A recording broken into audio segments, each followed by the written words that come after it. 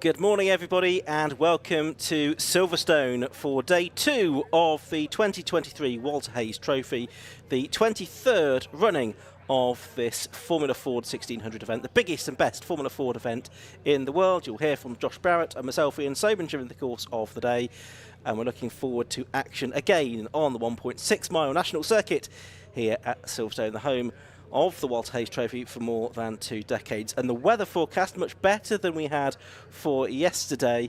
It was pretty wet yesterday, but the sun is out this morning. A bit more cloud expected as the day goes on, and a bit of a breeze as well. At the moment, we have cars in the assembly area for the first race of the morning, which is the progression race, and this is for drivers who, during the course of yesterday's heats, finished below 18th position or failed to finish the race at all. And these drivers battling for positions on the grid in the last chance race later on this morning, and from there the top 20 drivers from that maximum 36 car field will go through to the semi-finals, which take place at around about 25 past 11 this morning. So at the moment, drivers sitting there in the assembly area, ready to go out onto the track. As I say, Josh Barrett is with me during the course of the weekend. Josh, good morning to you, and we're looking forward to an excellent 7 Formula Ford races during the course of the day. Yeah, that's right, Ian. It's the last day of the season for us and for many, but this is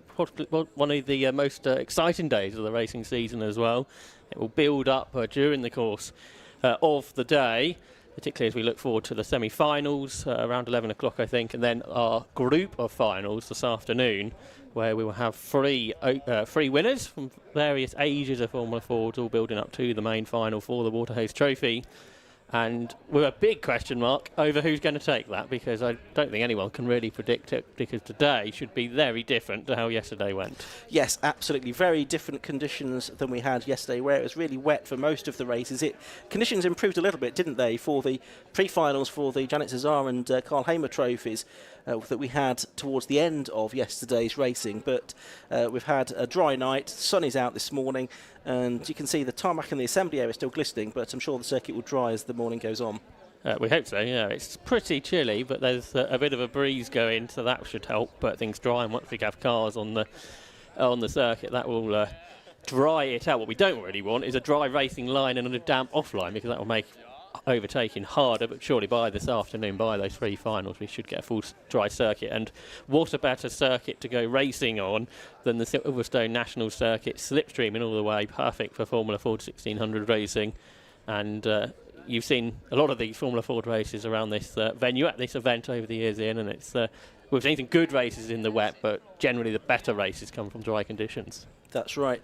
A reminder that in the Walter Hayes Trophy, the defending champion is Joey Foster. He won his 4th Walter Hayes Trophy last year, adding to the 3 that he won the best part of 2 decades ago. And we'll see whether he can make that 5 a little bit later on today. He's got his work out, was only 5th in his heat yesterday.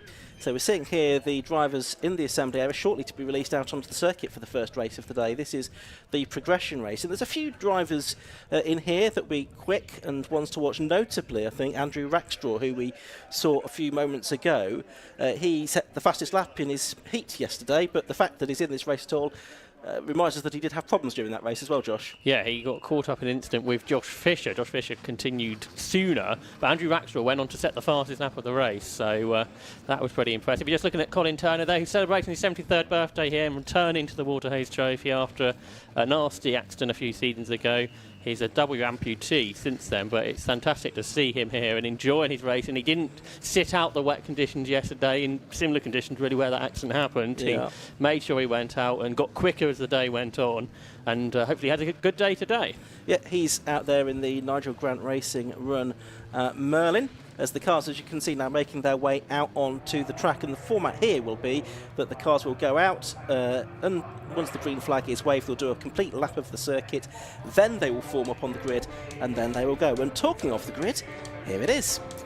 Pole position going the way of Dominic Mooney in the Jamin. Besides him is David Porter in the Van Diemen. On the second row, you've got the Peter Hannam car, and next to him is Andrew Pryke. Alan Slater in the Swift Cooper and Nike is on the inside of the third row, alongside the South African Andrew Rackstraw, who you would think is probably the favourite for this progression race. Then on the 4th row of the grid, that's where you find Jack Butterworth and Steve Roberts. Row 5 is going to be Colin Turner, who we were just talking about there, and Gerhard Hausreuter. On the 6th row of the grid, George Ditchfield and Tom Radburn. Row 7, another potential podium finisher for this race, that's James Clark. Besides him is Drew Cameron, who didn't make the start of yesterday's heat after an issue behind the safety car start. Then Ian Fernyhough and Tom Bradshaw, former North West Formula 4 champion, on the 8th row of the grid, and Ollie Plales Hawkins is there on row 9. I think they are all there as they lined up in the assembly. We'll get confirmation of that as they line up on the grid. But 16 cars will progress from this race to the last chance race, so one may miss out if we have a full complement, as we hope to have. There's Tom Bradshaw right near the back. There's the Hawk of Oliver Plale at the very back. The Hughes Gray Royston-backed car. But Tom Bradshaw is another driver who should be for the podium, you'd think, here, who ended up in the gravel at Luffield yesterday. The driver who took a podium in Porsche Carrera Cup GB just over a decade ago. Just looking back at who's won this equivalent race in the past, Mike Epps won it last year from a British touring car racer, Felix Fisher won it in 2021, Joey Foster in 2020, Michael Moyers in 2019, Josh Fisher in 2018, and Westy Mitchell in 2017. So lots of drivers who've had great success in the Walter Hayes Trophy have won this race in the past. Let's see who can come to the fore in this one. So 17 starters we should have. 16 of them are going to make it through to the last chance race, Josh. Yeah, you mentioned Westy Mitchell. He should have been the 18th, but he's withdrawn from the main part of the competition because I think his car's not running as he would like, and he doesn't think it's fair to race against the modern cars with a big grid, as they did. He hoped, though, to do the Cole Harmer Trophy at the end of the day. So that means we're down to 17, and by the end of this race, we'll have 16 cars to progress to the end of the last chance race. That does mean for all the Walter Hayes Trophy races going forward, we'll have capacity grids, 36 cars for all the races after this one. So on the right-hand side of the pitch there, the 132 Jamin T2, often driven in the past by Richard Tarling, by Dominic Mooney today. Dave Porter, the former road saloon racer from Hinckley, in the number 50 green Van Diemen. Then on the second row, on the right-hand side of the picture, it's 177 Pete Hannam and 79 Andrew Pryke next to him in the Team Fox Racing Van Diemen RFO4. The crowd assembling in the BRDC Grandstand at Brooklands, ready for what's going to be 10 laps of racing in the Walter Hayes Trophy progression race for 2023. And we're going to wait for the green flag at the back. And I think we're just about ready. Yes, we are. There is the green flag waved at the back of the field. So on the gantry, the 5-second board will be being raised. We're about to see the red lights go on. There they are. They go out now, and the race gets underway then. And heading down towards us at Copse Corner, it's the Dominic Mooney car on the right-hand side of picture. On the left-hand side of picture, it's Dave Porter, who's going to sweep into the first corner first. It's a good start, though, from Andrew Rackstraw. He's already up into second place. Dominic Mooney has dropped back down to fourth position, but it's Dave Porter leading from Andrew Rackstraw in second place as they head down towards Maggots for the first time. And is Rackstraw going to lead by the time they get there? Yes, he is. So the South African takes the lead. Dave Porter second. As I think is it Alan Slater there in third place as they head down towards Beckett's for the first time. There's Tom Bradshaw gaining a whole bunch of positions. It's very wet still, and there's been a collision. What were we talking about off air about this race having no jeopardy, hardly, with only one car not to progress, and about half the grid have gone off on a very slippery Beckett's corner. Yeah, indeed they have. So is that then Rackstraw that is leading? It is down towards the first corner. He's got a very big lead. Bradshaw's second, I think. So he comes from the back to second in half a lap, impressively. Yeah, so we watched them turn through Brooklands for the first time in 10 then. The early morning sunshine making the lighting very interesting and atmospheric here.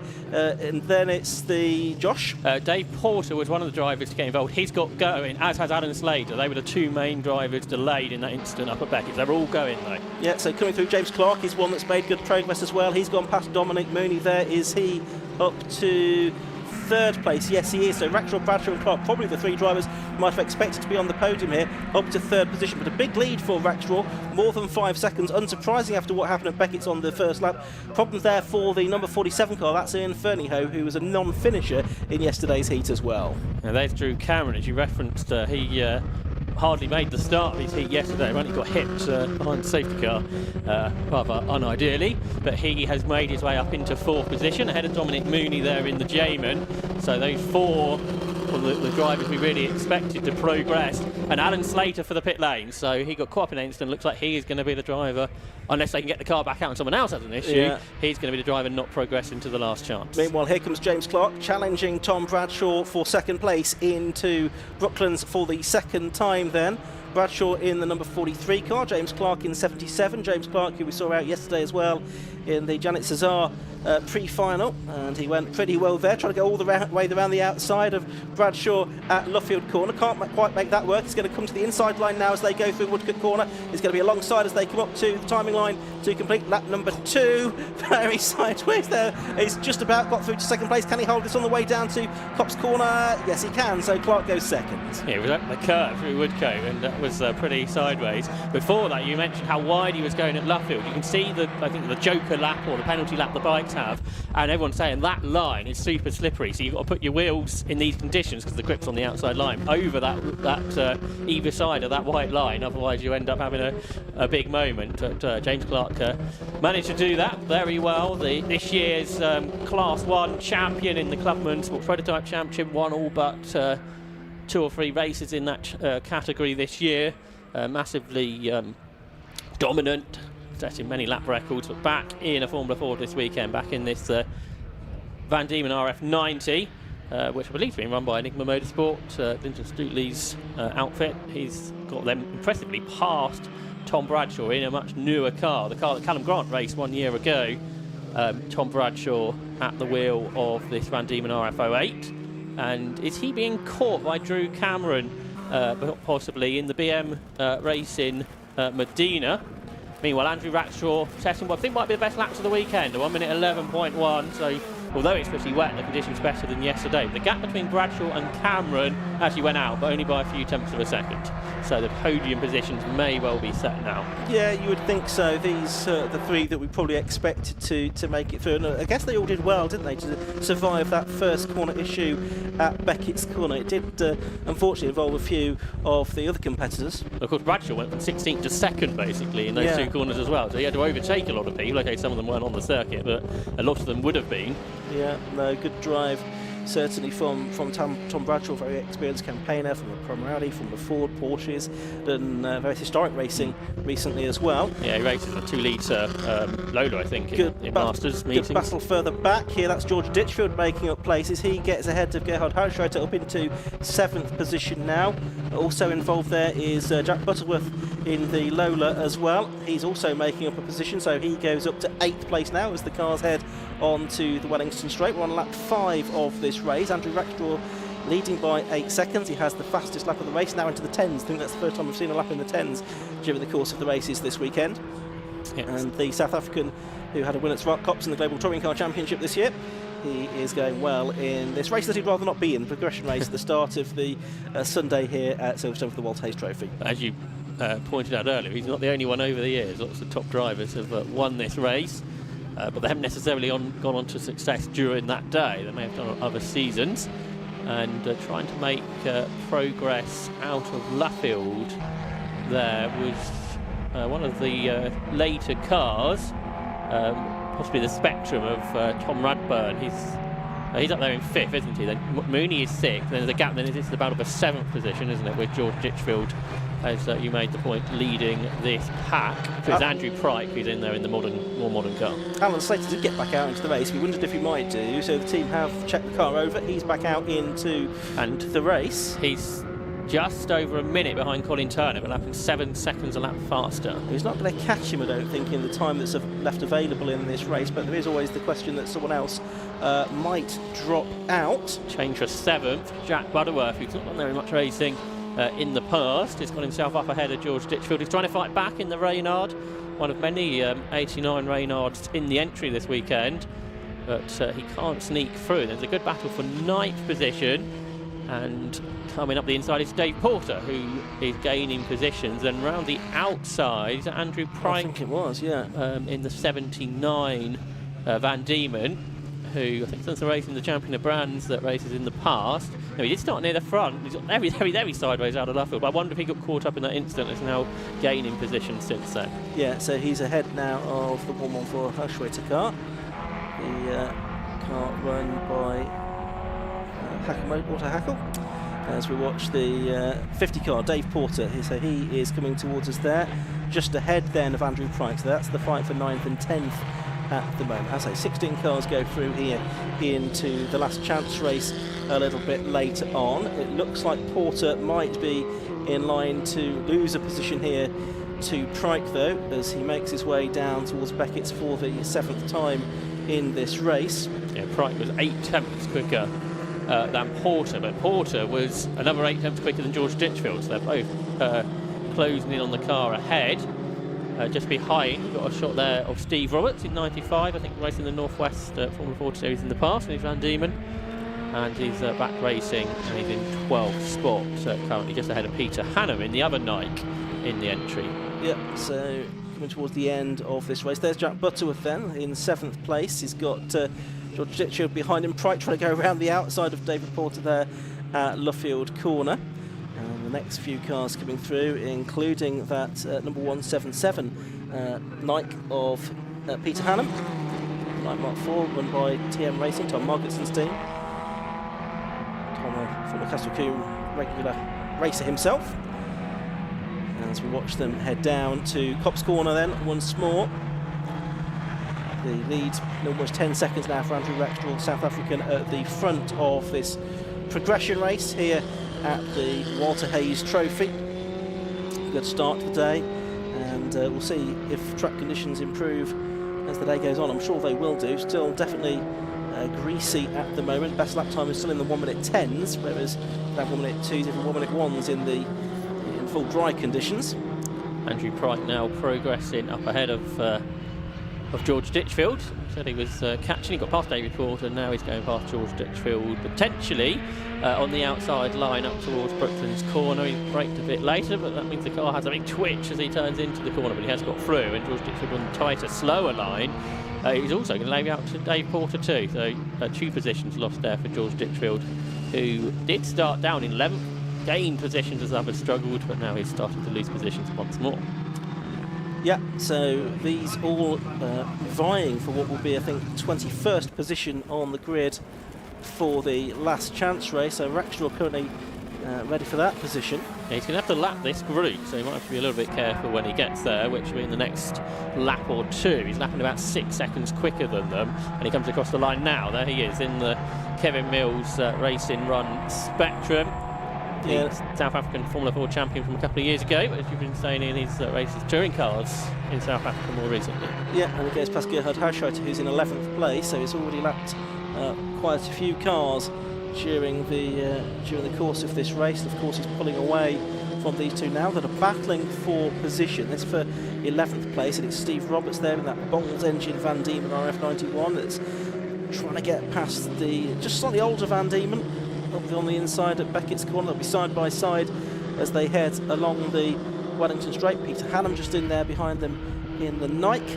Watch them still side by side up the straight. George Ditchfield's had a big moment under the brakes and gone off at Brooklands, but will be able to use the tarmac runoff to continue on. And Oliver Player has made his way into the pit lane in the Hawk, so assuming his pit stop isn't short, that might give Alan Slater the chance to get into the last chance race. Well, this is the jeopardy that we've been looking for in this race, isn't it, really? Who is going to finish in that prize 16th position and get the last place on the grid for the last chance race a little bit later on today?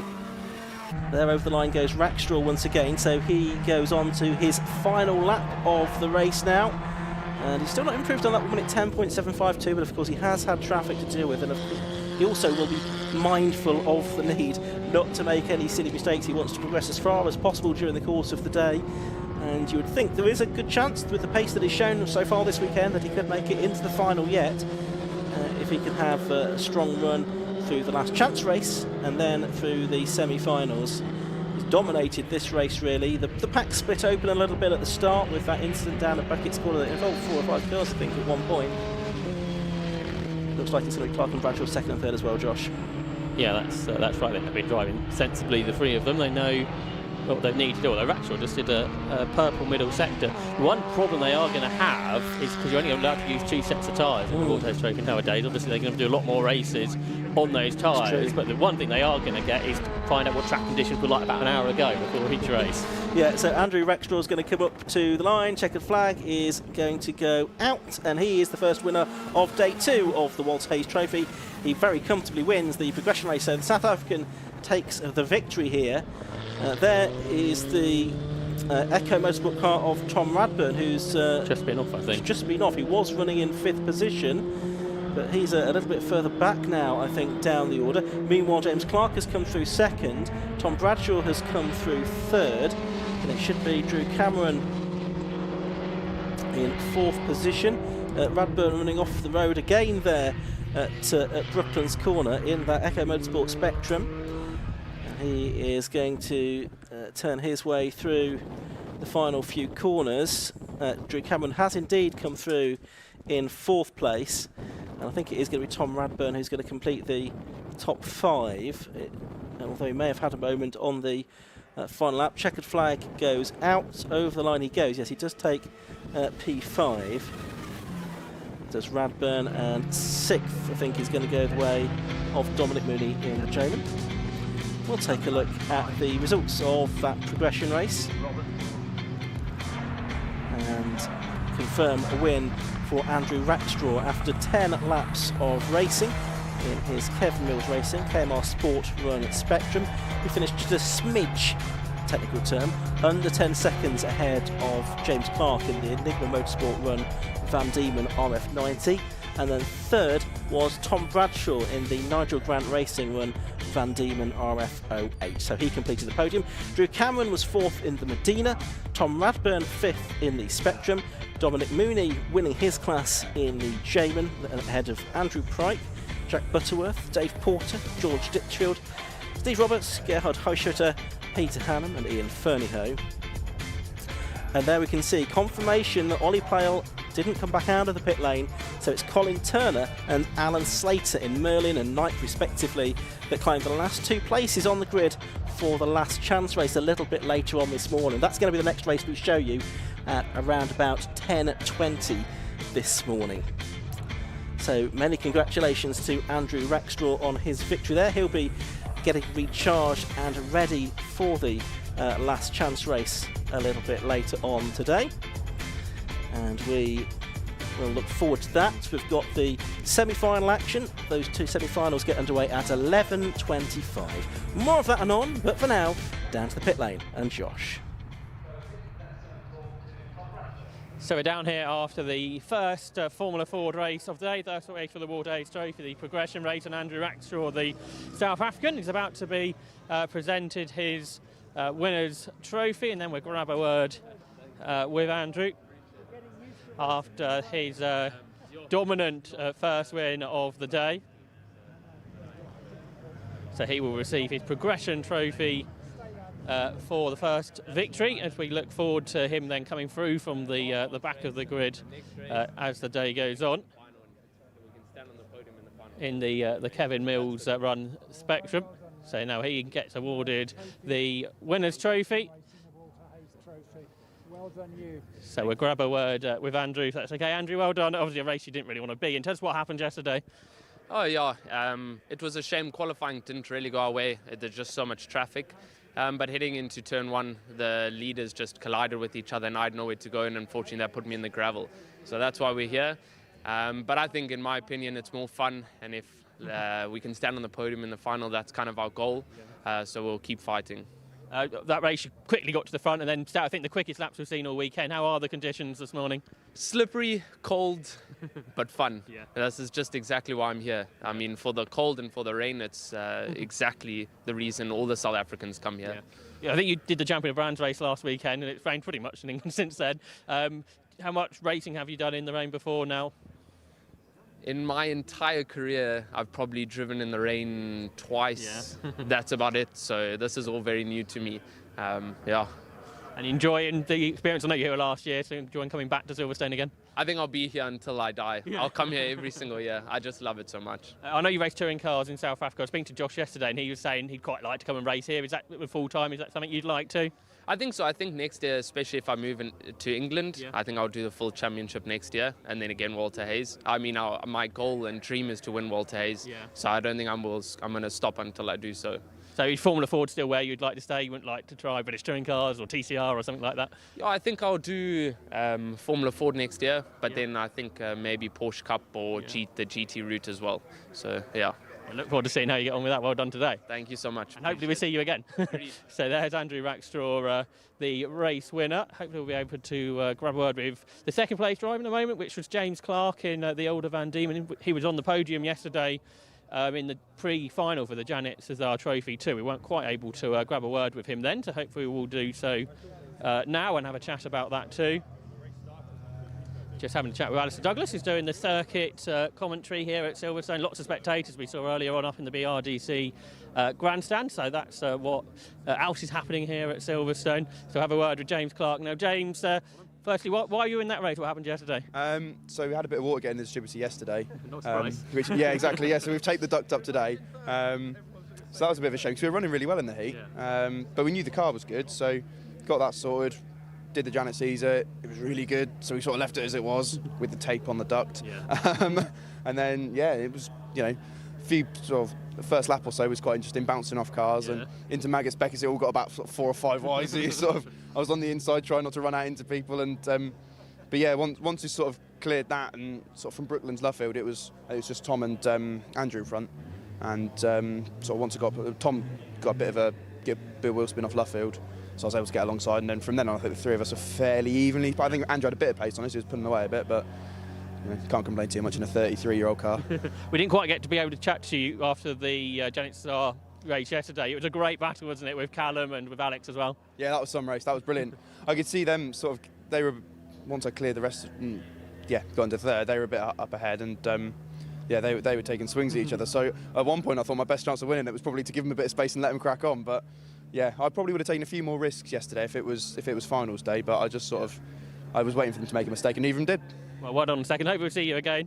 And we'll have a quick word with Tom, because I'm sure he'll be keen to get down to prepare for the next race. So we'll have a quick word with you, Tom, if that's okay. I know you want to get going. Again, yesterday didn't go to plan, ended up in the gravel. Obviously, very slippery conditions this morning and yesterday. Yeah, pretty treacherous, to be honest. I mean, today at least we can actually see where we're going, which is nice. But yeah, yesterday was a minor disaster. But I thought we'd try and get a bit more value for money out of the day, and do the progression race and the last chance. So yeah, it was about keeping it out of trouble, that race, which we managed to do. Obviously, I still need to find a bit more pace out of myself and out of the car. I'm not driven all year, and enjoying it all the same. And we'll see where we get.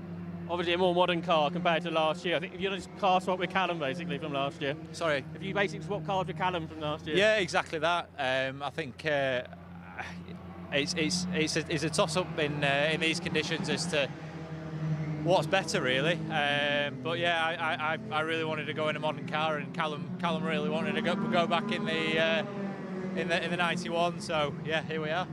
And is it quite a challenge going from one car to the other?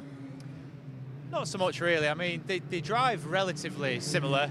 These are a little bit more reactive to setup change and a little bit more twitchy, but no, not a huge amount. So we've both been driving long enough to be able to jump in and out of different cars. So it's a nice change, and enjoying it. Well, hope we'll see you again. Hopefully back on the podium for the last chance race. Yeah, all being well. I think it might be a bit tougher. Well, best of luck. So well done to Tom Bradshaw, who took third position. So now that completes our first race of the day. We've got a little while to go to our next race, so we're going to keep on talking. We're going to work our way through the pit lane, meet lots of drivers, hopefully, and look forward to how the rest of the day is to go. And the man behind the Walter Hayes Trophy is James Beckett. James is the reason everything here is happening. And it's been a difficult season, James, with Formula Ford, so it's great to have by far the biggest amount of Formula Fords here today compared to anywhere else this year. Yeah, Formula Ford is still a category that attracts people from all over, but the end of season events of Formula Ford Festival 2 weeks ago, and particularly the Walter Hayes Trophy, it does bring out competitors who are the once-a-year racers, and that's testimony to the longevity of Formula Ford. For people who are watching today that haven't really seen Formula Ford, perhaps don't have Formula Ford in their home country, tell us a bit about the category. Well, Formula Ford, as we all know, is a single-seater category. It was introduced in 1967. All cars use the same Ford Kent 1600cc engine, which is still relevant to today. So all the cars on track use the same engine. They use a treaded compound tyre.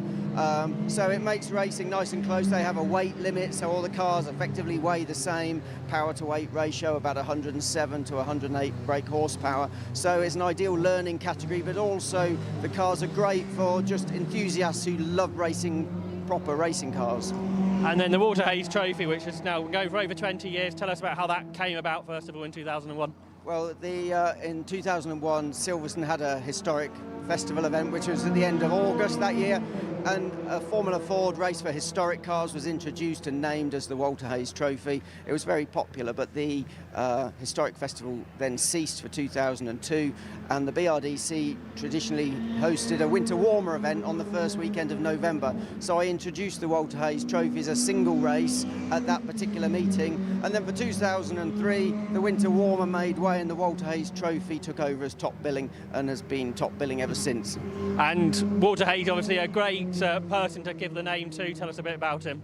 Well, Walter was a Ford marketing executive who had a great influence in the motor company, and when John Webb wanted to create a junior single-seater category and approach Ford, Walter Hayes was the individual who said, yes, we can facilitate some engines for that. And Walter was also very much the link for Ford Motor Company in Cosworth with the fantastic DFV engine. So, and also links to the GT40 and later in life to Aston Martin. So a hugely influential character who just had this undying passion for motorsport.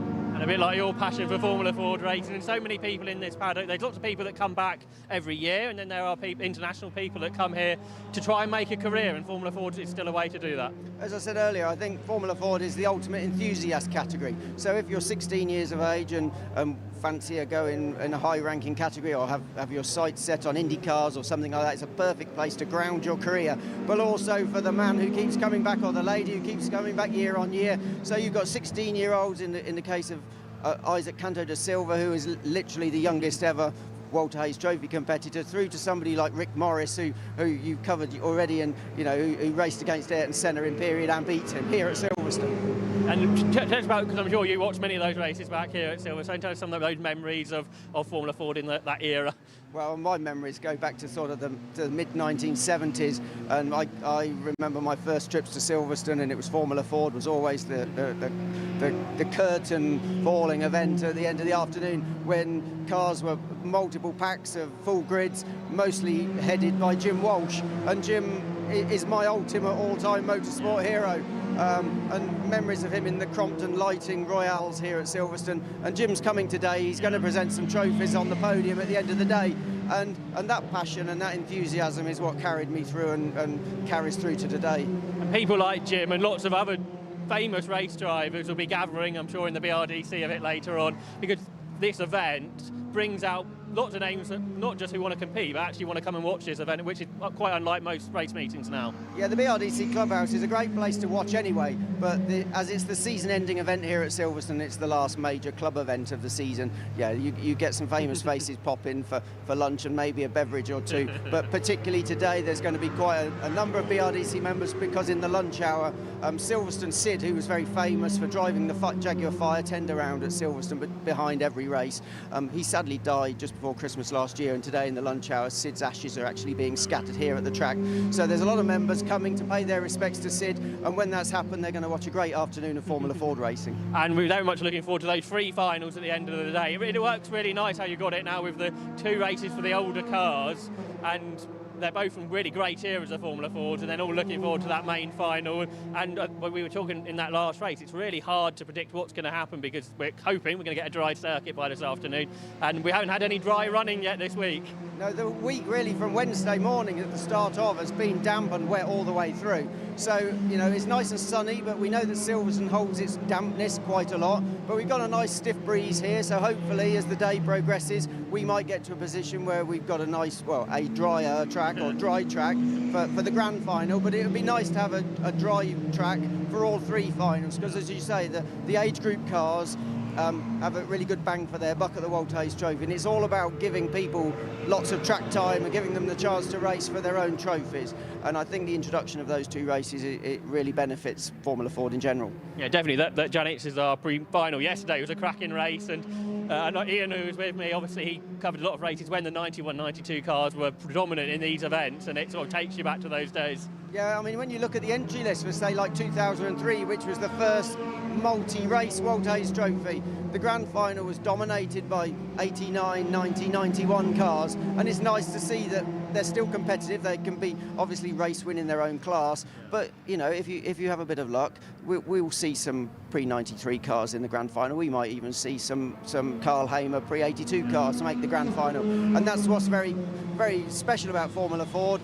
Cars of all ages racing against each other, and here on a great track like Silverstone. It's really now the only single-seater category which has also different manufacturers of chassis, but like you say, that all that age range, it's something that's not really in any other category apart from Formula 1, where you get different chassis manufacturers now. No, I mean, everything is single chassis, and it's sometimes difficult to talk to people who are only interested in Formula 1 or leading categories up to Formula 1 to actually understand that there are so many Formula Ford manufacturers, and over the years there's been literally hundreds of Formula Ford manufacturers, and it's great to see them all on track here.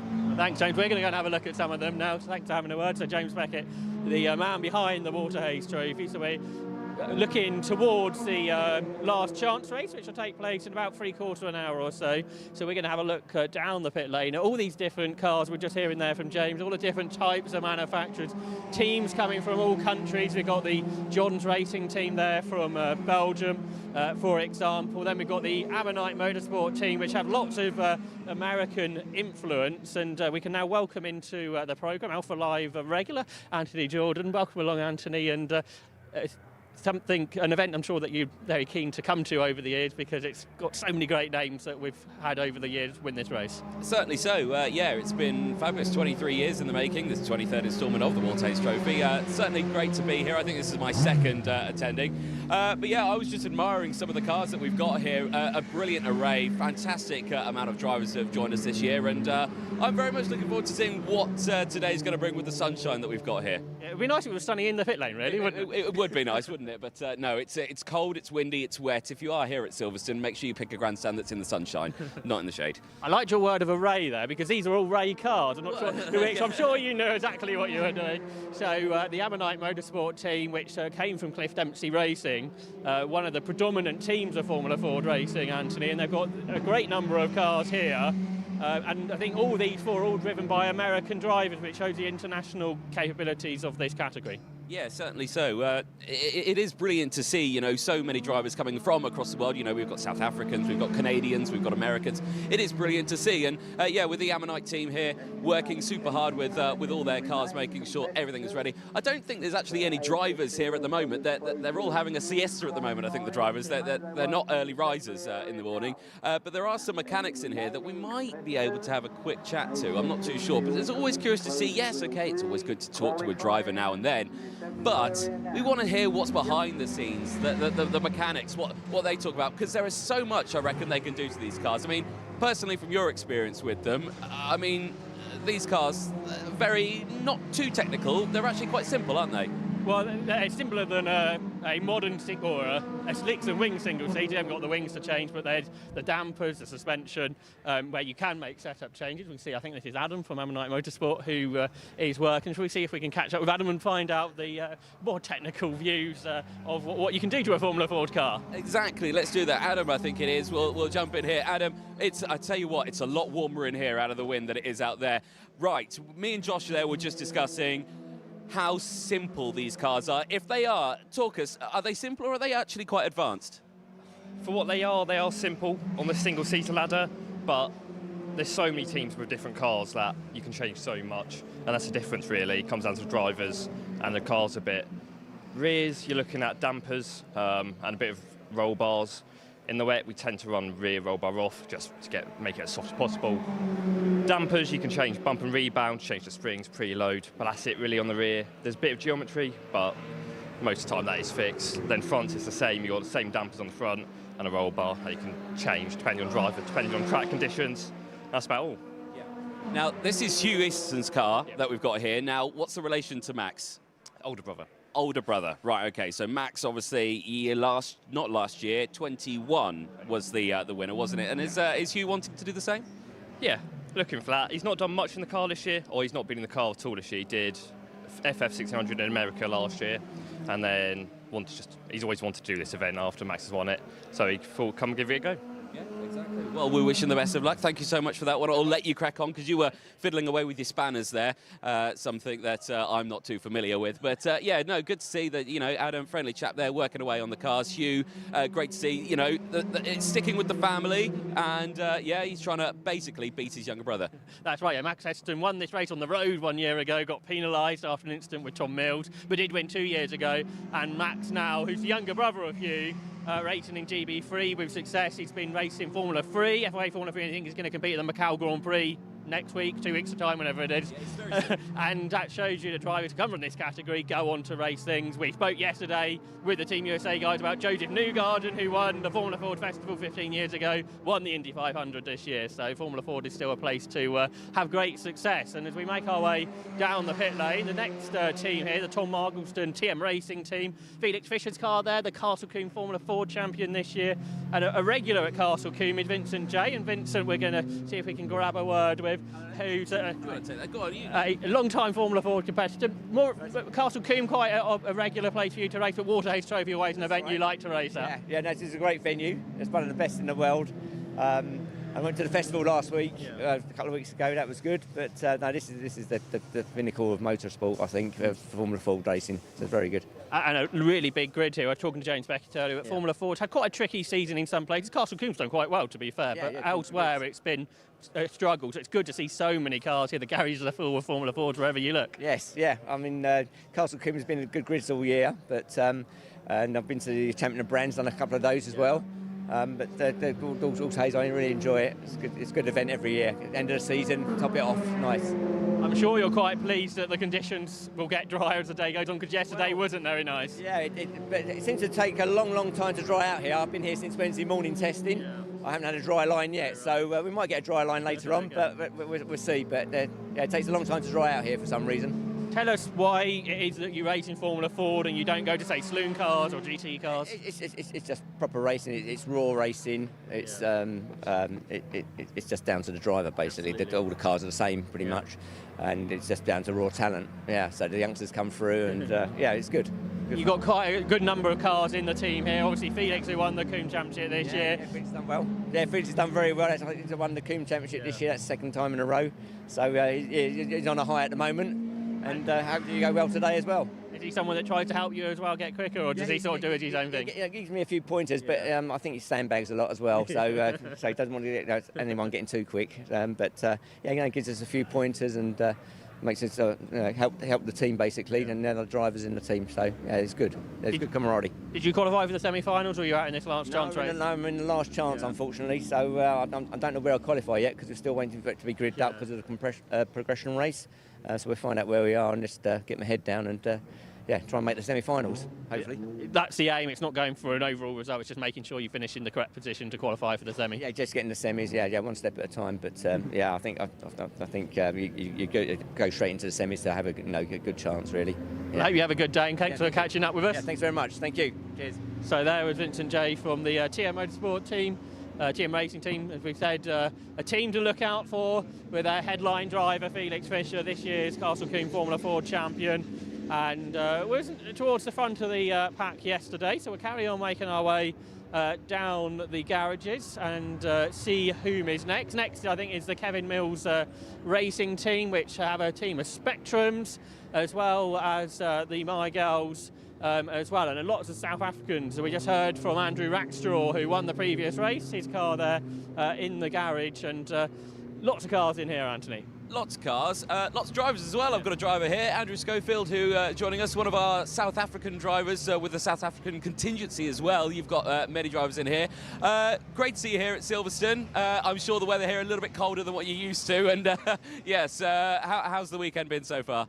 It's been interesting. Yeah, we're used to about 30-odd degrees at the moment in South Africa, and we don't get any rain. Last time I raced in the rain was last year when I came here. So yeah, it's a bit of a get into the deep end a little bit. Excuse the pun. But yeah, it's been a lot of fun. And What's been around? Sorry. All right, no worries.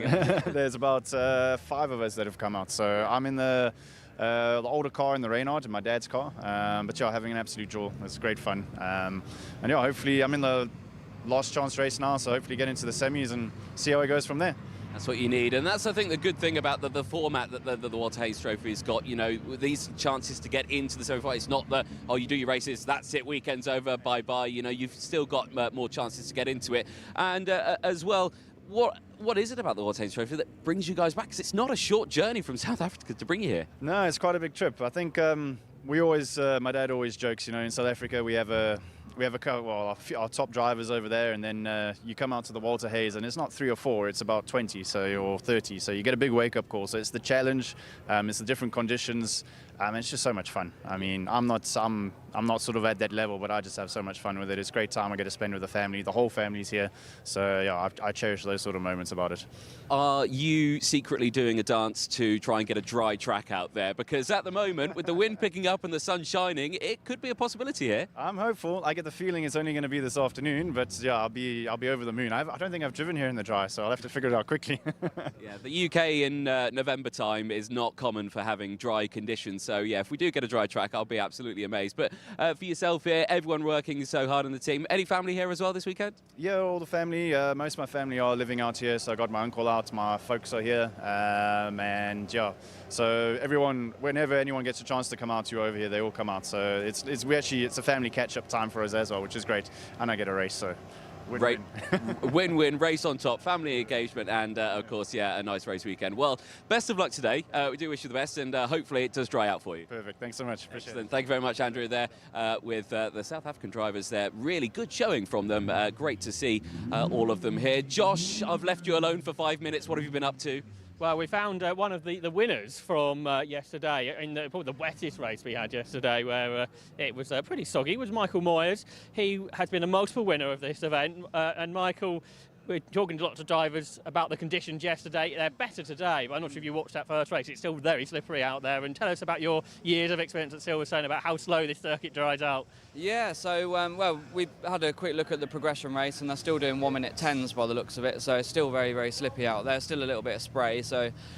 But it's quite windy today, and although it's quite cold and the sun's out, I think it will eventually dry. I'm not convinced it will be dry for the semi-final, but I think we're potentially going to have a dry final, so that's going to be interesting. And dry racing in Formula Ford around Silverstone, you can't really beat it, can you?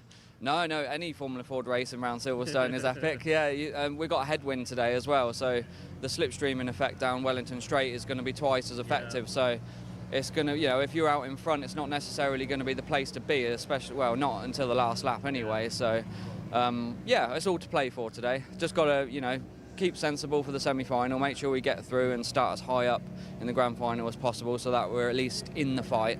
Yeah. I regularly cover the Formula Ford Festival at Brands Hatch, which is obviously a harder track to overtake, so they say finishing well up in the semi-final very important. Yeah. How important is that here at Silverstone? It's still important. I wouldn't say it's as important as somewhere like Brands, because as you suggested, it is quite hard to overtake there. But yeah, I mean, the slipstreaming effect down here is so powerful, and the Wellington Straight's so long. You can be quite easily 4 or 5 abreast down there, which is why it makes it so exciting. But yeah, I think there's definitely going to be a lot of opportunity to overtake today.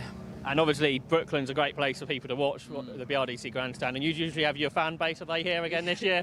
yeah, it's all my sponsors. So yeah, hi to all my sponsors. Thank you for all your support. Yeah, a lot of them are up there already. So they were here yesterday as well. So having a fantastic time. And yeah, just a massive thanks to them, because without them we wouldn't be here in the first place. So now it's down to me to get a result. Tell us a bit about sponsorship, if you don't mind, about how it is getting. I guess you worked the whole year from last year to make sure. I guess you've got loyal sponsors that keep coming back every year. But tell us about how hard that is to keep getting people to, so in difficult times, to keep funding racing. Yeah, especially in the early years when you don't have many at all. But it's taken years and years and years to get that network of people together. And to be honest with you, it's a great place to do business as well. Up in the Brooklyn suite there, it's like a more sociable environment. So it's great. It's a great place to do business as well. So it's, sponsorship is still an effective, way to market your business. And as you say, Silverstone, I guess, even if people aren't motor racing fans, they know Silverstone, so coming here is the perfect place to do things like that. Yeah, absolutely. And some of the guys have never been to Silverstone before, so it's a first experience for them. So they're absolutely buzzing. So, like I said, pressure's on me now to get a result for them. Well, I hope it all goes well, and hopefully we'll see you after the semi-final, because that means things have gone well. Absolutely, I hope so. Thank you very much. Cheers. So there, thanks to Michael Moyes for having a chat. One of our contenders for the weekend, Anthony. He's won this event twice before, so he knows what he needs to do. But like he says, particularly if it dries out, racing around here is so unpredictable. He said that the wind is in a direction, so we're going to see lots of overtaking into Brooklands, and that's why we love this event. Yeah, certainly so. And it's always a very technical circuit. It looks simple, doesn't it, Silverstone National, but it's actually quite fast, quite flowing. It's quite technical. I want to jump in here because I want to chat to this man here, Josh Fisher, who joins us now. Now, Josh, this one here, Josh, thank you so much. When you bring two people and I'm like, which one's Josh? I got scared, so I told Ben to come with me. Oh, okay. Yeah, Ben's your emotional support. Yes, yeah. And teammate. Oh, okay, right. So we've got two drivers here. Right, so Josh, I want to chat to you personally because you're a driver, I think, who's really wanting to fight for a win on this one. You've had a third, you've had a second in the World Haynes. You're looking for your first win, and you're back with some fight in you, I think. Yeah, I mean, we've had multiple final podiums, but never the top spot. So keep coming back every year, keep being quick enough. I think just a little bit of lady luck and we can do it. So it's not ideal today after yesterday, but I'm just going to go for it. Yeah. Full send. Full send, yeah, definitely. Excellent. That's what we like to hear. Full send here at Silverstone National. What could go wrong? Yeah, no, many things happening. Seventh, I think, wasn't it, in your heat yesterday? So a good result, but it was very tricky conditions. Yeah, well, I was on pole and it got tagged at turn one, which was unfortunate, and that put me to the back. And yeah, managed to come back to P7, so I was quite happy with that recovery drive in those conditions because they were pretty borderline actually. So so the pace was good, just one of those things at first corner. But I'm pretty chilled about it. Today's another day, so yeah. Well, while we've got him here, your emotional support person and driver, of course, Ben. Ben, firstly, for yourself. I mean, the weekend here, Silverstone, World Haynes, it's always a fabulous weekend, isn't it? It brings out, I think, the best in a lot of drivers, and I think we see that in here as well with the team. The car's always looking fantastic. Yeah, it's peak Formula Ford. You know, everybody looks forward to this race meeting through the year. You sort of settle in from Wednesday afternoon and here for the week, so there's a great community up and down the pit lane. But when the racing's on track, there's nothing harder, I think.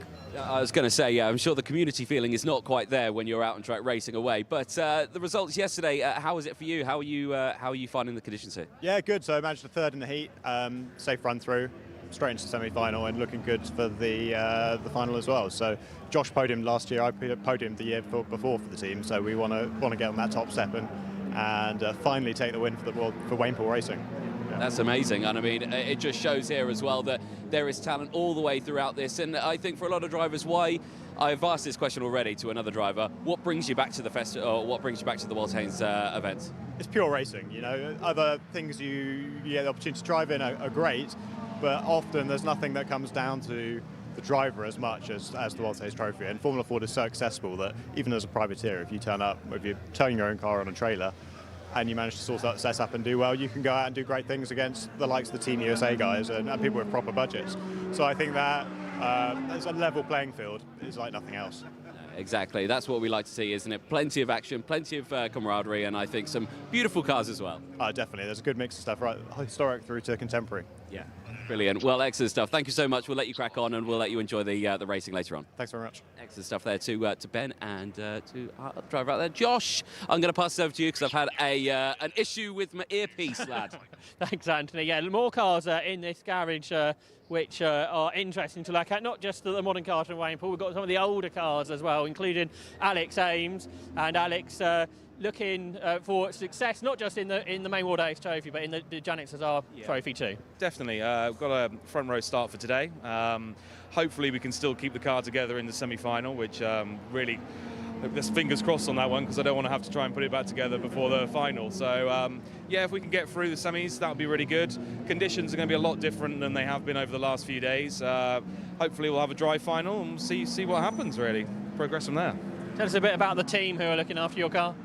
So the team, I run my own team called SEMA Racing. We mainly look after historic cars, which we have done for probably the last 10 years now. And we do a mixture of from really old Rolls Royces up to more modern cars as well. So Formula Fords is more of a basic car really than we do. So, but yeah, it's great fun. Tell us a bit about the historic racing scene. How's that going over the last few years? I think it's actually got a lot more successful. We run with Peter Auto, who's a French organiser, which goes all over Europe, and the grids are massive at the moment. So yeah, it's looking really good for the future of historic motorsport. And certainly that's with the the pre-93 cars. It's in that element of that, and the Super Series now, which is going, which seems really good. So hopefully next season we'll go and do a few rounds and see what we can do with that as well. We had a little chat about it yesterday in before the Janet CESAR Trophy, but you've been racing Formula Ford for a long time, and these types of car are the cars that were so successful sort of back in the day. Yeah, I think it's an important thing to actually keep these cars up and running, and there's a lot of cars out there, and I think trying to get them more out there. We came here earlier in the year. And I think we had a 25-car grid, which was great. Mallory Park was really good as well. So I think if we keep coming to the good circuits, people will keep coming out and it'll be running. Yeah. I think we better just move to the side so we don't get run over, because Carl's getting ready for our last chance race. I know you just mentioned Mallory Park there, and that is a circuit doesn't get used so much nowadays, so it's great to have that Formula Ford event there. Again, we used to do the plum pudding race on Boxing Day, which was always very interesting there. So yeah, it's changed a little while. There's not so much runoff. It seemed very narrow going back there. No gravel anymore, so that was a bit of a one of those. Ooh, I'm not sure about that, but we had a real good battle with Morgan Dempsey and James Tucker. James Tucker's here this weekend, so I know we're going to have a hard race in the final. So yeah, we'll see where we come with it all. And that's a bit like this circuit, isn't it? It's such a good circuit for actual racing. Oh yeah, you can get the slipstream, tow down the back straight, and I think that's one of the really good things around here. We're all so closely matched, and you just make one little mistake and a load of people will be past you. So yeah, it's good fun though. Absolutely. Hope that doesn't happen to you, and hope you have a good day. Fingers crossed. Thank you very much. We'll see you later. So there's Alex Ames out in his Van Diemen. So we're making our way further down the garages. We're almost halfway, and Anthony, I think, is finding more drivers to talk to. I'm going to find one more. I think what we're going to let you do is nip on over to the assembly area, because we've got about 5 or so minutes before before the race is about to get started. So if you want to dip over there, try and get warmed up as well, because you're there shivering, mate. Honestly, it's freezing out here, but honestly, really looking forward to this next race, the last chance race. We see, I think, the best of a lot of drivers, don't we? Absolutely. It's a race where it starts to get more serious. A lot of people start dropping out. So I'm going to go and see who we can catch up with, and I'll let you see who you can catch up with. Exactly. Thank you so much, Josh. Right, now if we stay here, we might see Josh run on camera. It might happen. No, he's not going to run. He's not going to run. Oh, bless him. There we go. Mr. Cameron, let's go chat to him. Mr. Cameron, right, so you've got a few moments time before you're heading out on track. Yesterday, interesting day for you, isn't it? Say what you like, but keep it clean. Well, you just spoke to the guy. He sent his Camel cigarette packet at 4 meters long into my drive shaft on the opening lap, so I didn't actually get to start. So yeah, look, we get to do the Quattro today. We get to do 4 races, right? Yes. So it's just more track time.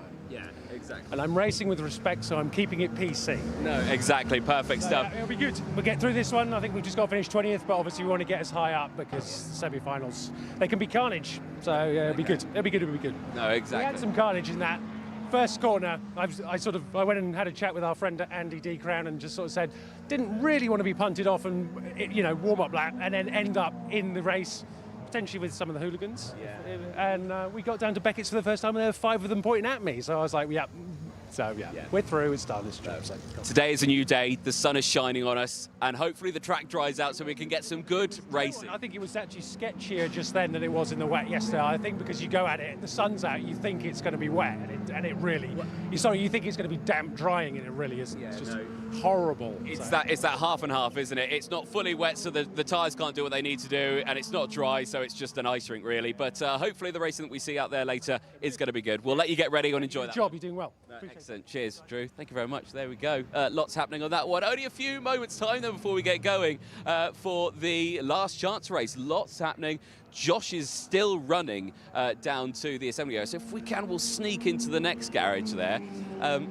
and see who we can find. Don't trip over, Mr. Cameraman. You're doing a good job there. Excellent stuff. Right, okay. Now we have got some cars in here. I'm going to dip in. Don't go anywhere. We've got Joey Foster here. Where is Joey? Is Joey here? He's gone to get changed. Excellent. Well, I wanted to chat to Joey Foster because there's a man who knows what he's doing behind the wheel of one of these things.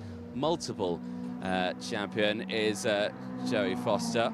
But, Mr. Circuit Presenter here is here as well. He's dipping in and going through. But he's chatting away. We'll leave him to it. But look at this one, Joey Foster's car.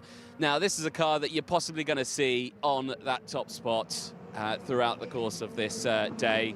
Plenty of action could be happening, and you can see the car not fully primed, ready to go. He won't be out till later on, straight into the semi-finals for Joey. But honestly, a superb drive all the way throughout these many years. I do want to see if we can chat to Joey. Is Joey still getting changed, or is he? Still getting changed, yeah. Still getting changed. How long does it take a driver to get changed? I don't know. Don't know. No, not really. No, they just disappear and then come back at some point.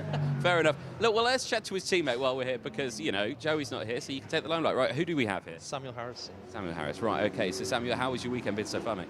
Yeah, not bad. 5th in the heat, so starting 10th for the semi-final. We're just hoping to move forward. That's What's it like having Joey as a teammate? Yeah, it's very useful because he knows everything there is to know about the car, so me not having driven it so much, he knows where to put the setup to get the most out of it. So yeah, it's good. Conditions today, obviously, they're a little bit iffy, I think is a good way of describing it. Yeah, how have you found it? Yeah, well, we're watching to see if it dries, but if it's like Friday, it's not going to, so it's going to be a bit of sliding around for the semi-final and then see if the sun dries it for the final. What are you personally hoping for? What do you want it to do? I'd like it to stay a bit greasy personally, just because we've not had any dry running here this weekend, so it will be a bit of new track if it does dry for me. So yeah, I'd like to keep with what I know.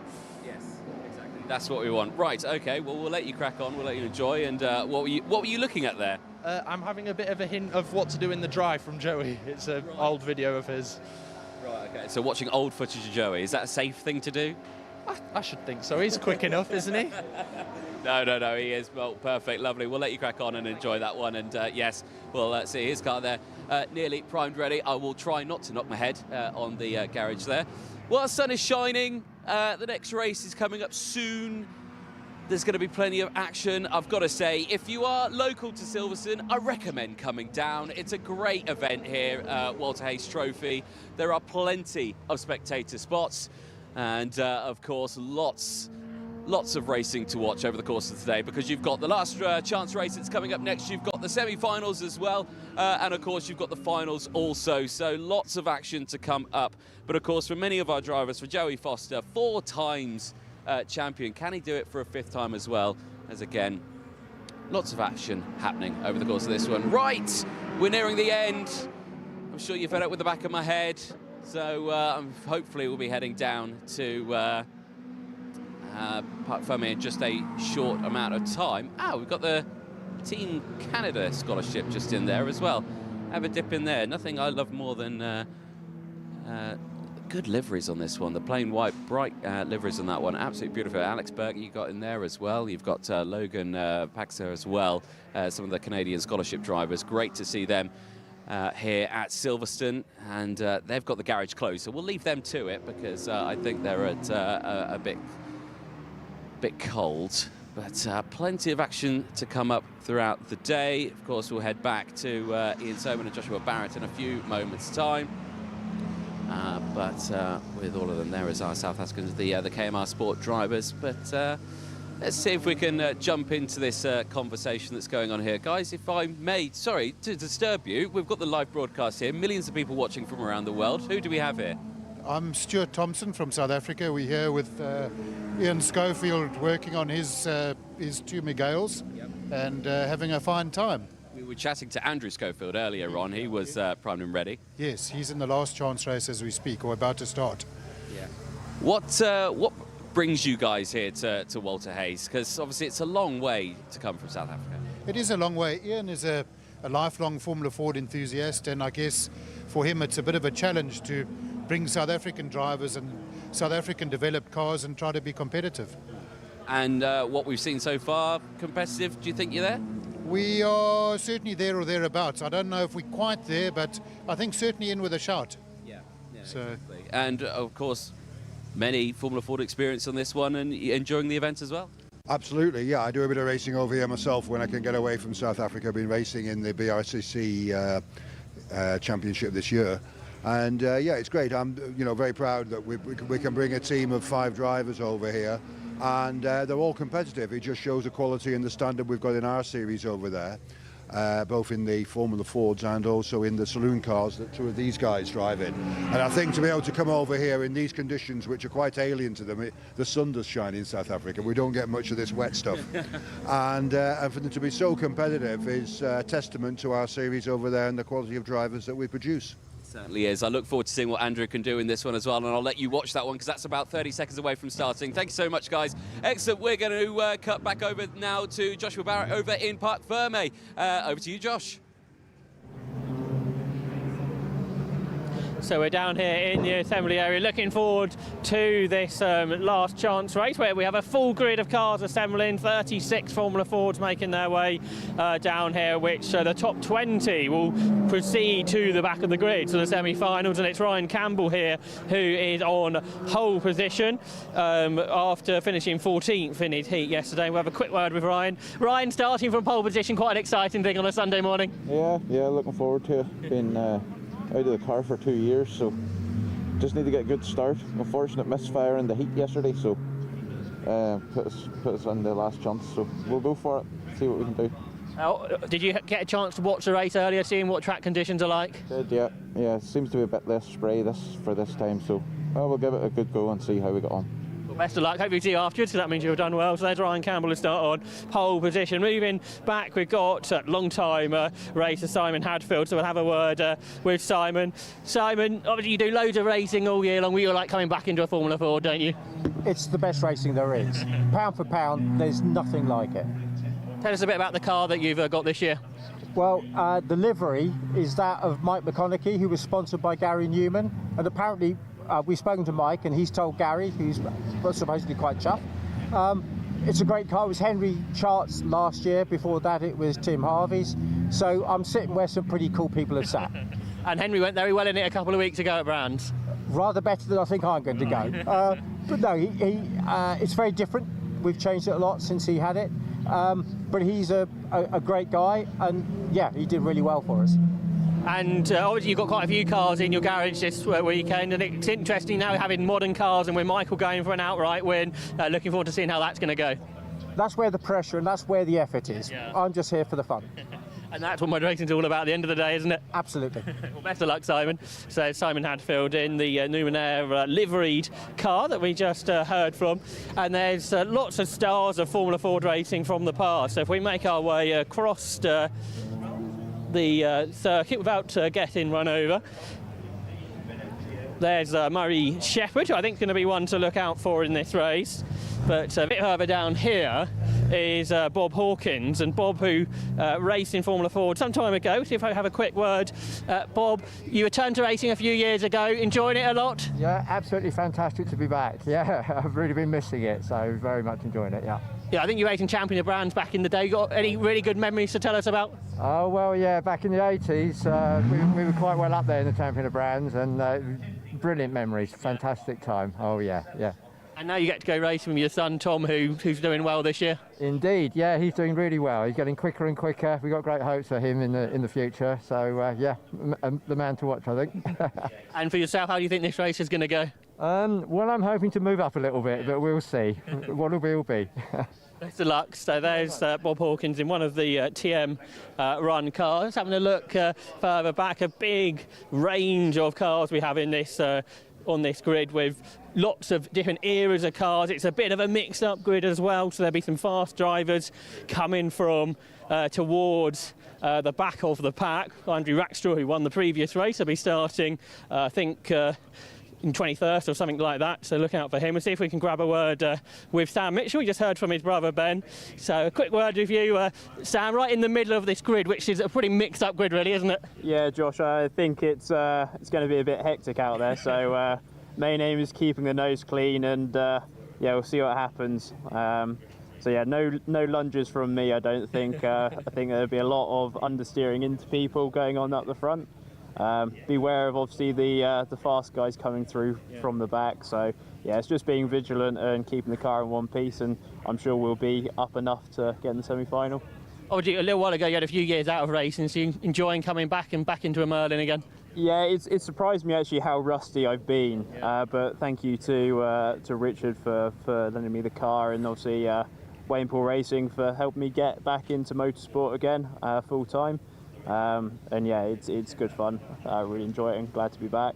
Does it feel different to your dad's car that you raced in the past? Yeah, it's set up quite differently, so it is a completely different way of driving it, but that's good. It's yeah, it's not necessarily bad, but it's just different, yeah. Well, I hope you have a good race. So there's Sam Mitchell in one of the Merlings, but a great mix of cars, like we were saying.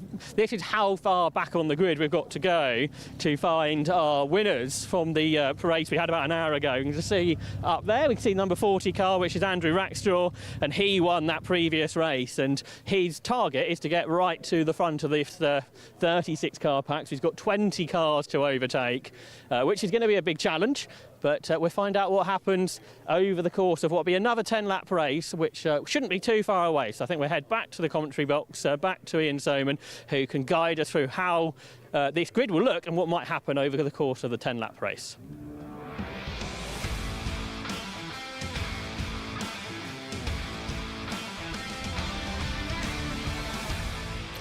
Yes, the last chance race for the 2023 Walter Hayes Trophy coming up shortly. It's going to be a 10-lap race, a full 36-car grid, and the top 20 drivers from this will make their way onto the back of the grid for the all-important semi-finals later on this morning. 10 will go into each of the semis, with the majority of the grid, first 26 places on the grid, already having been settled by dint of the heat results yesterday. Top 13 from each heat having gone straight through to the semi-finals.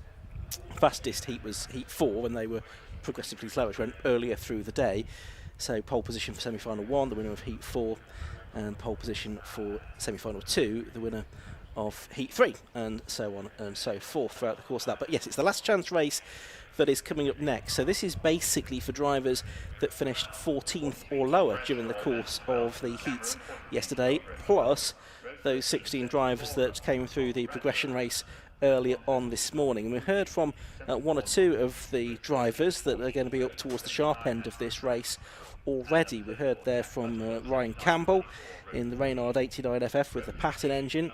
He said he was returning to racing after a couple of years out, and he's lining up on pole position for this race. He was also out in the Janet CESAR pre-final yesterday, where he finished in 7th position, and he's going to have Andrew Schofield next to him on the grid. We heard from Andrew with Anthony a little bit earlier on down there in the pit lane in the Kevin Mills Racing run Reynard 89FF. So it's an all Reynard front row of the grid for this last chance race. Then we're going to have Simon Hadfield, we were hearing from there, the historic preparation ace in his Van Diemen RF81. He's going to be on the inside of the second row alongside the double classic Formula 4 champion from 2014 and 2015, Mike Gardner, in the GT Motorsport Crosley 35F with its Scholar engine, a car from 1973.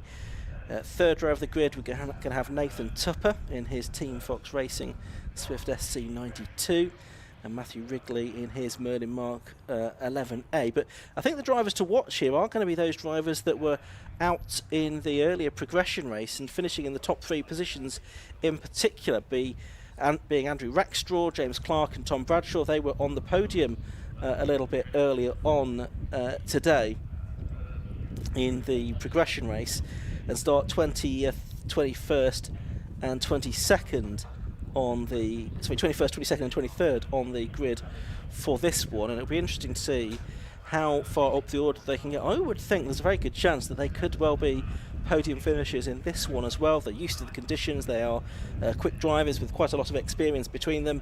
Andrew Rackstraw set the fastest lap of his heat yesterday, and indeed of the progression race this morning. So South African, who dominated FF 1600 in South Africa in 2021, certainly looking like he is going to be one to beat here, but he has got 20 cars to try and pass. And of course there is the chance that we could see incidents like we did on the opening lap of the progression race, when there was quite a few cars involved in an incident at Beckett's. We heard from Drew Cameron, who was confronted by those 4 or 5 cars all pointing in different directions down there at Beckett's. And I think there is always the risk that things can get a little bit feisty. Looking to see people in the grandstand there. Can see James Tucker in the grandstand there in the middle with the black bobble hat on. He's one of the drivers that we'll see out in the semi-finals later on, and good to see the spectators in the BRDC grandstand enthusiastically giving us a wave and ready and raring for this last chance race, which is going to be underway very shortly. Final cars just making their way through to the assembly area for this one, ahead of the 10-lap race on conditions that are ever improving. Since the progression race, there's been a couple of qualifying sessions for support races, so no doubt the action of those cars from Monoposto and all comers will have been acting to continue to dry out the circuit. But I think it was Drew Cameron that said that actually the conditions were a bit more sketchy in that last race, because it was that in-betweeny conditions between full dry and full wet. Whereas at least yesterday you knew it was going to be pretty consistently wet all the way around the lap. There is the view at Beckett's, and you can see there the grandstand on the infield. That's the camera pointing up towards Cops, which is towards the right of the picture. On the right hand side you can see the Silverstone Escapade facility being built, residential units being built there.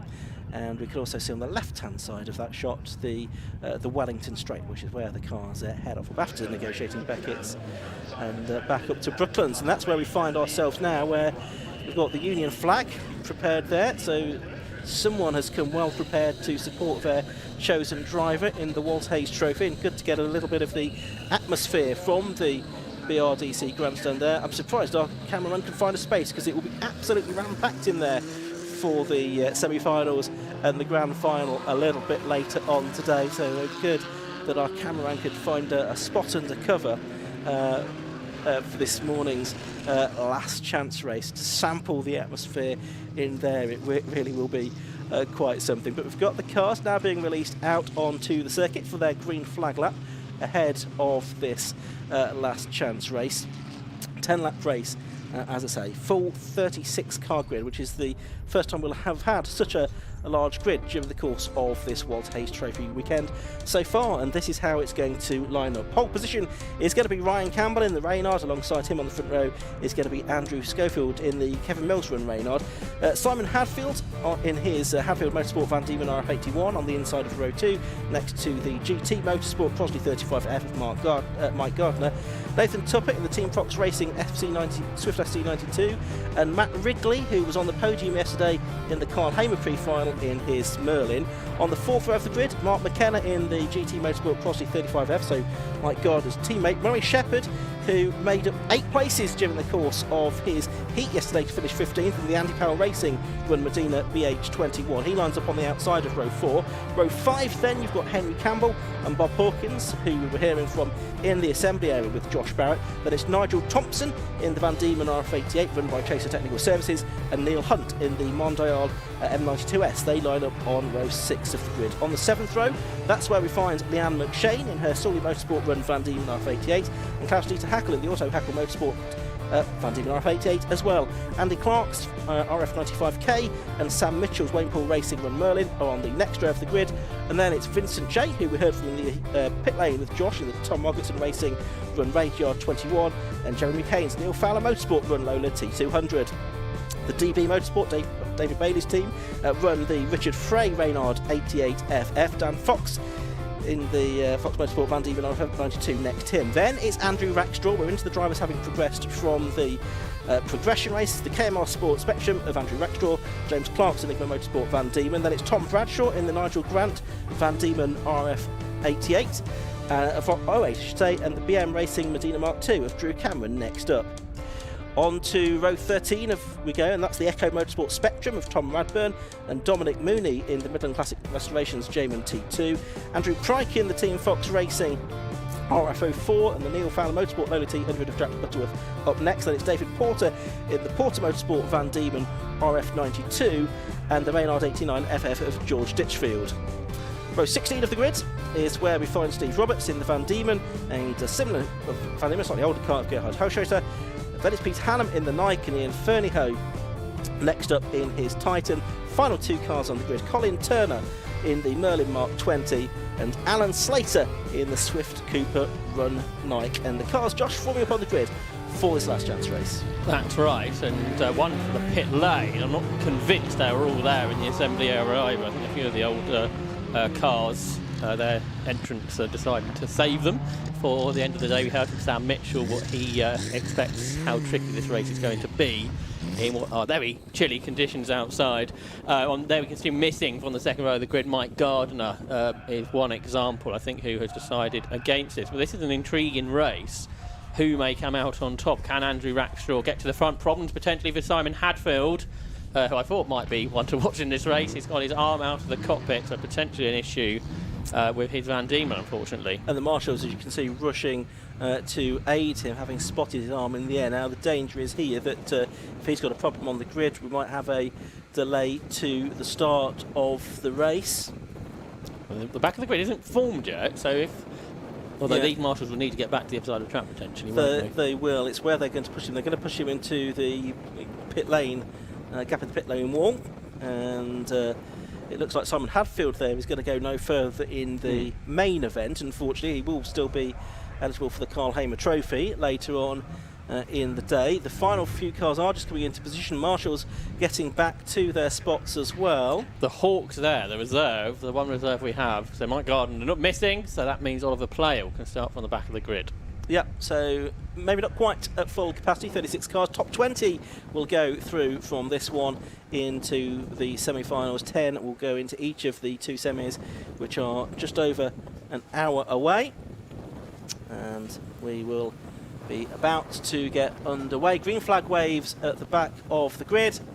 So no second row, no Simon Hadfield, no Mike Garner, but it is Ryan Campbell and Andrew Schofield on the front row of the grid as the lights go out. Good start from Schofield there from the side of the grid closest to the pit wall. Can he get the lead as they head down towards the first corner? Yes, it looks like he can, and it's Ryan Campbell in second place. Murray Shepherd there is up into third position, and Matt Wrigley, I think, in the historic car is in fourth place. But it's Andrew Schofield leading the way then, the two Reynards out in front, Ryan Campbell in second place, and they're pulling away from the rest. That's right, so Shepherd is third, but he may lose that position to the car of Nathan Tupper, the Swift up the inside. And you can see where Andrew Rackstraw was in all that. No, he's much further up the order, isn't he? So he's about top dozen. So he's gained a number of positions, but it is the Reynard battle up front with the South African Andrew Schofield leading the way. Oh, the Hawk that was the reserve is now off. Yeah, Hawk has spun, unfortunately, of Ollie Playle, as we're watching the top two Reynards then. It is the blue car in the lead of Andrew Schofield. Second is Ryan Campbell. Murray Shepherd holding on to third place. Then it's Matt Wrigley in fourth. He's got ahead now of Nathan Tupper in fifth. We've got a spinner further back. One or two cars getting tangled up at Brooklands corner. And just trying to see if both of those are. Not sure if one of them might be Claude-Dieter Hackle, possibly. Anyway, the race is continuing for now, and Andrew Rackstraw's seventh. Surely he's going to win this at his rate of progress. He's passed something like 13 cars, and Tom Bradshaw's ninth, so he's going with him really on this opening lap. And James Clark 11th as well, so they've all made progress, the three podium finishers from the progression race. That's right. Matt Wrigley is passing Nathan Tupper for fourth position there. Andrew Rackstraw's going to get both of them down in towards Beckett in the KMR Sport Spectrum. That's progressing very nicely indeed. But it is Andrew Schofield going away up front. Now this is where everyone's got to be really careful. There are yellow flags being waved here, heading up towards Brooklands corner. The spray not as bad as yesterday, so that should help. But people have been penalised when they pass under yellow flags this weekend. Yeah, so we've got to try and keep as best we can and single file order, as we've got James Clark and Tom Bradshaw pretty close to one another there, just coming up behind Neil Hunt's Mondial as well. Andrew Rexstraw now has cleared Murray Shepherd's car as well, so up into third place he has gone as they come through to end lap Trevray. So this race is going to form really, and we expected Andrew Rexstraw to come through and do this. We all expected James Clark and Tom Bradshaw to make progress. They've now cleared Neil Hunt. So that puts them something like 8th and 9th. So Tom Bradshaw didn't actually gain any positions on that last lap. Well, he gained one, but he lost one to James Clark, so he's still there in 9th spot. Bob Hawkins has come into the pit lane, I think, so he was perhaps one of the drivers caught up in that incident. There is Matt Wrigley, who went so well in the Colhamer pre-final yesterday. He is just ahead of Nathan Tupper in 5th position. The pair of them just behind Murray Shepherd, who's not progressing as well as I thought he may. The low-cost champion from 3 seasons ago, as Andrew Rackshaw is going for 2nd alongside Ryan Campbell, and yellow flag's withdrawn, so overtaking can commence, and he does so. He moves into 2nd position. At Brooklands, James Clark doing a similar thing as he passes Mark McKenna, who raced against Jenson Button in 1998. And Steve Roberts, who's had a spin and has got broken front left corner there, hasn't he? So I think he's going to pull off the circuit and out of the race. There you can see Tom Bradshaw taking that very wide line using the Superbike runoff. Also, we have lost there Ian Fernyhoff in 47. Yeah, Ian Fernyhoff. So right underneath our camera position. So end of lap 3 of the race. Then it's Andrew Schofield leading. It's South African 1-2 at the moment. Andrew Rackstraw in 2nd place has just done the best lap of the race. 1:10.173. He's within a 2.5 seconds now of his countryman. Ryan Campbell 3rd, Murray Shepherd 4th, Matthew Wrigley 5th, Nathan Tupper in 6th position. Vincent J gets 10th into Cox up the inside of Neil Hunt in the only Mondial on the grid this weekend. James Clark is caught the next few, so he's 7th. He's only a few tenths of a second slower than Andrew Rackstraw, and trying to go past novice driver Nathan Tupper for 6th in a similar era of machine on lap 4, heading down towards Brooklands Corner. Yeah, and so that's who James Clark will be trying to lap. But here are the 2 leaders now together, Andrew Schofield and Andrew Rackstraw. Nose to tail, they are. The 2 T cars run out of the same garage this weekend. The Reynard 89 FF, the Spectrum from 22 years more recently in a 2011 car. Spectrum have won the Walter Hayes many times, and Andrew Rackstraw has got into the lead of this race now as Schofield was a bit crossed up. First time that a Spectrum won this race was Adrian Campfield, who was very much a surprise winner of the Walter Hayes Trophy more than a decade ago. But what also happened there was where Rackshaw tightened his line through Woodcote to go past Schofield. That car got massively sideways too, so Woodcote's a difficult corner in these conditions. So Andrew Rackshaw's passed 20 cars in 4 laps, and now we expect him to pull clear.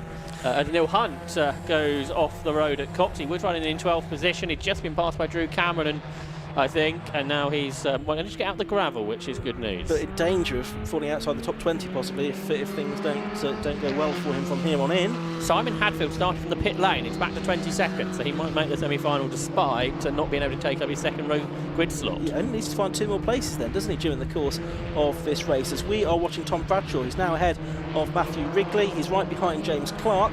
Wrigley trying to fight back though, but we've got the 2 drivers who are also on the podium with Andrew Rackshaw heading for a podium again, it would seem. Let's see if we can have the same 1, 2, 3 as we had in the earlier race. Here comes James Clark now trying to find a way past Murray Shepherd. This the 4th position. Okay, not quite sure that was using the circuit to try and get past Murray Shepherd there, but he's still behind for the moment. Murray Shepherd, the former low-cost champion from 3 years ago, he's ahead of, for the moment, James Clark, and James Clark trying to use every bit of Silverstone to try and find a way through to 3rd. They are 6 seconds behind Andrew Schofield, so a podium, the same podium as we had earlier, potentially not on the cards, but James Clark has got 4th away from Murray Shepherd, and Tom Bradshaw follows him past Murray Shepherd, who takes a much tighter line out of Beckett's corner. So Clark, the clubman's champ, goes up into 5th. Tom Bradshaw having his first race meeting this season, he was telling us earlier. They're in 6th spot now and down into, or 5th spot even, down to 6th has gone Murray Shepherd. Matt Wrigley staying with them. One of the stars of the weekend, I think, Matt Wrigley has been in that Merlin, one of the oldest cars in the event.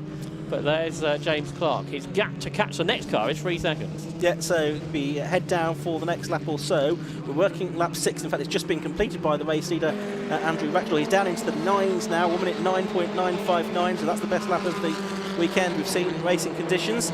So he is pulling away. He's now 3.5 seconds clear of Andrew Schofield in second place, and there's 3 seconds between Schofield and Ryan Campbell. There's nearly 2.5 seconds between Ryan Campbell and James Clark, and a spin for Murray Shepherd. Oh, it's done a full 360, making that 720. I think that's Nathan Tupper that's gone off through the gravel. That's a 1,080-degree spin now, isn't it, for Murray Shepherd? Impressive stuff. Colin Turner is getting a black and white driving standards flag for exceeding track limits, but I don't think he's been the only one that's doing that. And then Nathan Tupper is going to get out of the gravel. I think Matt Wrigley might have got caught up in all of that, so that's brought Mark McKenna to 6th. Wrigley dropped to 7th. Vincent Jay's 8th. Drew Cameron's 9th. And Nathan Tupper returned to the circuit in 10th spot. So that big spin, multiple spins for Murray Shepherd, has not just dropped him down the order, but it caught other people out too. Colin Turner now being lapped by the third place car Ryan Campbell, who's being caught by being caught by James Clark. The gap at the start of that 2.3 seconds. The gap now 1.3 seconds. A full second has come down in half a lap. And there's a replay of the Murray Shepherd spin. As you say, a full 1,080-degree spin for Murray Shepherd. It's pretty slippery out there. It just never seemed to end, did it? And other cars went off in avoidance as well. Meanwhile, Rackstraw has gone through again. He's now 5 seconds in the lead of the race. Schofield second, Campbell third, Clark fourth, Bradshaw fifth. There's Shepherd. He's in the top 10 still, so despite that big spin, he is certainly going to progress to the semi-finals, as long as he doesn't lose any more positions. Simon Hadfield made it to 17th now, so he is into the semi-final, having started from the pit lane. So he's made good progress during the course of this race. Was due to start on the second row, but has had a good race through the field here. That's right. And the driving standards flag's going out. But there's Shepherd, who is still involved in the battle with Nathan Tupper. They were the two that went off at Cox, weren't they, on the lap ago. Nathan Tupper understeering off the road at Beckett and over the white line, so Murray Shepherd comes back through. I don't really think he gained an advantage there, but it will be noted regardless as they make their way down the Wellington Straight, and a few corners further along, James Clark has got past Ryan Campbell, he's into third. Yeah, that's right. So the pursuit of Andrew Schofield begins, but time is running out. The leader already on to his 9th lap. Another new fastest lap of the race for Andrew Rackstraw. He's finding more and more time as the circuit conditions improve into the 1 minute 9.7s now. Andy Clark is getting the track limits warning flag now. You can see on screen there. But here's James Clark with Ryan Campbell behind him. Tom Bradshaw not yet clear of Ryan Campbell's Reynolds, the car that started on pole position. Yeah, but it might be Bradshaw that misses out on the podium here, because Clark is 3 seconds behind Schofield, but only going about a second a lap quicker. So I think Andrew Schofield is going to be the only driver who wasn't in the progression race who looks set to be finishing on the podium. Yeah, there's Klaus Dieter Hackel just gone a lap down. I think he was the driver involved in that incident at Brooklands. Now, on our timing tower, James Clark has lost third position to Ryan Campbell again. So Ryan Campbell managed to sneak back ahead of James Clark. Yeah, he just did the fastest middle sector of the lap of the race. Back ahead now, though, is James Clark. I wonder if Campbell overshot a corner, and that's how he did the fastest sector of the race. So there's Rackstraw going on to his final lap of the race. You can see how big his lead is now over the car in second place. Here it comes, Andrew Schofield. Then here is third, fourth and fifth then over the line. James Clark, Ryan Campbell and Tom Bradshaw all together as they making their way down towards Copse Corner. So all of these safely through, assuming they make it to the checkered flag, top 20 going through. The gap between 20th and 21st is 0.3 of a second, so the last people to progress to the semi-finals is going to be a battle to the checkered flag. Jack Butterworth and Liam McShane there, the two drivers involved, as we are watching to see if Tom Bradshaw can get ahead of Ryan Campbell. It'll be another place further up on the semi-final grid if he can. A reminder that the top 20 go through, 10 each of the two semi-finals that will be underway in about an hour from now, turning their way through the left-hander. Tom Bradshaw has indeed made it to fourth position at Brooklands Corner as Andrew Rackstraw is about to come through to take the checkered flag and win for the second time today already. He wins the last chance race here at the Walter Hayes Trophy. Andrew Schofield is going to come across the line in second place. So a South African 1-2 here. When did that last happen at Silverstone? That's a good question. James Clark is third. Fourth is Tom Bradshaw. Fifth is Ryan Campbell, the driver that started on pole position. So a solid race from Ryan Campbell with some quicker drivers coming through from the back. And then quite a gap back to sixth place, which should be Matt Wrigley. Liam McShane took 20th from Jack Butterworth recently, so that battle continues. Yeah, so we'll keep an eye on that one. Here's David Porter, who's 17th at the beginning of the lap. Yeah, so he's just heading into Luffield. There's green flags there. Mark McKenna's been off. He's dropping down the order, but he has come through in 10th, but he's had an off recently. But he was, I think, 7th down to 10th. Yeah, so we've got the rest of them coming through. So Wrigley, Jay, Cameron, Shepherd and McKenna have completed the top 10. Just waiting to see then who's going to cross the line in 20th. I think it's that little gaggle of cars there. And it is Liam McShane and Jack Butterworth who've both made it through. With drivers dropping back out of the top 20 on the final lap. There's our winner, Andrew Rackstraw, for the second time today. And let's have a look at the results of that 10-lap last chance race at the Walter Hayes Trophy. So it was a win then for Andrew Rackstraw, and that 10-lap race took just under 12 minutes. He was 8.8 seconds clear in the end of his countryman, Andrew Schofield, in the Reynard, so a KMR Sport 1-2 as well. James Clark for Enigma Motorsport was third in the Van Diemen RF90, then Tom Bradshaw for Nigel Grant Racing. He was fourth in the Van Diemen RF08. From pole position, Ryan Campbell took fifth position in the Reynard 89 FF, with Matthew Wrigley rounding out the top six in the first of the Carl Hamer qualifying cars, the Merlin Mark 11A20. Vincent Jay was 7th, Drew Cameron 8th, Murray Shepherd 9th, and Mark McKenna 10th after some late dramas for him. Then Henry Campbell, Sam Mitchell, Nathan Tupper, the University of Wolverhampton alumni, was in 13th place, and in 14th place was Richard Frey. Andrew Pryke it was that took 15th position from Simon Hadfield, who started from the pit lane in the end. A good drive, making up almost 20 places there to finish 16th, ahead of David Porter in the Van Diemen RF92, George Ditchfield in the Reynard, Liam McShane in the Van Diemen, and Jack Butterworth, the last of the qualifiers. He made it by 1.7 seconds ahead of Jeremy Kane's Lola T100. Then it's goodbye to Dominic Mooney, Neil Hunt, Peter Hannum, Andy Clark, Gerhard Hauschutter and Alan Slater, amongst others, who failed to make it to the end of that race. Let's head down to pit lane now and hear from our top three from that race with Josh. So we're down there after the last chance race, another win for Andrew Rackstraw. See if we can have a quick word with team boss Kevin Mills of the co. Kevin, it's not the races you want Andrew to be in, but he's driving really well. Yeah, he's driving well, and I still think he can win it. Yeah. Yeah. And setting the cars up in these conditions, how much effort is that for all your guys? It's okay this morning, but as we go on through the morning now, it's drying up a little bit, so just a few choices to be made now. Okay, I'll let you get on with that. So there's Kevin Mills, who looks after the KMR Sport team, who run these Spectrums. Cars from Australia, but it's lots of South Africans driving these cars. And Andrew Rackstraw, we spoke to just a few moments ago, the winner of the first race of the day, when there was the second race of the day, and Kevin Mills thinks he can go all the way, and we will find out over the course of the next few hours. He'll be out in the semi-final in about half an hour's time, so we look forward to that. And then we have the two semi-finals to look forward to, then a short break before all the finals. So quick word with Andrew Rackstraw. I think the team are going to get the car going. To have a word with you, Andrew, a win, more difficult than the earlier race, but you got there pretty quickly. Yeah, the whole point was just getting to the front, and now got the semi-final starting 27, so we can see what we do there. But same thing applies, exactly the same. Is there more aggression now into the next race to get past cars? I think so, definitely. Yeah. Definitely in the semi-finals. Obviously, every heat gets harder and harder. Best of luck. Hopefully we'll see you here again. Appreciate it. So there's Andrew Rackstraw, our race winner. So he's now going to head off. As you can see, they've got to prepare this car in about half an hour's time or so for the first of the semi-finals. As he said, he'll be starting 27th.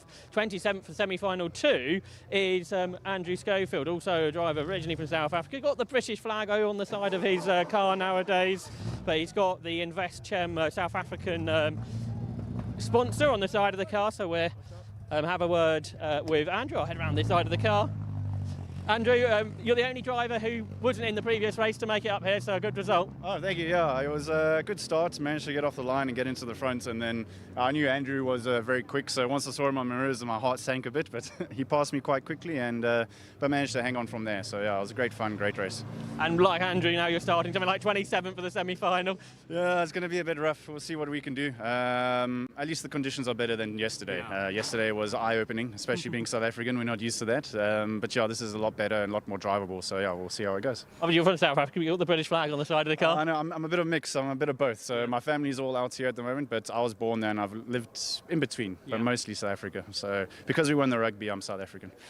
And we were wondering if ever at Silverstone there's been a 1-2 for South Africans. I have no idea. It's a very good question. I have to get on Google and have a look. That'd be a cool thing to go away from the weekend with. It would, yeah. I'll definitely take that.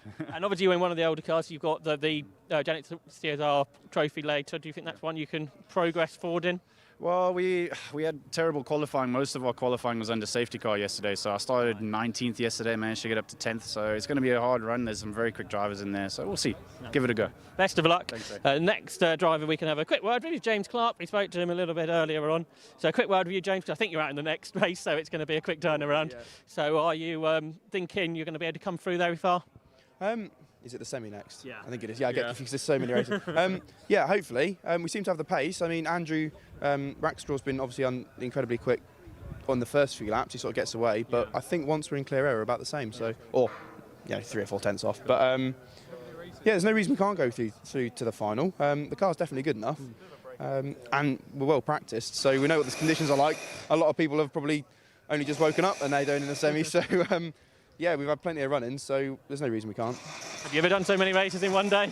No, especially doing the pumpkin smash yesterday, and then what's it going to be, about 10 races or something I'll have done with that and if I get through to the final, hopefully, every Formula Ford race you can possibly do. So yeah, no, it's going to be a fun day. Looking forward to it. And going from the Phantom Clubman's car into this in the same day, how did you find that?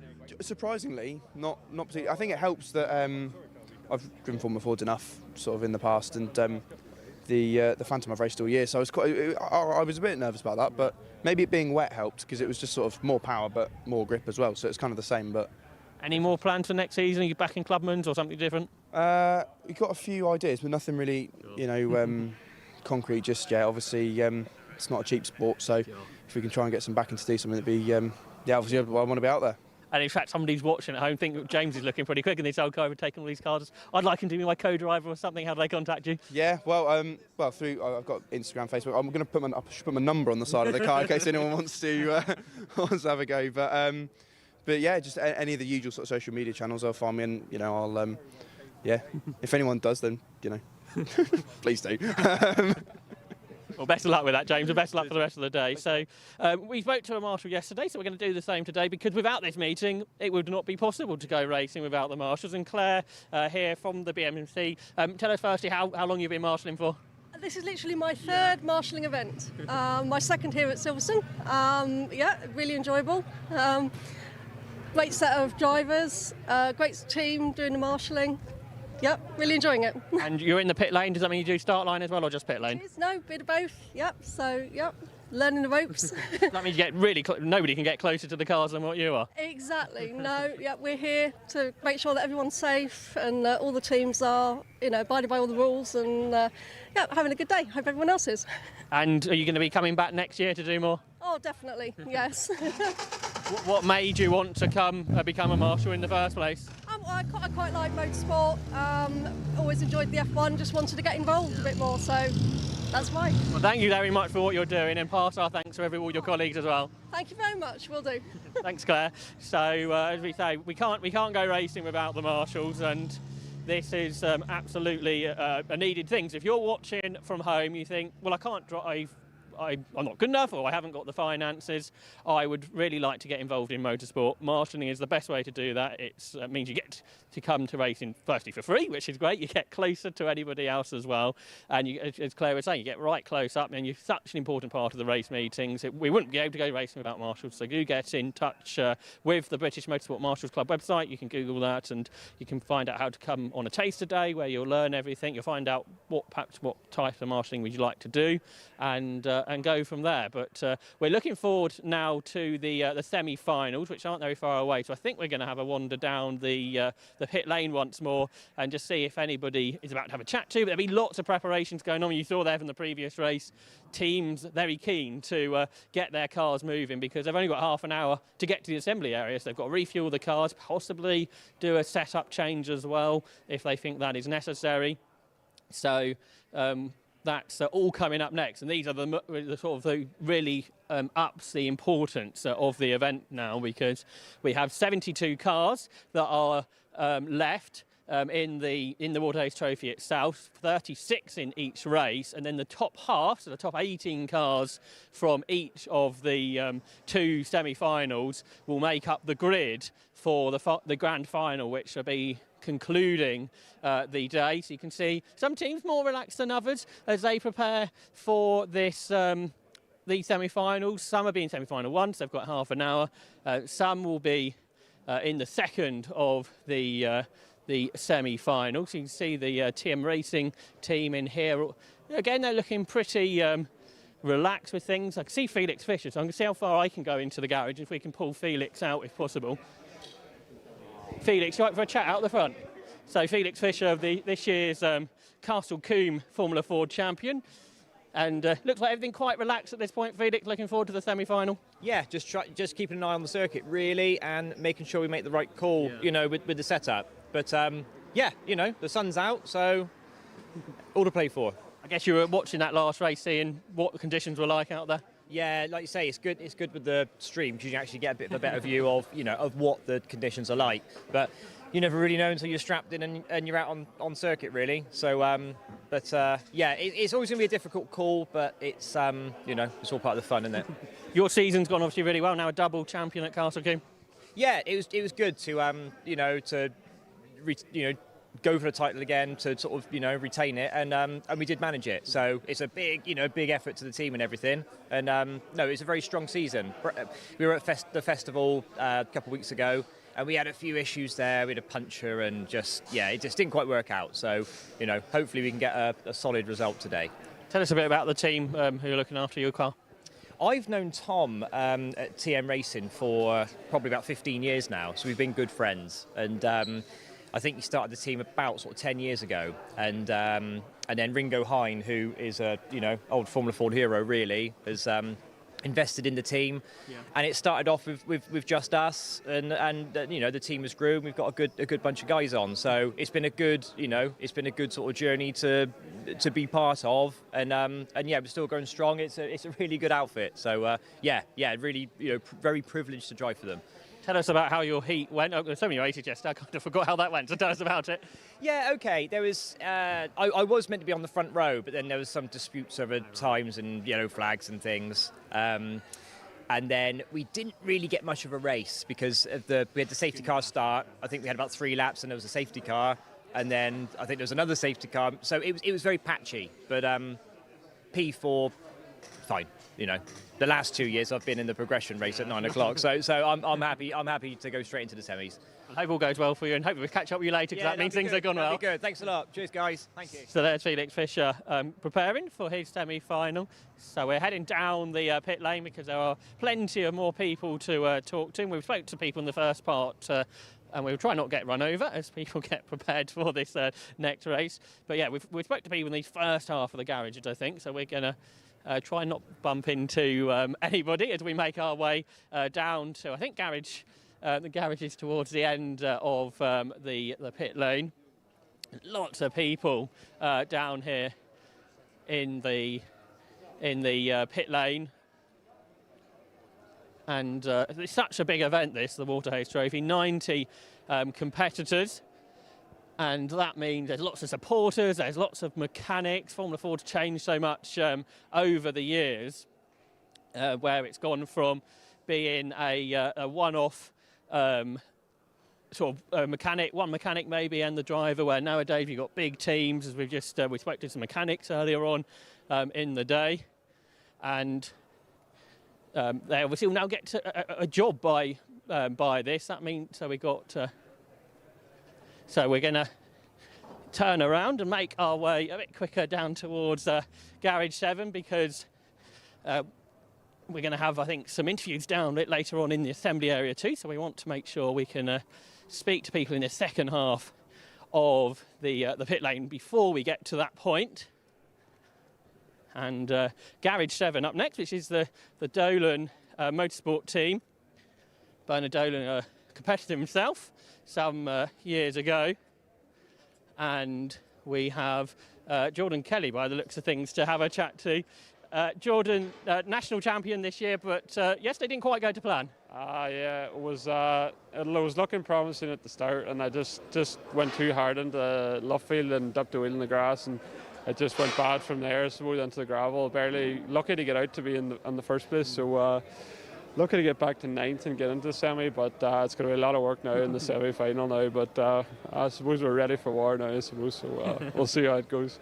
Obviously, most of your season's been pretty good conditions, and having these wet races at the end of the year, I guess a whole new thing to learn. Yeah, the pace seems to be there in the wet, but I just keep making stupid mistakes, and it just needs to stop. And hopefully we'll be all right now, and hopefully a wee bit drier of a semi-final now. And it's been a good year all around, and thanks to everybody that got us here. So hopefully we'll end the year strong. Hopefully the last 2 races. And you're racing with Bernard Dolan, who I guess is he a bit of an Irish racing hero? Yeah. Well, it was kind of a good fit because all us Irish seem to get on well. So it went well now the whole season, and everybody kind of gelled well together. So I suppose that makes it a lot easier that way too. And I hope all goes well. And if we speak to you later, that means things have gone really well. So good luck with that. Yeah, will do. Thank you. And I think we've got Isaac here, who I think is the youngest ever competitor of the Walter Hayes Trophy. So tell us a bit about yourself. Yeah, well, I did a lot of karts in Florida, and this is my second race weekend ever. So trying not to be too hard on myself. Yeah, just racking up the grid, you know. Because obviously, I think you've done testing, but when you're out there by yourself, totally different to having a full grid of Formula Fords to race against. Oh, it is, isn't it? And it's absolutely insane with all the spray as well. You're just relying just on your instincts. So hopefully it will dry up a little bit. How long have you spent here in England? I've been in England since April. Yeah. I've been living with Bernard. How's that been? Oh, it's been great. Tracy's cooking's great. So, been eating well, practicing well. Been up in Kyrgyzstan doing testing since. Yeah. So, I'm more than ready for this. What's it been? I guess you've been living away from your family, therefore. So how's that sort of been at a very young age, a completely new way of life? Yeah, it is completely. It was really hard on my parents. Yeah. Just need to adapt because it's something I want to do. Sure, and I need to go out and do it, don't I? Yeah, absolutely. Tell us about how yesterday went. Horrible conditions, so a big thing to learn about. Yeah, it was horrible conditions. A bit disappointing because they safety car'd the whole heat, so I couldn't get a lap in, but that's fine. So onward from there. Yeah, I'm starting 21st now, so I have a good amount of positions to make up now. But 18 cars go through to the final, so I guess that's the first aim, but secondly, try and... Is it? Yeah. Oh, right, I didn't know that. Yeah, that's good. I guess you want to get as far up as possible as well. Yeah, because starting last for the festival, I made up 10 positions but didn't get anywhere, obviously. So hopefully I'm up front for this one. And there's more room here at Silverstone to make those overtakes in Brands Hatch. Yeah, there is, especially if it dries up as well. And it's just fighting to find the grip, because if you're not on the grip, you're out, really. It's tough. And going forward, have you got any plans yet for next season? The hope is to do next season. In Formula Ford? In Formula Ford with Team Dolan. So we'll see how that goes. And going forward, is single-seaters your career for long term? I will have to see what happens. Just have to see what happens, where the road takes me, really. Obviously, you said you're from Florida, so is IndyCar the sort of thing you looked up to, or coming here to Europe in Formula One the big aim? I mean, the plan is to stay in single-seaters, so whether it's in GB3 or GB4 or Indy or whatever, I just want to be in a single-seater, really. Well, best of luck with that. Best of luck at this weekend and in the future. We'll be watching out for you. Yeah, thank you. Yeah. So there's Isaac Canto from the Team Dolan team. So we're looking forward to this first semi-final, which is coming up pretty shortly, and I think Anthony Jordan is over in the assembly area and he's catching up with a few people. Thank you very much, Josh. Yes, indeed, I'm here in the assembly area for one of the other races that's about to get going for the Monopostos. But I'm here with Pauline Abbott, who joins us, assembly marshal here. Pauline, you've been in the marshalling business for 20 years now, nearly the same age as I found, 29. But Pauline, talk to us. I mean, it must be an experience to be a marshal. It's absolutely fantastic. Very friendly bunch. You get to see motor cars up front. Motor cars you wouldn't see on the normal roads, so you can see all sorts from Lamborghinis, Ferraris, right the way through to E-Type Jaguars. Yes. Beautiful array of cars, isn't it? And you've got a lovely array of badges all over you here. You've been around the world, haven't you? More than I think a lot of maybe the drivers here. Talk us about your experiences that you've had. I was lucky enough to go to Bahrain for the first 4 years of the Bahrain Grand Prix, and they were very short on marshals, but I was a female, so I ended up as a scrutineer in pit lane. And for 4 years I did the F1 there, and then I did the rest of Thunder Arabia and everything else. We're going to have to move. It's getting very noisy here. We will move this way a little bit so we don't get run over. But you're used to, I'm sure, to a lot of noisy things because, well, you're not marshalling, you're a teacher as well. Yes. Well, you have to deal with a lot of noisy students and noisy cars as well. Which do you prefer? Be honest. Oh, motor racing. Every time.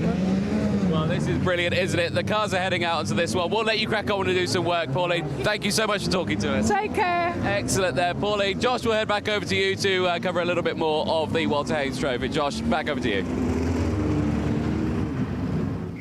So we'll carry on making our way down the garage. And one of my stars of the meeting has been Matt Wrigley. Matt, one of the oldest cars, and you're fighting against some real modern machinery and having some great results. Yeah, having a great weekend. I love the Walters every year, and the car, the Merlin that I drive, I've driven it for so many years now, and it's so great to race it every time. And I always sort of think, should I do it, should I not? And I just can't help myself every year, so it's great fun. And the dry weather today probably won't help us out, but we'll just see what we can do, I think.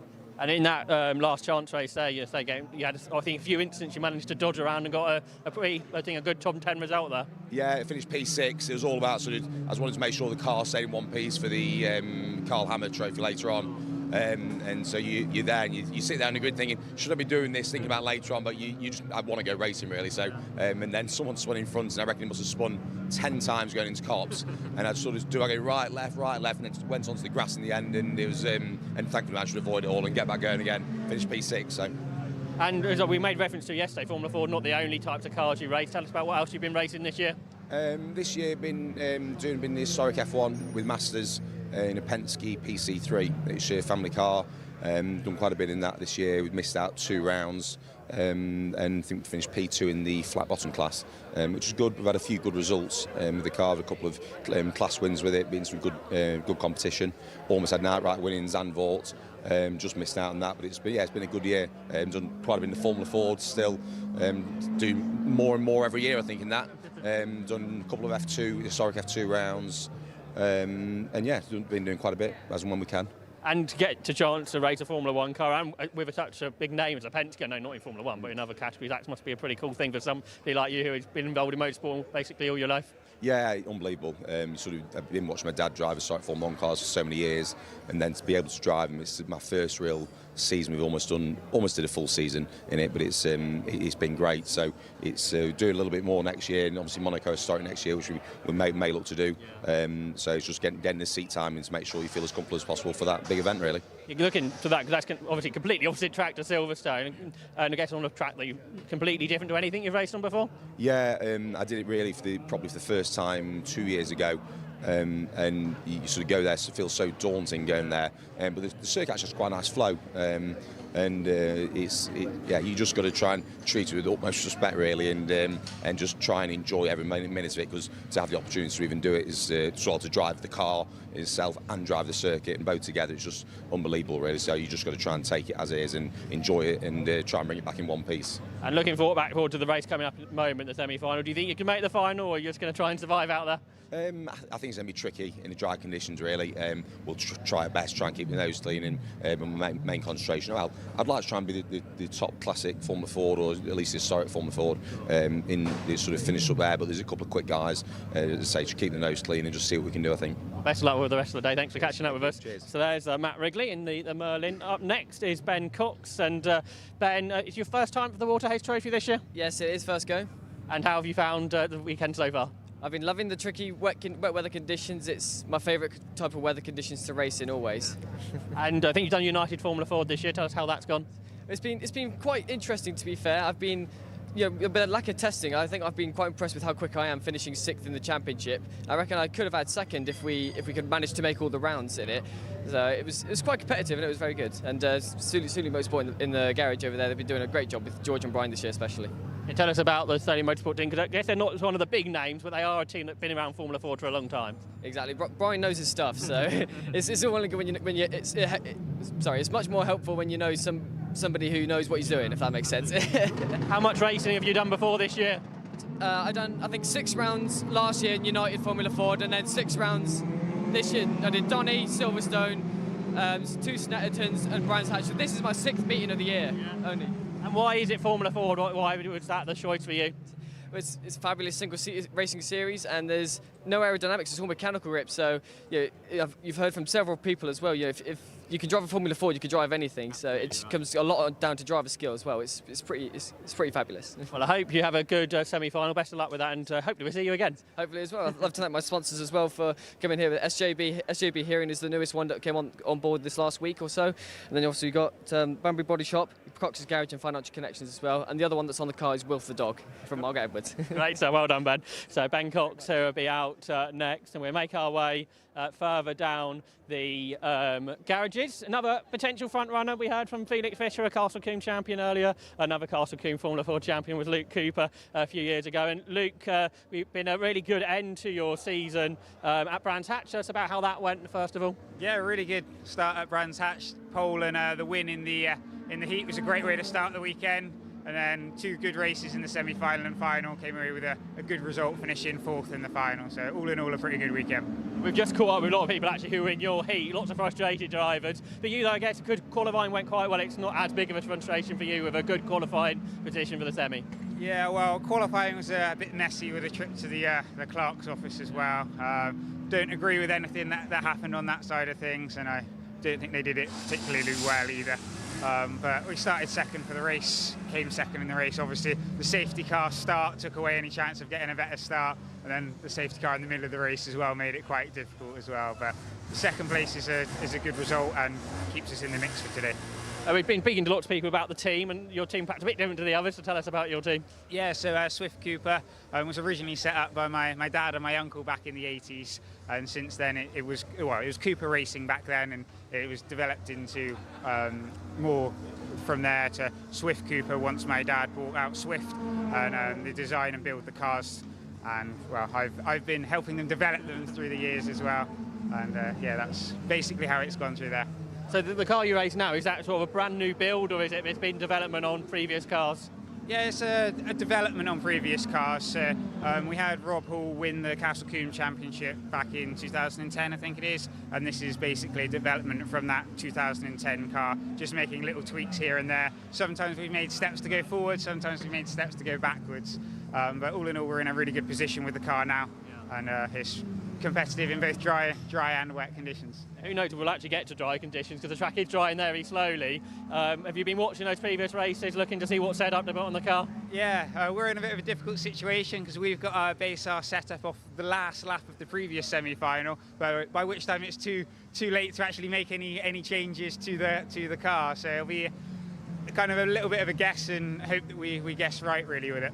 And it is a family team. Does that mean you've got a few less mechanics to do those changes than perhaps some of the other teams? How quickly can those changes be done?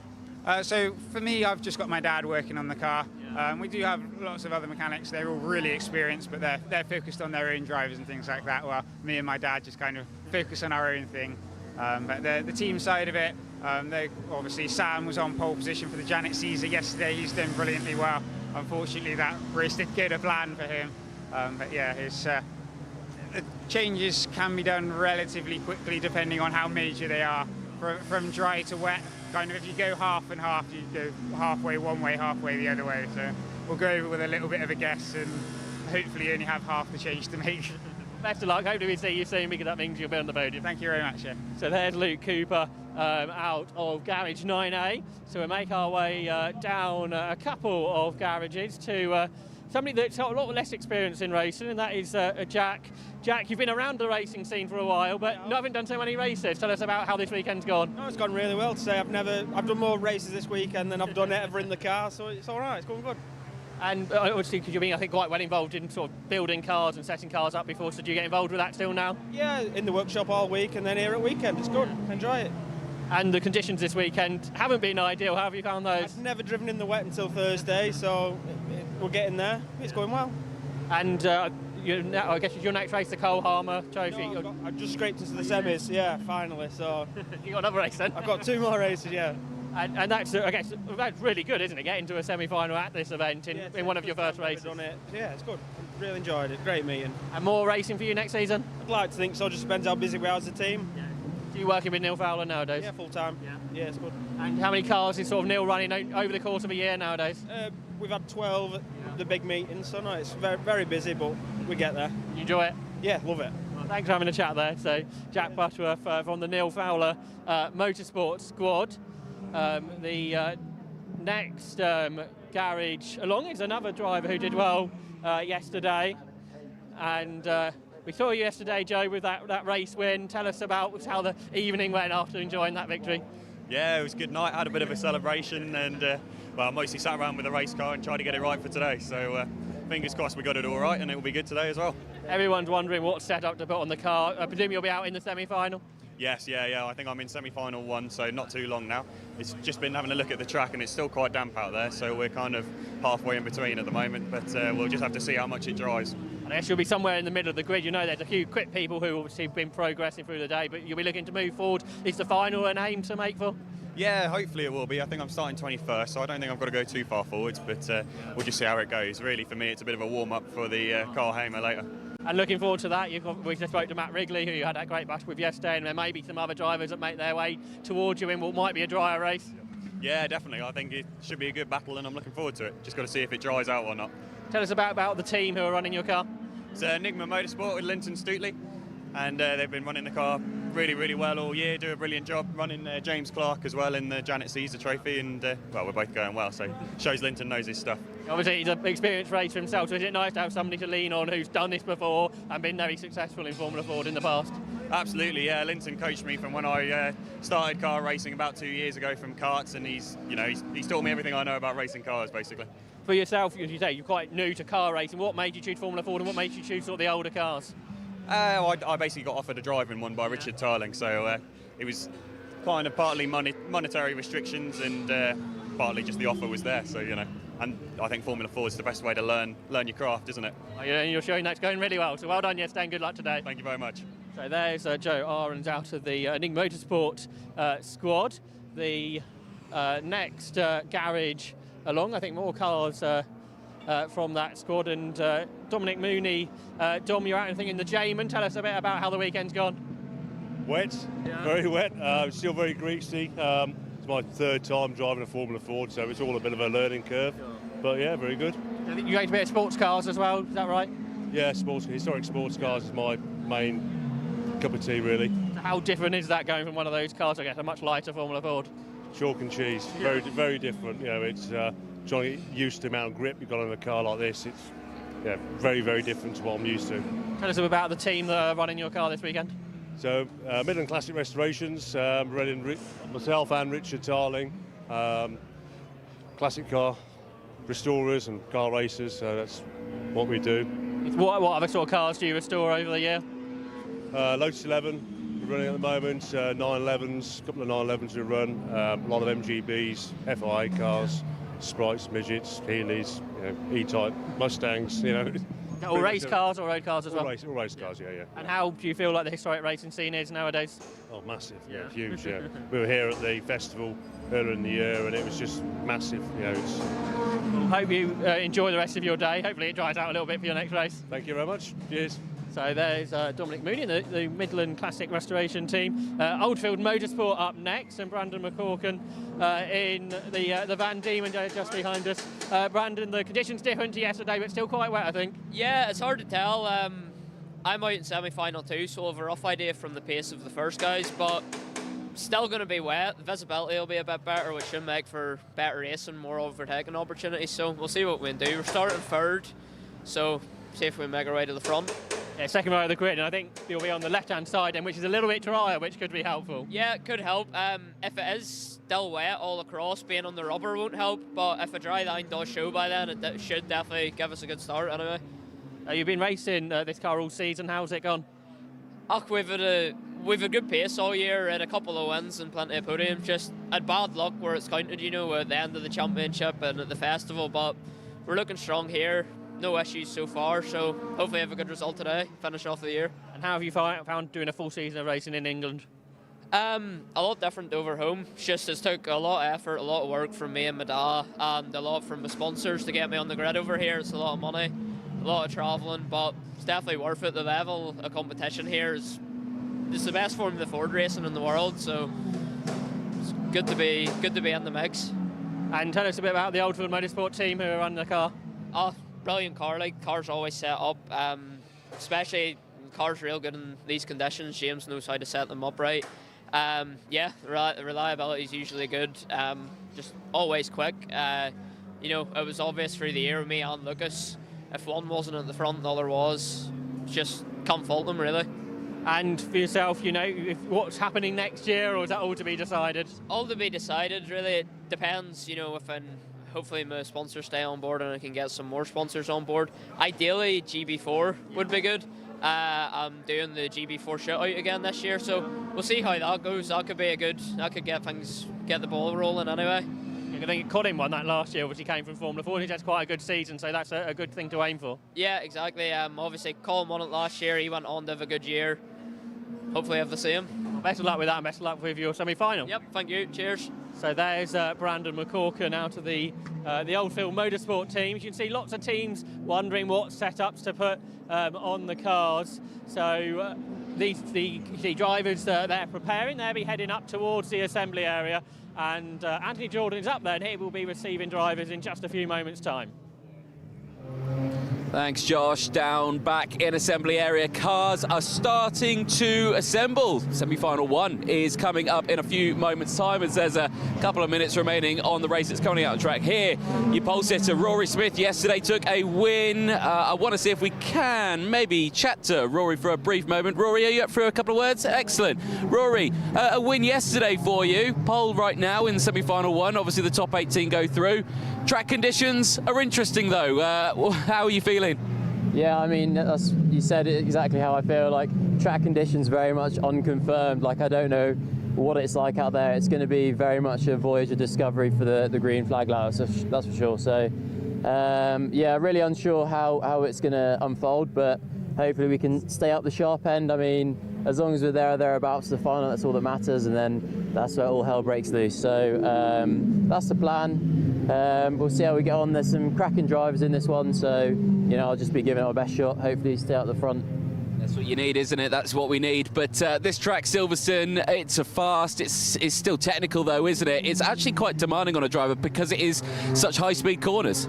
Yeah, that's right. I mean, Copse is probably one of the quickest corners in the UK, and then, you know, add into the mix the fact that you've got, you know, 35 other cars on the grid to contend with. You know, your heart rate's through the roof. You're panicking, you're stressing out a lot. So it's quite physical, and people don't quite appreciate that a lot of the time. So yeah, it'll be tough. It's a slightly longer race, this one as well. So you know, we'll be giving it my all. It'll be tiring. It'll be tough. It'll be hard work, but it'll be good fun still. Hey, we wish you the best of luck. We'll let you concentrate now, let you focus up, get yourself ready. Rory Smith there starting this one on pole position. Honestly, yesterday, the fact that he was able to put that one on the top spot in those challenging conditions was something of a miracle in itself as well. Here, the number 89, we've got Josh Leroux starting here. He's having a quick word with his mechanic as well. Brilliant stuff here. One of the KMR drivers, I think, from South Africa. Josh, want to have a quick word with you here. You've got another lot of drivers behind you. You've got a handful of drivers in front of you and a drying track with a lot of sunshine out there. How are you feeling? I'm feeling very excited. I'd say this has been my best weather so far for the weekend when it's between the dry and wet. My goal for this race is to go forward and only forward. Not worry about the cars behind and just try to get to the front as quick as possible. But yeah, I'm very excited. Yeah. How are you contending with the cold conditions as well? Because I'm sure for yourself it's something that you're not used to. The cold weather, definitely not. But I do have experience with keeping tyres up to temp and warming them up in the correct way, because back in South Africa in the heat, you really have to manage your tyre heat. So hopefully that could help me out a bit here, getting tyres warm early, and then, yeah. Yeah, we'll see how you get on, mate. Best of luck, Josh. We'll let you concentrate, get yourself ready on that one. As you can see there, mechanics keeping the tyre pressures a little bit to themselves a little bit. Good to see. Let's head over. We've got the Ammonite Motorsport team here. We've got to Mr. Alia here. Let's see if we can have a quick chat with him, the number 52. And Nolan here is getting himself ready. Nolan, I'll let you get your steering wheel on. Have a quick chat with you. Mechanics just taping up your front nose there. Silverstone, it's a beautiful circuit. The sun is shining on us here. Semi-final one. What's the plan? Are we wanting to take a win on this one, or are we happy to stick in our position that we're in? Well, I mean, of course, you always want to win. I think we're in a really great place right now with how we came out of the first heat. But yeah, I mean, it's a beautiful day. I mean, Silverstone's a great place to be. I've been living in Brackley, so it's not far from home, and it's just it's a great day out here with the weather. Yeah. So, of course, you want to win, but we're going to see what we can get from this and just try and get in a good place for the grand final. Yeah. These Formula Fords look absolutely fantastic while they're racing. How are they to drive? Because I'm looking at you in there, and you're very cozy in that cockpit. How are you feeling? Oh, I mean, Formula Ford is just such a great class, and I mean, the British series over here, they just do such a great job of putting on great events all throughout the year. The Formula Ford Festival and the Walter Hayes are two of the greatest Formula Ford events in the world, and it's just an honor to be here, and it means so much to compete in these cars with these drivers. Yeah. But the cars themselves, they're just beautiful to drive. They're so much fun. Yeah, they are fantastic to see, and I'm sure to drive as well. We'll let you concentrate. Best of luck in this one, starting on the third row of the grid as well. Plenty of action now. You can see lots of cars coming to the grid. Remember, the top 18 from these races, they go through to the grand final. So if you're on that 18th spot, that's where you really need to start worrying yourself, because of course that'll be row number 9 on that row as well. Richard Tarling and Jordan Kelly. Now Jordan Kelly isn't here, but it looks like we do have Richard Tarling here. No, this is the 182. This is Ben Cox who's here. He's actually on the 7th row. Now he's still in the danger zone. Let's see if we can chat to Ben Cox here, who starts on row number 8. Ben, just going to jump in on here. You got your music in. What are you listening to? Bit of Queen. Can't not have a bit of Queen. Oh, excellent stuff. Crazy little things there. But honestly, nice hype up there. You are in, I don't want to stress you, but you're in the danger zone here at the moment. The top 18 go through to the final. What is the plan? Is it move forward as quick as you can on the first opening laps? Just go through and be consistent as we can, really. It's the best we can do. Yeah. These cars are tricky, and the track conditions are a bit sketchy out there as well, but are we still feeling confident and ready for this? Oh, I love tricky weather conditions on the track. It's my favourite. Yeah. Oh, excellent. I love your confidence on that one. But yeah, for this one, what are your predictions for it? What are you hoping to achieve at the end of this? Well, I'd like to get the top 10 if I can, but you know, realistically, main thing is to get through to the grand final, but you know, I'd like to get a top 10 if that's possible. Awesome. Cheers, Ben. I'll let you focus, get your music back in as well. Hype music, like it. Don't step over the mechanic there. There you go. Excellent. Right, a little bit further down. Let's jump a bit further on as the rest of the cars just jump in. There's Pauline. Hi, Pauline. There you go. You sort out your students here, Pauline. No, your drivers. Sorry, there's a difference to there. There is a car that's missing its driver because it's Josh Fisher who's just here. Josh, well, you're out the car. Let's have a quick chat. Josh, you're out the car at the moment. A few moments before the race gets going. What were you checking there? Well, just to see how quickly the track's drying up. So I think it's going to switch quite quickly in a minute. So it's just trying to get the right tyre pressures and everything for the race, but it's going to be a bit of a gamble for everyone. So yeah, tyre pressures are always one of those technical things, isn't it? In the world of motorsport, you can start them low and then they get up. And I mean, what are you thinking? Are you thinking start maybe on a higher pressure? No, I think generally people are going to be starting to drop them. Yeah, but if you drop them too low, then you've had it. So it's going to be a bit of a lottery, but that's what the Water Haze is. So yeah. One of those tense moments, isn't it? Whatever I've got, I'll have to drive. So yeah. Mate, honestly, Josh, we'll let you crack on. We'll let you get seated into the car on that one. Right, we've got a few more cars coming in. Try not to get run over. I'm going to do my level best not to. The last time I was actually on this assembly area, I nearly got run over by an F1000 car, so there we go, making a habit of it. There's Alex Berg just going through, one of the Canadian scholarship drivers. Actually, I think I might want to chat to Alex on this one, and I'm just going to dip in round here, and again, mind your back, mind your back, mind your back. There, Lewis Fox getting himself in his seated position, so on this one on the 6th row of the grid. Let's jump in with Alex Berg. I'm going to jump in on this side. Alex, I just want to come on this one. Great to have you over from Canada on this one, one of our scholarship drivers. How are you finding it? This is a brilliant weekend for racing. Yeah, you know, this session is going to be the first actual dry session I've had here at Silverstone.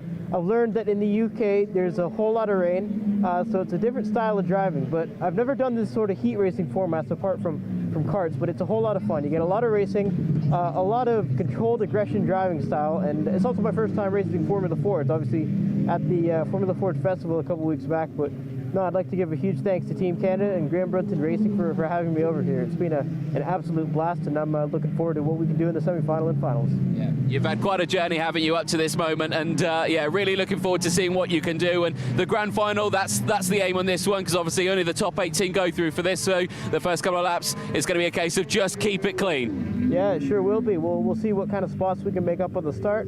I found that the standing starts compared to the ones at home are a little bit different, but yeah, eyes forward, and let's hope to move ahead. Awesome. Cheers, mate. We'll let you crack on. Alex Berg there, one of our Canadian scholarship drivers, getting himself primed and ready. There's Julian van der Watt there, one of the other South African drivers joining us on this one here. But I want to go to Joey Foster, who I can see him just here, actually. We tried to catch up with him earlier on, but we couldn't. Joey, just want to grab a quick word from you. 4 times Walter Haynes Trophy winner on this one. Are you going for a 5th?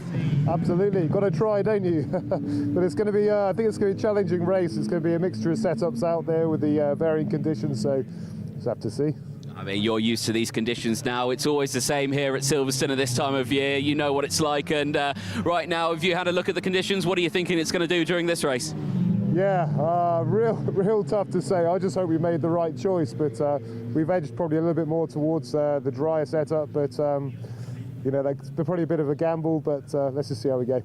Exactly that. Well, you've got plenty of experience in it. How are you finding the rest of the competitors? Because you've got scholarship drivers from Canada next to you as well. How have they been?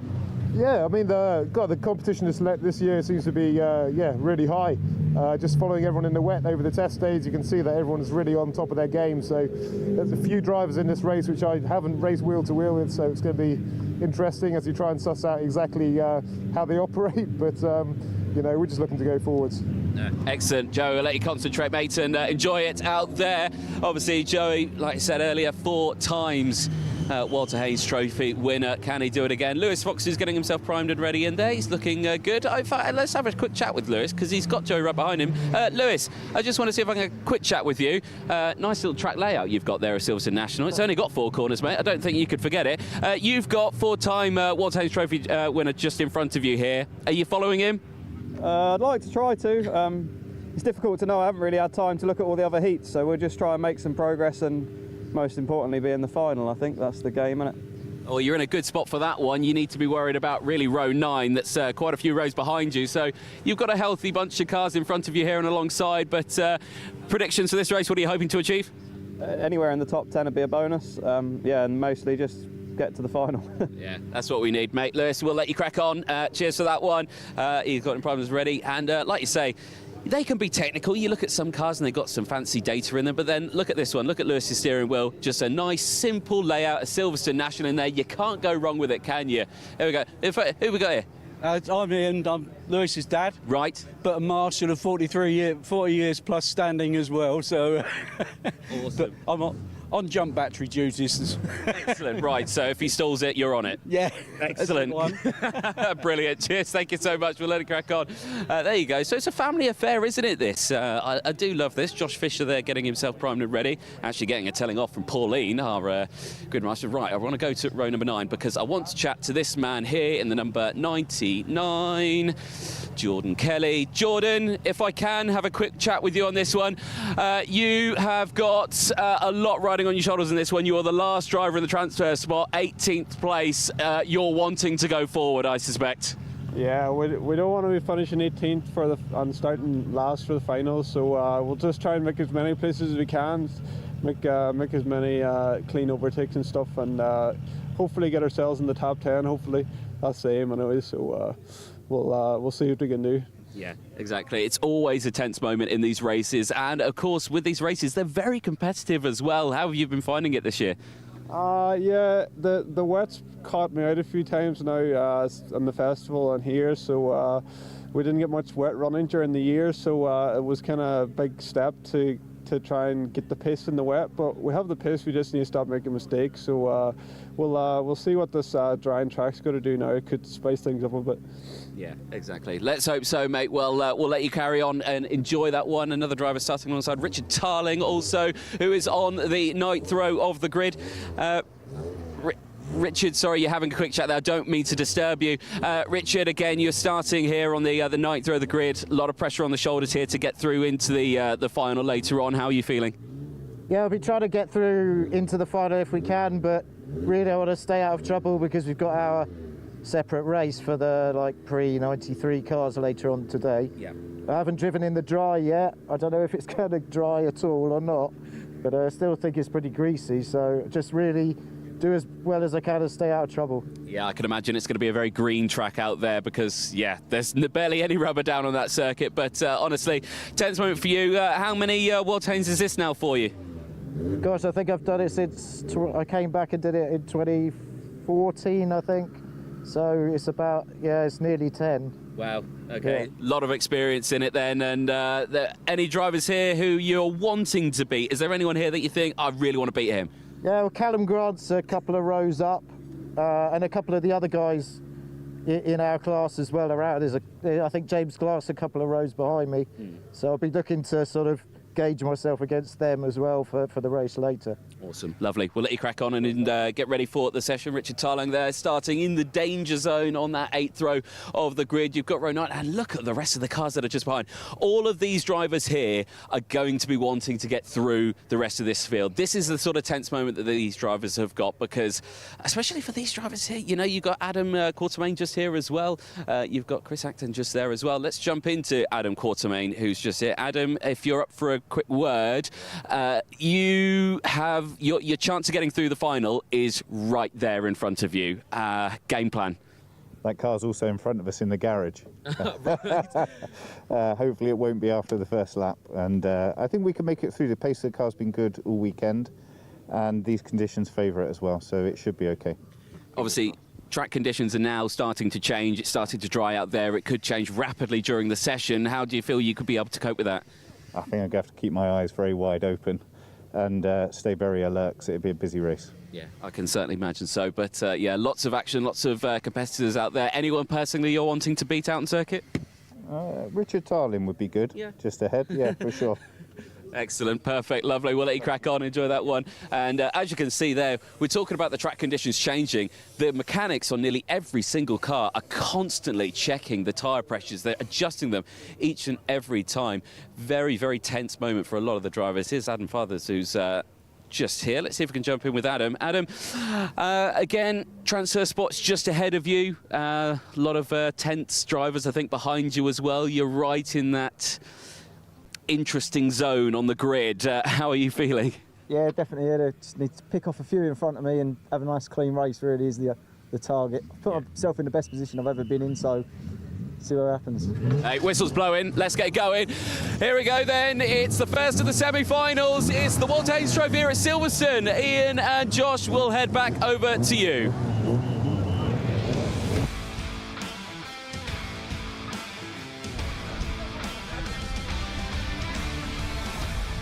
First semi-final of the 2023 Walt Haynes Trophy is shortly to get underway. A 12-lap race around this Silverstone National Circuit, and it is a grid packed with talent, with the drivers from heats 4 and 2 yesterday comprising the grid for this race. That grandstand I told you it was going to fill up. It's not quite 100% full yet, but it's a good 85%, I would say. It'll be packed out for the grand final later on, as drivers and teams that have already been knocked out from the event will come through to join the spectators in the grandstand for that final race of the weekend. But what a race we have in prospect here. 36 cars we have. The grid set by the heats from yesterday, top 13 from heats 4 and 2 going through, with 10 drivers from the last chance race earlier on joining them on the back of the grid. We're going to have the Formula Ford Festival winner Rory Smith on pole position in his Medina JL18 as we look at the grid now, and besides him is going to be Jason Smith in his first ever Walter Hayes Trophy in the Team Dolan Ray GR40 next to the BM Racing Medina JL18 of Rory Smith. Second row, Chris Middlehurst in the second Team Dolan car, the Van Diemen LA10, and Josh LaRue, the KMR Sport Spectrum. Nolan Alla in the Ammonite Motorsport Ray, and Jacob Tofts qualified well in the KMR Spectrum on the third row of the grid. Row 4, that's Julian van der Watt, the KMR Miguel, and Alex Berg in the Graham Britton Racing Team Canada Scholarship Ray GR15.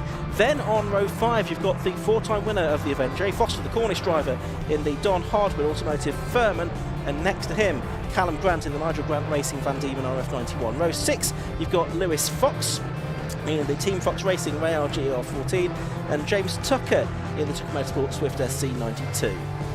On to row 7 of the grid, that's where you find the Double Castle Coombe Formula Ford champion Adam Higgins in the Beastworks Van Diemen JL15, and Josh Fisher, another multiple Coombe champion in the Wayne Poole Racing with RHE Racing Van Diemen RF99. Ben Cox in the Saudi Motorsport Ray, we've heard from a couple of times during the course of the morning, and Tom Hawkins in the TM Racing Ray next up to him, and then it's Richard Tarling in the MCR Reynard 89FF, and National Formula 4 champion for this year, Jordan Kelly, lining up on the outside of row 9. Then we get to row 10, that's where we find Adam Quartermain in the PWR1 Van Diemen, and Chris Acton in the Saudi Motorsport Ray. Joe Armand in the Enigma Motorsport Royale, and Adam Fathers in the AF Racing Ray are next up, followed by Adam's brother Richard Higgins in the Beatworks RF91, and Jeremy Fairbairn. He's going to be one to watch from a relatively lowly grid position. He's in the PWR1 Ray GR20. Then it's James Colburn in the Wayne Poole Racing Van Diemen RF07, and Jake Shortland in the historic car, the Neil Fowler Motorsport Lola T440. Then it's Andrew Rackstraw who came through with progression in the last chance race in the KML Sport Spectrum 011C, and the Enigma Motorsport Van Diemen RF90 of James Clark. Ryan Campbell in the Reynard 89FF, and Vincent J in the TM Racing Ray R21 are next up, ahead of Murray Shepherd in the Andy Powell Racing Medina, and Henry Campbell in the Reynard 89FF. Nathan Tupper in the Team Fox Racing Swift, and his teammate Andrew Pryke in the Van Diemen, David Porter in the Porter Motorsport Van Diemen RF92, and Leanne McShane in the Saudi Motorsport RF88 round out a 36-car field which is already assembling, and this is going to be quite a race, Josh. Absolutely right. This is where it really builds up, doesn't it, with grid positions now being set for the final. In the results here, we find out who will qualify as well for the final. There's a car missing from row 5 of the grid, which is Callum Grant, I think. Is that row 1, 2, 3, is it row 4? It's row 4, isn't apologies. it? So it's Alex Berg. And he was in the assembly area. He parked a row further back where Callum Grant's spot should be. Yeah. So I think Callum Grant is missing. That is the... Yeah, it may well be, but yeah, Alex Berg is a row back from where he should be, isn't he? I think so. So not totally sure what's happened there. It looks like we may have lost Callum Grant, which gives a chance for one of the reserves to come in. But regardless, this is going to be an exciting 12-lap race on conditions that should be better than earlier. It hasn't rained since then, but the temperature is so low here at Silverstone today, means the track is not drying out at any type of rate. And as we're hearing from the drivers, real gamble on setup here, and it's the driver and the team that have got the setup right that will win here, I think. Yeah, that's right. And we saw changes being done to the cars moments before the green flag laps too. And the green flag is at the back, so we're about to go racing. And the 5-second board has already been raised, so we're not too far away from the first semi-final of the Walter Hayes Trophy. It's a 12-lap race. It's Rory Smith on right of picture. Jason Smith on left of shot. Lights go out. Away we go for semi-final 1 of the WHT Hayes Trophy, and it's a pretty good start by the 2 on the front row. Chris Middlehurst, I don't think, got away. Oh no, he did get away pretty well. He's going around the outside of Jason Smith to try and take second place there. We can see Alex Berg and Jay Foster and Josh Fisher going through. Couple of likely podium contenders come the end of the weekend. Chris Middlehurst has got his way up to second, ahead of Jason Smith then at the start of this race. But the lead is being held by the pole position driver, Rory Smith. And a big moment for Josh LaRue. He was locking up, he was sideways into Beckett's, and he tagged the car ahead and has spun. In the background, Adam Farfus has spun into the gravel too. There are dry patches though through Beckett's, interestingly. Rory Smith under pressure from his heat rival yesterday, Chris Middlehurst, who didn't really challenge him yesterday. He's challenging immediately and almost runs into the back of the leading car as they went in towards Brooklands there. We've got drivers further back with their hands aloft, so have we got your safety car boards out? Possibly. For the moment the race goes on though, it is still Rory Smith that's leading, then Chris Middlehurst who piled the pressure on him in second place. And yes, we do indeed have yellow flags and safety car boards out around the circuit, and that is because we've got at least one car off into the gravel trap, which you think, Josh, was that of Adam Fathers down there at Beckett's. That's right. Also not coming through the sector is Ben Cox, who we caught up with just before. Now, is that a transponder issue or is that him off? I thought it was Adam Fathers who shot off in the background into the gravel. So safety car is out, so let's see if we can take a look at what happened. I think we look at the white spectrum on the left hand side of your shot. Josh LaRue had a big moment here, Ian. Yeah, he did, and yep, the back end of the car was out of shape, was it, as he went into braking, just about tagged the car in front of him, which was Tofts, wasn't it, and then went into a spin. In the background you can see the black and yellow car of Fathers heading off into the gravel trap, and I suspect that's the one that's a problem as far as this safety car is concerned, because the marshals are able to get the car moved, the driver getting out of the car. Look how dry the exit of Beckett's is, but going into Beckett's not so much. That's where we saw Josh LaRue made a mistake. Ben Cox is there, so that's a transponder issue of his car. So possibly just the one car we have lost in that instant, as the onlookers in the BRDC grandstand will see the cars come at a much lower speed than they did before. So yeah, Fathers and Grant didn't start hit, they're both not in it. Josh LaRue continued, but in 34, so he's got lots of work to do. Meanwhile, his teammate Andrew Rackstraw gained 5 places and is 22nd. Yeah, although Grant didn't start, we didn't get any of the reserves coming into this race either, so no doubt it was just too late that Callum unable to take the start for one of the reserves to take the place. So 35 cars that we had to start the race out of the maximum capacity of 36 here. So Chris Middlehurst looked racy in the early part of the race as he chased down Rory Smith. Josh Fisher gained 9 places on that lap. We didn't have a full lap of racing, we had a safety car for the last 2 corners, so he started 14th and he's up to 5th. You can see now on our Alpha Live graphics all the people who gained and lost on that open lap. The only driver who stayed in the same position in the top 18 qualifying positions was the race leader, Rory Smith.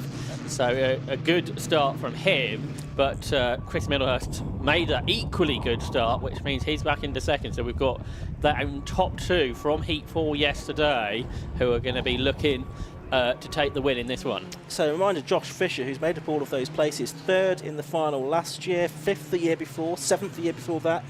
He's been second a couple of times, the most recent of which was in 2017, so 6 years ago, and he is a driver that keeps coming back. He is determined to finally, at some point in his career, get a WHT Hayes Trophy win. Well, as you say, he's made up 9 places already in this race, so he's certainly going in the right direction. Presumably he's made a good choice on setup as well, because the track is drying out. There's certainly dry parts of it, although it seems online down the Wellington Straight it is just a little bit greasy still. Yeah, the damp patches are in some weird places, aren't they? Safety car lights are out. The marshals have done a great job to get Adam Fathers' car out of the gravel as quickly as possible. So Rory Smith weaving from side to side now, sets the pace, and we will see where he accelerates. You'd imagine somewhere around Luffield we will see that happen. So we've got Rory Smith leading in the Medina, this year's Formula Ford Festival winner, and Chris Middlehurst just behind, the National Formula Ford champion from 2 years ago. Then Jason Smith, with so much less experience than those 2 ahead, is there in 3rd. But his dad, a legend of the WHT Hayes Trophy, podium finish in the past, never managed to win it, but always had great support, and I'm sure that's been transferred over to his son Jason, who had such a great win, first race win in the heat yesterday. But we're about to go racing once again to start lap number 4 of this first semi-final. It is then Rory Smith that leads, Chris Middlehurst second, and Josh Fisher there in the blue car with the orange nose, the Van Diemen R99, immediately trying to attack Nolan Allen there for 4th place as they went into the first right-hander of the new lap at Copse. Joey Foster goes round the outside of Jacob Toft that was up the curb trying to get through. Jason Smith challenging Chris Middlehurst for second. Can Fisher get fourth? Not yet, as they turn in towards Beckett's. Looking back, Joey Foster just gets seventh, so he moves ahead of Jacob Tofts. Yeah, some rather weird fastest laps coming through because it's the first sort of flying lap we're having now, or will be at the end of this one. So it's Rory Smith leading, Middlehurst second, Smith is third, side by side a bit further back. Josh Fisher, is he going to get to fourth position? It looks like he's possibly got his nose in front now of Nolan Allen, who's got the inside line though, but Fisher does go through to fourth place. Meanwhile, Joe Foster is going to make up places here. It's Jacob Tofts that's ambushed from both sides. He's got some duck and delivery now on that car, which he didn't yesterday, but he's lost a couple of positions there. The other one going through is the 171 car of Julian van der Watt. Yeah, Tofts was behind the pair of them. He went up the inside into Brooklands, had no grip, and then they both fought back ahead. But it's Joey Foster who is gaining positions. Now we're in the 110s earlier, we're into the 16s, so we're 4 seconds quicker than the earlier race. The track is much drier, and it's Rory Smith who leads. And Josh Fisher trying to bridge the gap then to the leaders. He's about 9/10 of a second behind Jason Smith, as we've got Rory Smith under a lot of pressure here. So it's BM Racing leading, Dolan in second, and Dolan in third for Chris Middlehurst and Jason Smith. You wonder if those two drivers will work together a little bit, but they're going to have to work together to keep Josh Fisher at bay as well, because he's almost with them now. It was 9/10 of a second at the start of the lap. It's going right down now. They're weaving their way across the circuit, trying to break the toe as they come down to Brooklands corner, and it's Middlehurst that's advancing here on the right-hand side of Rory Smith as they come into Brooklands corner, but he can't quite make it work there, but he's very close to the back of the car in front. Yeah, we heard from drivers about the headwind we've got down the straight today, which has given a big toe off, and that toe, that 9/10 of a second, Josh Fisher caught that all the way down the straight, so he got the triple toe in the background, and the others were weaving as well. Their route down the back straight was much further than anybody else's. Anyway, that means we've got a big battle for the lead with 4, potentially 5 if Nolan Allen, maybe 6 if Joey Foster can get through. Here's a challenge in towards Copse corner. The Team Dolan cars working together, could go up the inside of Rory Smith.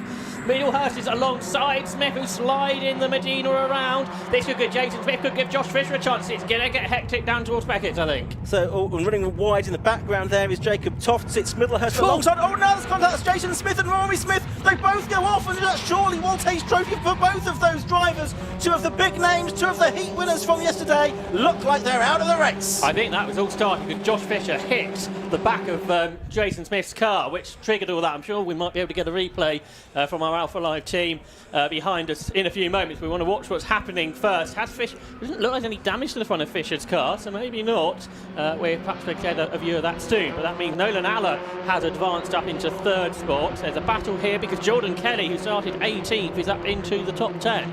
Yeah, so we're watching now as Jordan Kelly, who's going really well here, up the inside of the 154 car of Lewis Fox there. This is for 9th position then, as they are making their way, and up in hand in the air, yet safety car out again. I'm not surprised with those couple of cars off at Beckett's corner, with some damage, no doubt, to those cars as well, or to both of those cars. They've both got broken corners, and the side of Rory Smith's Medina has been taken off, really. So heavy damage to both of those cars. This is not going to be the work of a moment to get this cleared up.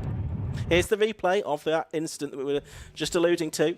So watch Josh Fisher. Does he get into the back of Jason Smith here? Yeah, there's a pit, isn't there? And that's what drives Jason Smith across the road into the side of Rory Smith. So an unfortunate incident. The 2 cars that are damaged, they had nothing they could do about it, I'm afraid. No, there wasn't really. I'm sure there'll be visits to the clerk of the course's office after that incident, as there always is when there is any contact. And a great shame that 2 of the potential winners of the WHT Trophy are out of it. So we're working lap 7 of the race. We're behind the safety car again. It's Chris Middlehurst leading from Josh Fisher, Nolan Allen, Joe Foster, Julian van der Watt,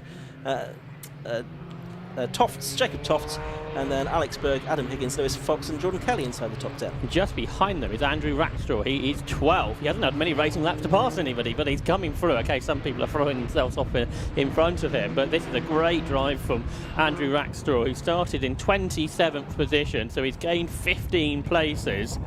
And Kevin Mills said he could win this. Well, if he had more racing laps, I think Andrew Rackstraw will be even further up the order. Great to see lots of people at Luffield as well. Not a place tradition we see huge amount of spectators. That's usually up at the BRDC grandstand, which is full. But there's a number of people watching from Luffield too. Yeah, no, great to see the crowd here for the WHT Trophy this weekend at Silverstone. So more running behind the safety car. Hopefully we'll get at least a couple more laps at the end of this. 12 laps the scheduled distance. We've just completed lap 7 of the race. Josh Fisher, possibly unsurprisingly, has done the best lap of the race so far, a 1:05.784. So still about 4 seconds off what's a really good lap time around here. But Andrew Rackstraw's done a 1:05.962, so just a couple of tenths of a second slower than the cars ahead of him. I can see that the 79 car had got some damage to the nose cone as well. So who was that had that damage? Not sure that was 79. It was Andrew Pryke, yes. Andrew Pryke had damage to his nose cone. Right. You can see coming down the start and finish straight there. So he's got himself involved in an incident as well during the course of this race. Yeah, he's a bit further down, isn't he? Which confused me for a little bit, but he is indeed in this race.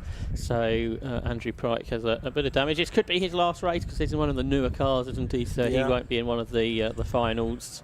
If he can't get into the top 18. Yeah, and in 18th place at the moment is Richard Higgins in the Beastworks Van Diemen RF91, winner of the Brian Jones Memorial Trophy race at Brands Hatch a couple of weeks ago for the pre-93 cars there. And the driver just missing out at the moment, but it may not stay this way, James Clark, who's come through the progression and last chance race already this morning. Yeah, that's right. And the most we're going to get is 3 laps, I think. We've got 4 laps to go. The safety car, though, is not coming in on this occasion. But certainly the racing's been pretty frenetic. Well, it's been proper Walter Hayes Trophy racing, hasn't it? This is, we don't like to see crashes and accidents, but this is the kind of thing that you come to expect, the drama that we see at the Walter Hayes Trophy. Often there is, very often it's at Beckett's as well. That we find out, particularly at the semi-final stage when things just get that bit more tense. Josh Fisher clearly trying to come through as best he can from 14th on the grid. He was 4th when that incident happened. Yeah, I wonder if we are seeing stronger toes today, and that's what perhaps you didn't think he would get that much quicker to the back of the car in front of him, and that's what caused the incident. So we are seeing big toes, which is a good thing for the racing because that means there's a lot bigger opportunities to overtake. Just looking at the situation in the classes, Richard Tarling, I think he was keen to win his class, wasn't he? He's in the Janet CESAR class for the pre-93 cars in his Reynard 89 FF. He's the fastest of those cars at the moment, in 13th overall. Well, Martin Short's Reynard, to be precise, and Martin Short watching on from the BRDC clubhouse, obviously a predominant figure here at Silverstone over the years, and Richard Tarling getting to drive his car. I don't think he's done that much racing in recent seasons, and Richard's going pretty well in it. No, I think Martin's single-seater racing was Formula First in the late 1980s, also raced in Metros at that time as well, but went on, of course, to great things in GTs and at Le Mans as well. Yeah, 4th in 2007, most famously. So we've got the cars lining up more or less single file here then for the restart. It's going to be 3 laps of racing that we have, and Chris Middlehurst has gone already. And he has, they're almost overlapping behind him, but of course there's no overtaking until you get to the timing line. And so at the moment, everyone's just having to hold station until they get to the point where the green flag is waved, which is now. And we're back running with 3 laps to go in semi-final 1 of the Walter Hayes Trophy. Chris Middlehurst leading, Josh Fisher 2nd, Nolan Alla is 3rd, Joe Foster right with them in 4th place, then Julian van der Watt 5th and Jacob Toft in 6th. So Joe Foster here, he's also progressed quite nicely. He was on row 5 of the grid, up into 4th position, and not without the chance for a podium here. Big gap at the line for Chris Middlehurst, but Josh Fisher immediately closing in on the car ahead of him. So Josh Fisher in full attack mode. Adam Higgins is out over the damp side of the circuit, so he's sideways. He loses the place to Jordan Kelly, he loses the place to Lewis Fox and drops to 10th. Does Adam Higgins there, the double Castle King Formula 4 champion, but that big toe for the lead. Josh Fisher to the outside of Chris Middlehurst. He breaks later on the dry line and sweeps into the lead as Chris Middlehurst gets sideways behind a big slide for Nolan Alla, and he goes for a spin in the middle of the road. He's going to be dropping down the order. So Joe Foster up into 3rd position, the lead now being held by Josh Fisher, then 14th to 1st in this race, not without some controversy along the way with that contact in the earlier part of the race. No doubt that's something that will be talked about in race control afterwards, but at the end of the lap then, it is now Josh Fisher that leads, Chris Middlehurst the 2nd, a gap back to Joe Foster in 3rd, Julian van der Watt 4th, Jacob Toft and Alex Berg now come up into the top 6 as a result of that moment for for the other driver. Nolan Allen returned in 19th, so he could still make the final after that spin at Brooklands. Chris Middlehurst is not going to allow Josh Fisher to have this easy. He's going after him as they turn into Beckett. You do wonder if Josh Fisher's got a different setup on his car in that Wayne Paul Racing car, which is good news for Ben Mitchell in the next race because Wayne Paul knows what to put on it. Well, in a way, there was nothing for Josh Fisher to lose, was there, in terms of setting? It was worth taking a gamble in a way that it probably wasn't for Chris Middlehurst and the other drivers that were starting towards the front of the grid. So it's Fisher leading, Middlehurst second, Foster third, and Van der Watt in fourth place as they turn their way through Brooklands corner for the 11th time. So one more lap to go at the end of this one.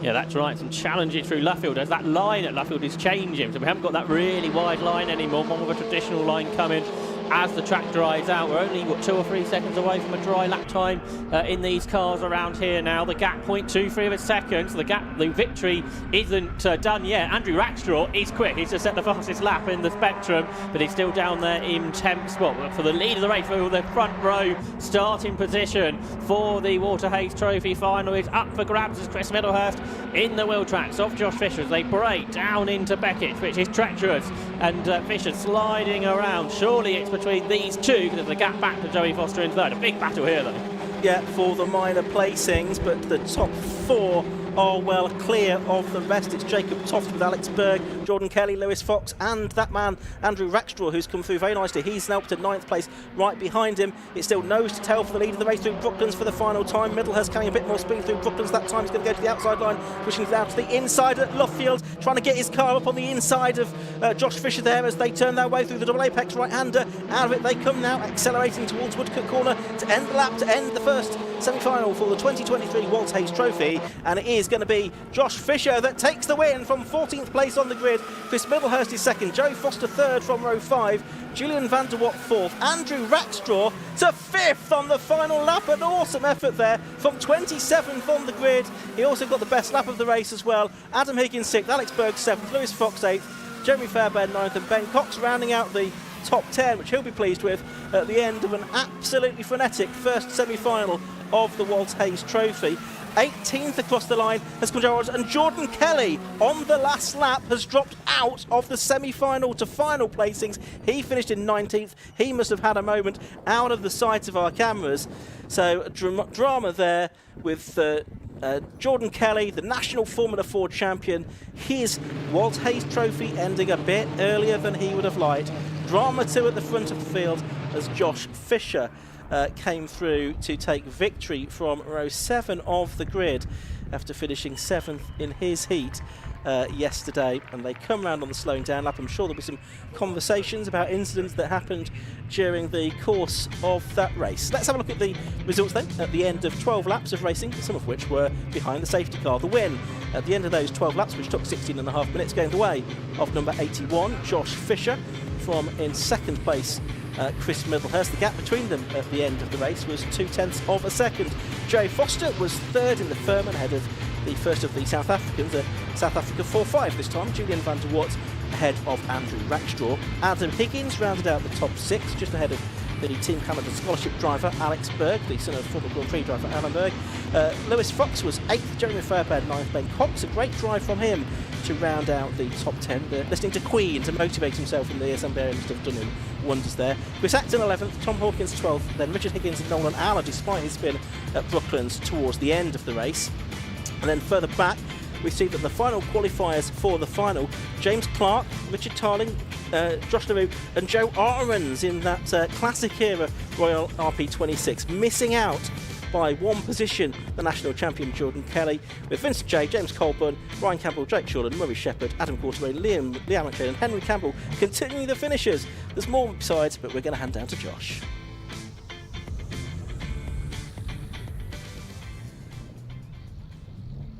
So we're down here, lots more people around now that we're into semi-final territory. There's the damage on Josh Fisher's car, so there's lots to talk about I think after this race. Josh hasn't taken his helmet off yet, so we won't be able to talk to him. Chris Middlehurst in second and Joey Foster in third position. So Josh has quite a lot to talk about after that race. Firstly, 14th on the grid to win is quite remarkable. That first lap was epic. Yeah, I had a bit between my teeth today, so I was unlucky yesterday. But yeah, I've been doing it long enough now to realise forget yesterday and concentrate on today's the day. It all counts.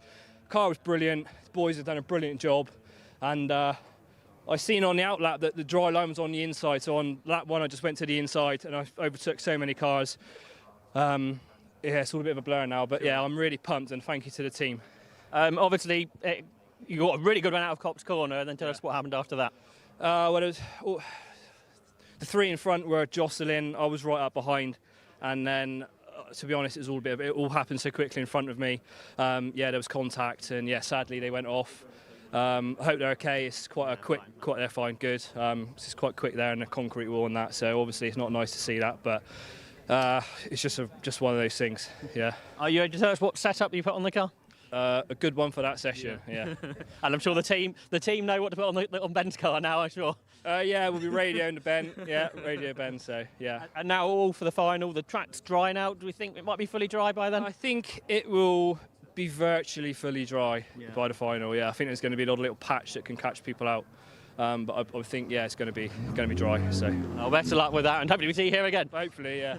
So Josh Fisher there, the winner. In second place was Chris Middlehurst in the Team Dolan Van Diemen. Hopefully we'll be able to have a word with him in just a moment. After that close battle, we'll get Chris's thoughts on that race. Second position there, Chris. A good result, but Josh just managed to get the better of you. Yeah, I think the setups there are a little bit compromised. Some people, of course, if you're behind, you can probably gamble it's going to be a little bit drier, and it did dry quicker than what we actually thought. The sun's out, it's quite windy, so it's drying rather fast out there. Dry line starting to appear, so did our best there. Slipstream just so powerful on this track, especially today. It's just a massive draft down the straight, so Josh reeled me in no time. Once I was behind him, I could sort of keep with him, even with the sort of probably more of a compromise setup on the car. I'm not sure what they ran, but it seemed like they had a lot more grip than us. So yeah, probably just the way they'd gone with the tyre pressures, of course. But if it's dry for the final, definitely very confident we got the speed to win. And a good grid position. Definitely, yeah. Well, good luck with that. We're going to quickly have a word with Joey Foster, and then we're going to look forward to semi-final 2. Third, a good result there, Joey, and avoiding all the stuff that was happening around you. Yeah, there's quite a bit going on. I knew I had to make a few places initially just to get things moving, but I knew the car was going to come stronger as the race went on. So, it was a bit fraught to start with, but no, we stayed out of trouble in a good position. And cars all in one bit after that? Just about. We'll check a few little bits, but it should be fine. And how easy is it to overtake at the moment? It's tricky because you've got obviously the main dry line, but that by the final will be all dry, I would say. So be back to normal. And a good grid position, so good luck with that. Thank you. So there's our top 3 from semi-final 1, and we are now heading to the assembly area as we look forward to semi-final 2.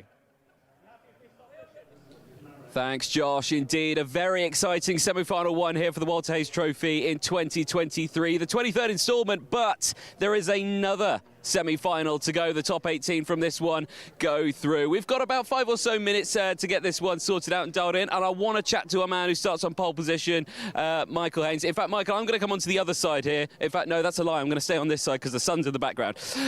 Michael, there are 2 drivers in this one who we thought were going to be battling at the front in the final. They're out. What is your opinion on that?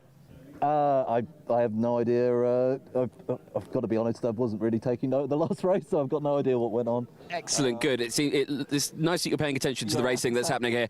You, though, starting on pole, you've had a fantastic weekend so far, and I'm sure you're just wanting to keep that momentum up. Yeah, exactly. I'm just kind of focused on my own race right now, and obviously we're starting the best possible position and just really hoping to keep that position throughout the race and, again, start the final in a great spot.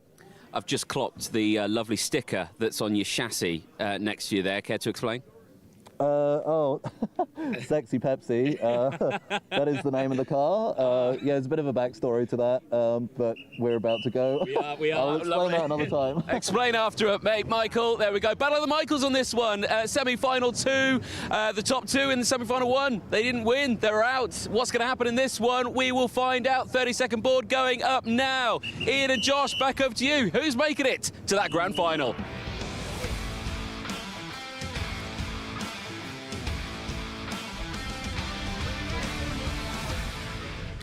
So it's an all-Smith front row for semi-final 1. It's an all-Michael at front row for semi-final 2. Michael Eastwell, we were hearing from there, has Michael Moyers alongside him on the front of the grid for this one. Again, it's packed out. You can see the spectators there from the hospitality units there as well at Brooklyn, so great vantage points. One of the sponsors of the drivers, no doubt, there will be gathering to enjoy the actual great vantage point, because they can see what's going on at Brooklands and at Luffield Corner towards the end of every lap. If this semi-final has as much drama as the first one, we are in for a treat. So pole position for this one goes the way, as we're seeing, of Michael Eastwell in the KMR Sport Spectrum 011C. And he was a 5-time champion of France a few years ago. Next to him, double champion in the Walter Hayes Trophy, Michael Moyers in the Simon Hadfield Motorsport Medina Mark II this season. Then on to the second row of the grid, we've heard from Brandon McGorgan, driver of the Oldfield Motorsport Van Diemen JL 13 a few moments ago. He's there on the inside of row 2, besides Luke Cooper, the double Castle Coombe from the Ford 1600 champion in the Swift Cooper SC20. Ben Mitchell, we reckon he's going to have a good setup on his Wayne Poole Racing with RHE Van Diemen JL16. Hugh Esterson is next to him on the third row of the grid in the Ammonite Motorsport Ray. Then on row 4 is James Littlejohn in the Simon Hadfield Motorsport Van Diemen RF03, Felix Fisher in the TM Racing in the Ray GR05. Then on row 5 of the grid, it's the first of the Team USA scholarship drivers, that's young Jack Sullivan in the Ammonite Motorsport Run car, the Ray GR18. Samuel Harrison in the Don Hardman Automotive Run Furman is beside him. Row 6, that's where we find the second Team USA scholarship driver, Ayrton Houck, in the Ammonite Motorsport Run Ray GR18, ahead of a former Team USA driver, that's Jonathan Kotick, run by Team Dolan this year in the Van Diemen LA10. Row 7 of the grid, that's Tom MacArthur. He's there in the BM Racing Medina BH20, and Logan Pax, the second of the Team Canada scholarship drivers that we have here during the course of this weekend in that Graham Brunton Racing run car. Robert Volk is next up after a penalty put him down the order from the seat yesterday. More of that if we get time in a moment. He's in the KMR Sport Megard SJ01, besides Sam Street, who had a disappointing run in the Janet CESAR race yesterday, but going again, looking for top honours in this race in the Swift Cooper SC92. Charlie Mann on the inside of row 9 is there in the Man Motorsport Ray RG20. Besides the first of the John's Racing Team cars, that's John Svensson in the Ray GR17. Next up, Pascal Monbron, the second JRT car, the Ray GR19, and Alex Ames in the Sony Racing Van Diemen RF90. Then it's Isaac Canto da Silva and the Oldfield Motorsport car of Spencer Shinner on the next row of the grid. Row 12 is Rick Morris, the veteran racer, well into his 70s, and besides him is Ed Thurston in the Neil Fowler Motorsport Van Diemen RF92. Ben Tilley and Patrick McKenna are on row 13 of the grid. Row 14 is going to be Andrew Scarefield and Tom Bradshaw. We're getting through to the drivers now who came through from the last chance race. Then it's Matt Wrigley, Andrew Cameron, Mark McKenna and Sam Mitchell, Richard Frey and Simon Hadfield, who was a pit lane starter in the last chance race, and rounding out the field, George Ditchfield and Jack Butterworth, who scraped his way into the semi-finals. Looking forward to this one, Josh. Another 12 laps ahead of us. Yeah, on a track that is dry, and a track where you can overtake. Dry lines in kind of weird places on a few places as well. But we're quickly moving on then from semi-final 1 into semi-final 2 as we set the grid then for that grand final, which is due to take place just after 3 o'clock. And we've got a couple of more Formula Ford finals before that. It takes a little while. Now we've got 36 cars here to line them all up, but you've got Michael Eastwell there on pole position, who was 6th in this event a few seasons ago, but he got that second place last year. Can he go one better this today? We've got Michael Moores, a double winner, alongside him. Brandon McCorkin having a good weekend. He starts there on row 2, but that pole position slot, that looks like it's on a dry part of tarmac now, which could help Michael Eastwell get off the line. And importantly, it's quite likely that this semi-final will be the faster of the two, and we'll have pole position for the final, unless there's even more safety car laps than we had in the first race. Or a red flag in a shortened distance or something indeed, like that. That's the other thing that would stop that happening. So green flag waves at the back of the grid. 12 laps of racing ahead of us. On the right-hand side of shot, it's the Spectrum of Michael Eastwell. On the left-hand side, it's the Medina of Michael Moyers. The race gets underway. Looked like a decent start from Moyers and a good start from McGorkin as well. Not such a good start from Luke Cooper from 4th position on the grid. So they head down to the first corner, and it looks like it is going to be Eastwell that just manages to fend off Moyers there. It looks like McGorkin there, and Ben Mitchell coming through quite nicely. I think he's up into 4th position. We thought he'd have a good setup on his Wayne Poole Racing car, as James Hadfield trying to make a move a bit further back as well. Luke Cooper unsettling the braking's very late. Is he going to get the car turned in for Becky? It's just about. He's in 5th place at the moment, but with the door left open for the driver behind him. Brendan McCorkin did a really good job there to keep away from contact with Michael Moyes because he was squeezed up the curb. They were interlocking wheels. They're still going at it over a big puddle, and Ben Mitchell's just going to pass both of them if they're going to battle on the damp side of the circuit. So Ben Mitchell, has he gone second? McCorkin was still alongside him, and they've touched, I think, I'm afraid. Yeah, Mitchell and McCorkin touched there. McCorkin was on the damp side of the circuit and it slid into the side of Ben Mitchell and taken them both out of contention. Yeah, so we've got drivers trying to recover there. We'll try and pick up where they are at the end of the first lap, but look how close it is in the battles a bit further back. At the end of the first lap, it's Michael Eastwell leading Michael Moyes by 1.5 seconds. Hugh Esterson is third. Jack Sullivan, great drive from the Team USA scholarship driver. He's kept out of trouble. He's up to fourth position. Then it's Tom MacArthur, Felix Fisher, Jonathan Kotick, Luke Cooper down to 8th, Sam Harrison 9th, and Ayrton Houck in 10th. And for Sullivan, he's gained 5 places. MacArthur behind him has gained 8, so they're both going really strongly. Behind them, Jonathan Kotick is trying to go around the outside of Felix Fisher. I think that is, yeah. It's the Kotick trying to go for 6th around the outside of Fisher. Couldn't quite make it. There's McCorkin, so he hasn't lost as much as he may have done. He's 13th, but for Ben Mitchell, he's, I think, lost a lot more there. But the top two, Michael Eastwell and Michael Moyes, they're in splendid isolation, where for third position, all things are going on. Jack Sullivan's losing out either side. And Jonathan Kotick, the former Team USA scholar, is up the inside trying to go 4th. So he's having a good lap here. He had a good start too, because he started in 12th in that Team Dolan car. Yeah, he did indeed. That's the car Niall Murray raced at the festival, is it not? So a big battle going on here, headed by Hugh Esterson in 3rd place. He is rather letting the first two get away though, Michael Eastwell and Michael Moyes. The gap has come down 1st to 2nd to just under a second that time. Moyes taking about half a second out of Eastwell, so we'll keep an eye on that scrap, but it's still Esterson just about holding on. It's Kotick losing out there, and MacArthur up into 3rd place there from way down on the grid.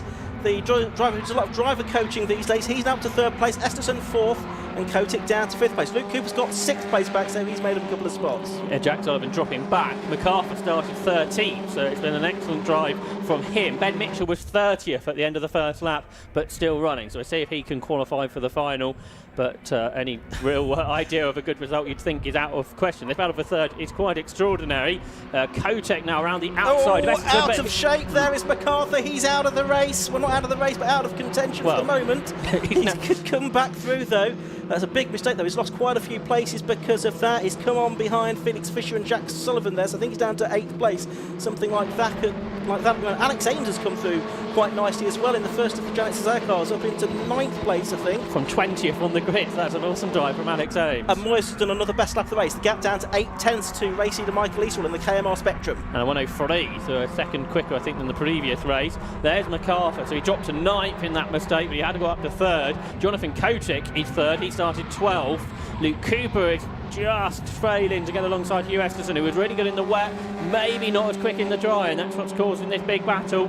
His teammate Ayrton Houck has got past Jack Sullivan. He started 11th, but now he's going past Luke Cooper for 5th, so Ayrton Houck's having a good run. What's happened to Jack Sullivan? Because I can't see that he has come through, not inside the top 20 anyway, so didn't see what's happened to him. Josh is checking the timekeeping system, but it's Ayrton Houck now. He is ahead of Luke Cooper now. Also trying to make a move there is Felix Fisher up on the inside of Luke Cooper. Samuel Harrison's already got past him. Where was Jack Sullivan? He was 10th at the line, but he hasn't come through sector 1, and just checking he's not there. So yeah, it's not a transponder issue, so something through sector 1 has happened to Jack Sullivan, which may be the end of his Waterhays Trophy campaign. Yeah, we'll keep an eye out for that though. So the leaders almost together now as well. It's down to 4/10 of a second, but we have a safety car now. Could that be related to the demise of Jack Sullivan? We've got cars overlapping as they come over the timing line, which they couldn't really avoid because it was such a closely packed bunch.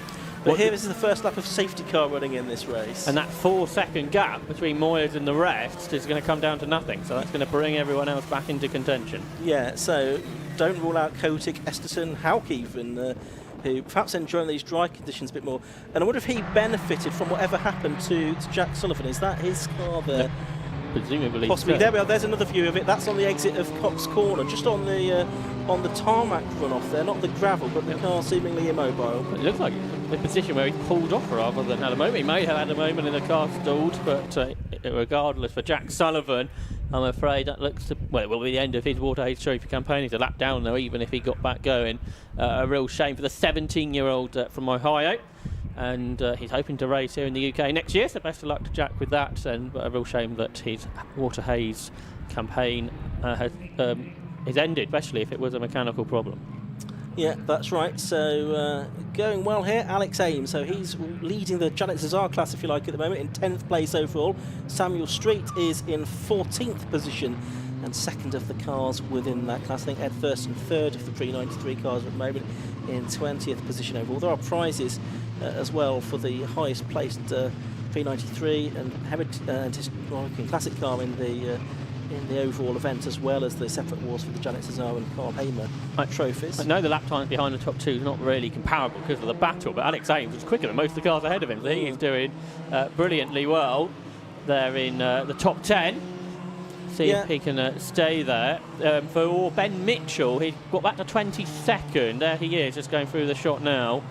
Driver progressing from the races earlier, Tom Bradshaw, he's into the top 18. He's in 16th spot, just ahead of Brandon McCorkin, who seems to have gone even further back since he was involved in that incident, so maybe a bit of damage to his car. We're just seeing on our screen now all the position changes we've had since the start of the race. The top two have stayed where they are. Everybody else has gone up or down, and quite dramatic numbers, but it's Alex Ames up 10, the most impressive within the top 10. And Drew Cameron up 11 as well, from 30th to 19th. Tom Bradshaw up 12, as you were mentioning, up into the qualifying positions for the final.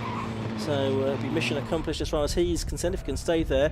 It is needing a lift, that car of Jack Sullivan. So a great shame that the Team USA scholarship drivers, his weekend is over. Didn't really see what happened to that, but it indicates that there might be some damage that has prevented the car from continuing. Wouldn't be surprised, there are so many cars so close to one another. Absolutely. And a great shame. We heard from Jack at length yesterday with his teammate Ayrton Houck. They gave you a very interesting interview, Josh.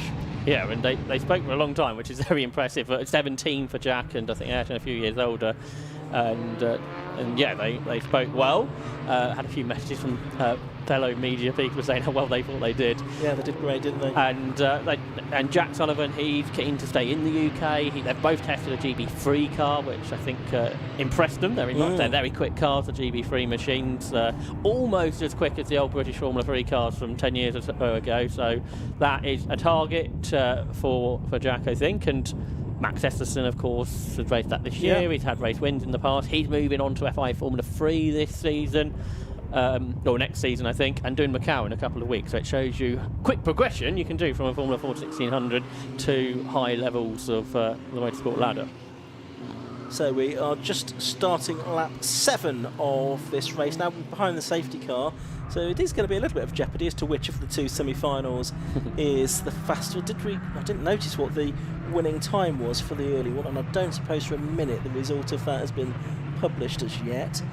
No, it hasn't. I'm sure there'll be some sorting out to do after that race. Certainly looking at the comments on the YouTube feed, a few drivers think there might be some penalties to deal with, so we'll wait for the officials to do their work, and we'll see how soon it is that we get the grid for the final.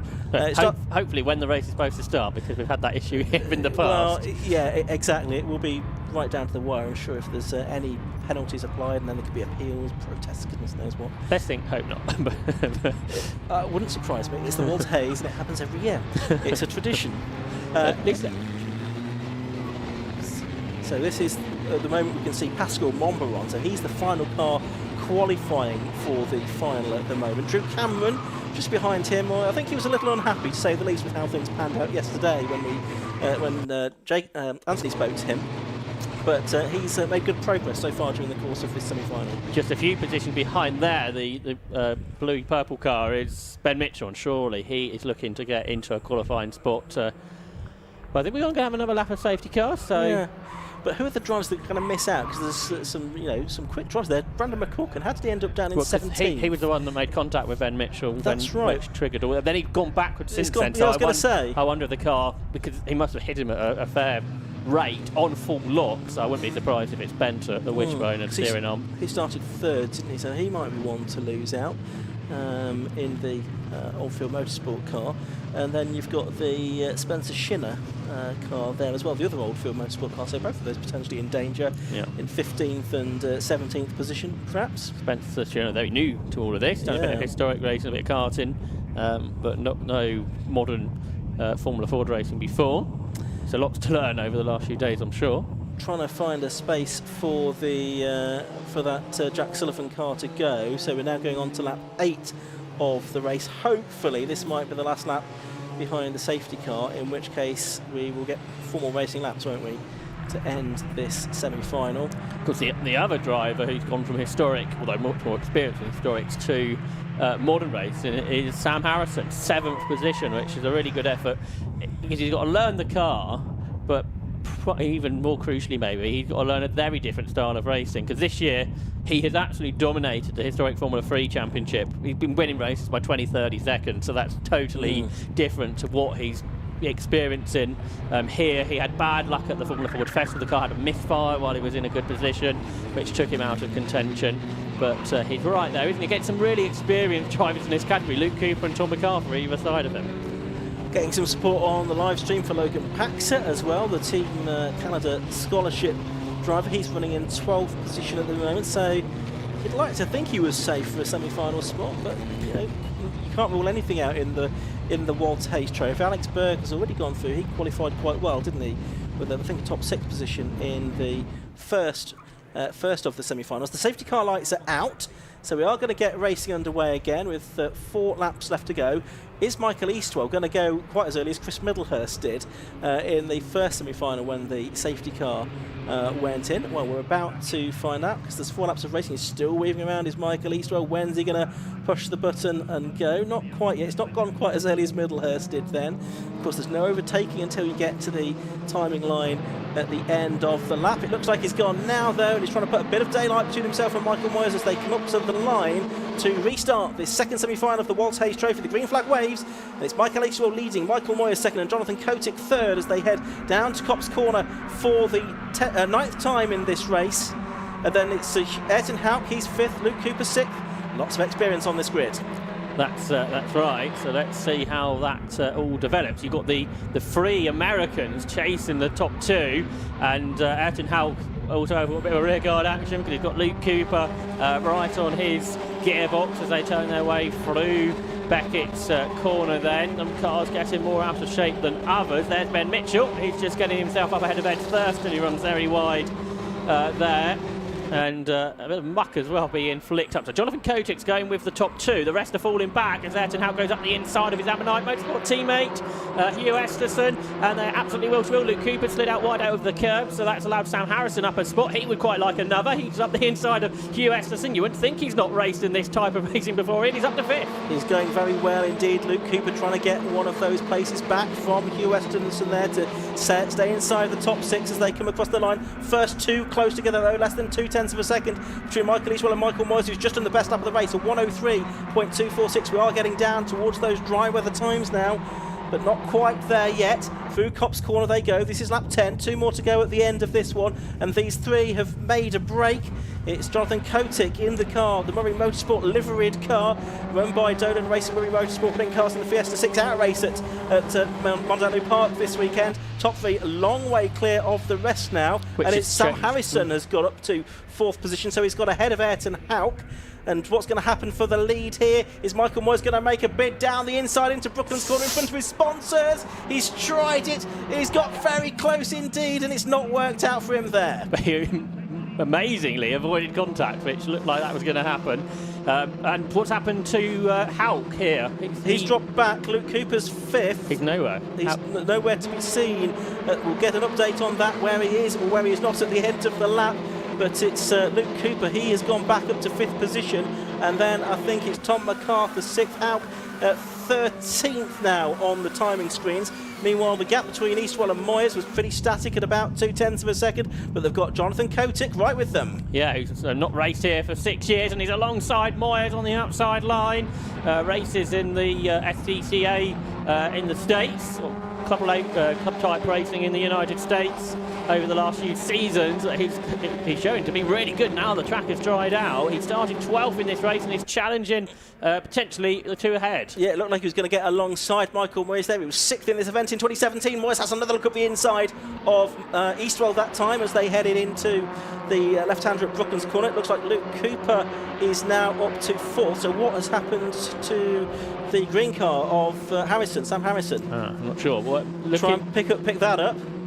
He may have dropped back. Yeah, he has dropped back and not come through the middle sector. Very delayed, so he dropped down to 18th. Yeah, so last lap of the race then. It's Eastwell leading, Moyes second, and Jonathan Kotick third. Still only one of these drivers could win it. Alex Ames up to 7th place now. Ben Mitchell's done the best lap of the race. He's climbed to 15th, so well into the qualifying spots. He's 6/10 faster than anybody else, so what could have been for Ben Mitchell? He could have won this race by a mile, couldn't he? Not to be, though, on this occasion.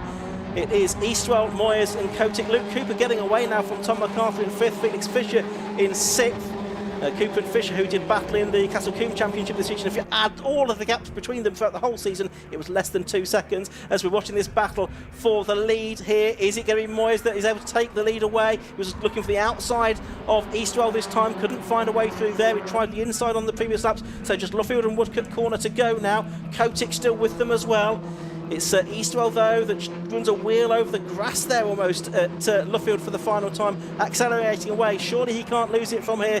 There's the checkered flag made ready at the end of the race, and it's Michael Eastwell that wins from Michael Moyes in 2nd, Jonathan Kotick 3rd, Luke Cooper 4th, Tom MacArthur, Felix Fisher in fact 5th, and problems towards the end. Pascal Montbron has gone out, and Drew Cameron as well, and that was in the final positions for the final as well, and capitalising there, Robert Volkan, Spencer Shinner, those both go through in 17th and 18th position. Drew Cameron looked particularly unhappy with that. Pascal Montbron also out of the race. As I say, they were battling for the final position in the final, and they've tangled on the final lap of the race. But no such dramas for Michael Eastwell.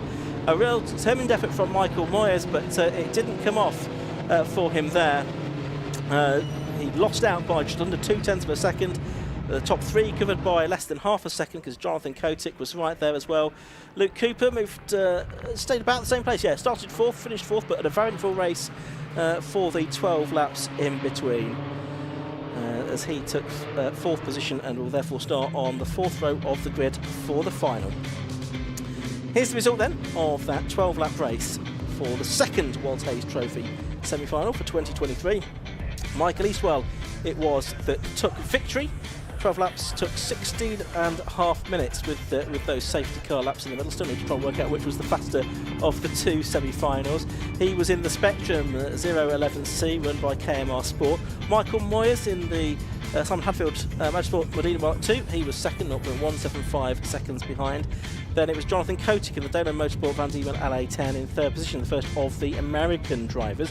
Luke Cooper set the fastest lap of the race on the final lap, 1:02.661 in 4th position in the Swift Cooper Racing Swift SC20. He was ahead of Felix Fisher 5th in the Rage Euro 5. Tom MacArthur 6th in the BM Motorsport Modena BH20. Then Logan Paxer for Team Canada, he was 7th in the Rage GR15. Great drive from Alex Ames in the SEMA Racing Van Diemen RF90 to 8th. Charlie Mann was 9th in the Rage GR20. And James Littlejohn in the Van Diemen RF03 rounds out the top 10 ahead of Hugh Esterson. Tom Bradshaw through from the last chance race to 12th place, great drive from him. Brandon McGorgan salvaged 13th after an eventful race. He tangled with Ben Mitchell on the first lap. Mitchell came back to 14th position. Then Sam Street, Ayrton Houck after his dramas towards the end of the race, the surviving Team USA scholar, finishing ahead of Robert Walken's Spencer Shinner, who completed the drivers that go straight through to the final. But we say goodbye to the rest of them: Isaac Canto de Silva, Patrick McKenna, Ed Thurston, Ben Tilley, John Svensson, Simon Hadfield, Artel, although I'm sure there'll be some of them that might get onto the final grid as a reserve. But for the moment, we're going to head down to the pit lane, speak to our top 3. Here's Josh Barrett. So we're down here after another exciting semi-final for the WHT Trophy. Already presented with his winner's trophy was Michael Eastwell, so I'm going to interrupt if that's okay. Michael, the WHT Trophy's come alive over the last half an hour or so. Tell us about that one, battling with Michael. Yeah, no, it was a good race. I think we both fought pretty hard. Yeah. But no, pleased to come out on top, and I mean, hopefully you can just carry it all the way through to the final. That would be the dream. So. We've been working to this over the last several years, so several attempts of running this race, and second last year. It'd be lovely to cap it off with a win this year, so see how we go. Everyone was expecting the slipstream to be quite strong, and I presume it is from Michael's attempts into Brooklands? Yes, no, I think there's quite a lot of wind out there today, so yeah, it doesn't take too long. If there's a bit of a slipstream going, yeah, it's you're a bit of a sitting duck sometimes, so but fortunately managed to hold on to it, and yeah, we'll see where we're starting in the final, but somewhere on the front row will be good. So. Yeah, the previous one had 2 safety cars. Your one had 1 safety car, but it was a bit longer. It was a long safety car, so I really don't know. No, I'm not sure, but we'll find out. Good race. Because I guess at the moment, at least, that being on pole position, probably an advantage, a bit dry on that side of the track. Yeah, no, it was definitely. It wasn't my best getaway, but managed to keep it going into turn 1. And well, it'll probably be a bit different for the next race, to be honest. Sure. I think it's going to be probably similar across both sides. So whether we're P1 or 2, hopefully it won't matter too much. What were the conditions like? You're getting close to dry lap time, but a few parts look quite damp still. Yeah, it's still, you know, there's a few little quirks you've got to watch out for. So, and always being the first one round, sure, yeah. You're the guy trying to improve on lap time, but also trying to keep it on the track at the same time. So yeah, just trying to manage it and not take too many risks that potentially going to put myself off. So yeah, happy days. Obviously, you did have a bit of a lead at that first part of the race. Was it a bit of a frustration to have the safety car come out? I mean, these things happen. Yeah. It was when I saw the safety car come out, I thought, oh, that's a shame. But no, I just total focus on just trying to make what we could of it, and we did that today, fortunately. So. Well done and good luck later. Thank you very much. Thank you. Cheers. So there's Michael Eastwell, the winner. Alongside us now is the car of Michael Moyers and the Simon Hadfield team here. So we're jumping, Michael, a really close battle there between the two of you. You had one big go into Brooklands, and you did quite well, I think, not to have contact. Yeah, that was twitchy bum time, they call it, don't they? Yeah, so that was very, very risky. But we had more pace than Mikey at that point in the race, and I was just like, I need to make a move because third place was catching up and putting us under a little bit of pressure. So I had to make a move. Yeah, it felt like I'd committed well enough to it, but hats off to Mikey. He defended for his life and made it the widest spectrum in the world. And from your point of view, being in that second place, how strong was the slipstream today so far? Yeah, really strong, especially when you get to within sort of 3 or 4 car lengths, then it really, really is quite powerful. But like I said, you know, hats off to him, he defended really, really well. We had the quickest car out there, without a doubt. Like balance-wise, you could see it was better than the rest of them, which is massive. Massive congratulations to the team on developing the car so well. And looking forward to that next race, it's obviously second row of the grid, and it's going to be watching those previous 2 races. I presume it's going to be quite chaotic out there. Yeah, if those semi-finals are anything to go by, then it's going to, yeah, there's probably going to be a couple more safety cars. But no, I really wanted to win that so I could go off the front row. But having said that, it's fully dry on the outside, so lining up P3 is going to be drier than it was on P2. So. Yeah, I've got to be pretty happy with that. I guess again for you, the safety car was a bit of a frustration because you were catching Michael quite nice. There was a big gap behind you, so that would just been the 2 of you, but instead you had to watch out for behind. Yeah, that was really frustrating. I think if that safety car hadn't come out, we had such a gap to third, I would have won that without a doubt. But it wasn't meant to be. Yeah. Do it later. I was cursing. I was cursing in my helmet when that safety car came out. You can do it later. That's the main time, isn't it? Absolutely. Yeah. I've just got to get the job done in the next one now. Well, good luck, Michael. So there's Michael Moores in second position. Jonathan Kotick is over here, so we can go and have a word with Jonathan. Had a great race there, overtaking lots of cars. Oh yeah, just wanted to take advantage of the early laps, cut through everybody, and then was just there at the end. So definitely just wanted to keep the car in one piece, and got to thank Team Dolan for a good car, and we'll be there in the final. Obviously, a number of years ago, you were with the Team USA Scholarship. Tell us about what you've done since then. Pretty much just did racing in America, won 4 national titles over there, including the national title in the championship. So pretty much doing a light schedule here and there, but would like to come back over here and give it a go, since this is the pinnacle of Ford racing. And that's why you came back this weekend, I presume?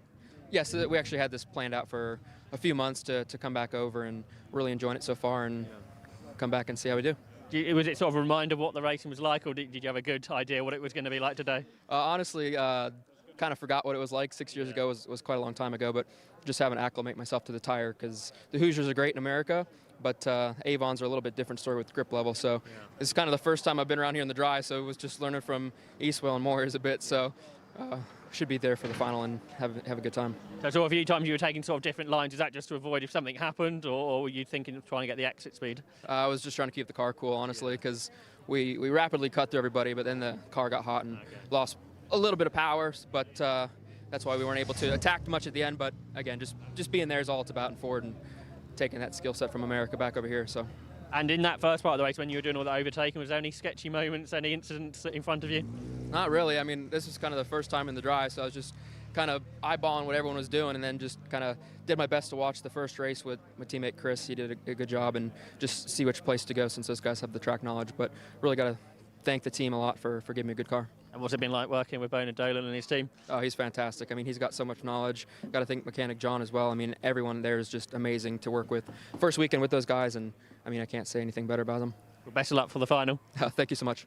So there's our top 3 from our second of the semi-finals. We've got the 3 finals that we will look forward to in a few moments' time. But for now, we're going to take a short break. Then we'll be back as we build up to the Waterhouse Trophy Grand Final with the Janet CESAR and the Cole Homer Trophy just before that.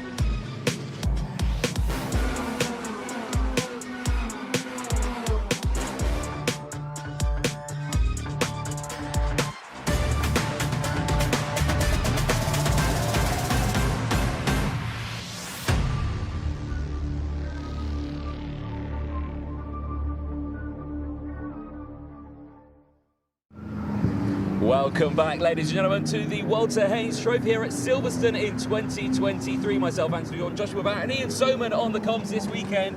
And Joshua, semi-finals have been done and dusted, and they've been a little bit interesting, haven't they? It's certainly a dramatic couple of races we had, wasn't it? And it was all the way through from lap 1 to lap 12 of the race. We had contact, we had overtaking, we had huge battles as well.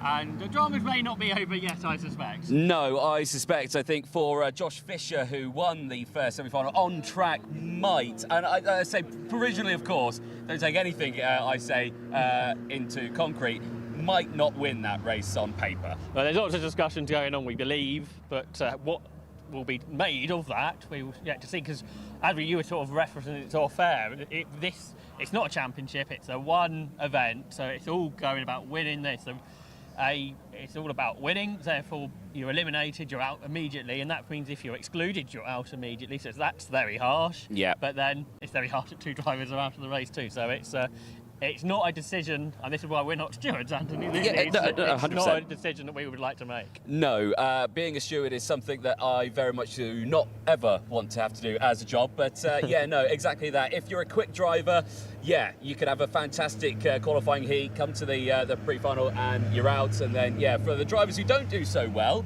in their qualifying heats, they get 2 more races, really, to see if they can try and get through into the pre-final. So, yeah, they get a bit more. Yeah, some people have, I think, had 5 races today. Some of the people, the older cars, we've got those finals coming later, the Janet CESAR and the Cole Hamer. And some of those drivers were in that very first race at the beginning of the day. So they had the progression race, and they had the last chance race. Then they made the semi-final. And then potentially they could be in 2 more finals. I think James Clark is one of those. He's, I think, right at the front of the Janet CESAR trophy, and then he's right towards the back of the main Walter Hayes trophy. So he'll have 5 races in one day, and of course it's a short day as well. We started at 9 o'clock, we're finished just before 4 o'clock. That is a lot of racing to do in a short amount of time. Certainly is, and for the rest of the drivers as well, in the first of the pre-finals, the semi-finals, whatever you want to call them, Joey Foster did a fantastic job as well. He came through the field, and as well, you've got to give it to Rackshaw as well. Andrew Rackshaw, who 27th to 5th. I mean, what a race! It's extraordinary. He's from South Africa. He's not done very much racing in Britain. He was here at Brands Hatch last weekend doing Champion of Brands, which he was a little way off the pace. Then yesterday he was caught up in a turn 1 incident. He did take the fastest lap after, but he lost the lap, so to start at the back. Didn't really think much of it, but he's been fastest in every race he's done. Like I said, over more than 20 cars. Absolutely extraordinary. And I don't think we've ever had somebody complete all the races during a day. Whether he could make that starring effort to get onto a podium or even an outright win, it would be sort of the story of the massive story, probably the Walter Hayes Trophy, not just this year, but in the whole history. Well, yeah, exactly that, because, well, for many of the drivers as well, there's been some drama. But, I mean, you've got to really feel bad for the likes of Rory Smith. He was one of the drivers who we thought was going to do the double. Unfortunately, that has not happened. He's been eliminated now, and it feels so harsh. Basically, he didn't have any part of the incident. He was just breaking into Beckett, so there was contact behind him, and suddenly he gets wiped out of the race. Where did that come from? He must have wondered. And he was saying to me yesterday about how this event, he's won the Formula Ford Festival twice, but this event he's never had much success in. He said more often he's ended up in a gravel trap or something, but this time he's ended up off the road in a big incident, no fault of his own, so absolutely gutting for him. Yeah, it's a pre-final 2 or semi-final 2 as well. That was a little bit interesting. Michael Eastwell did well. Yeah.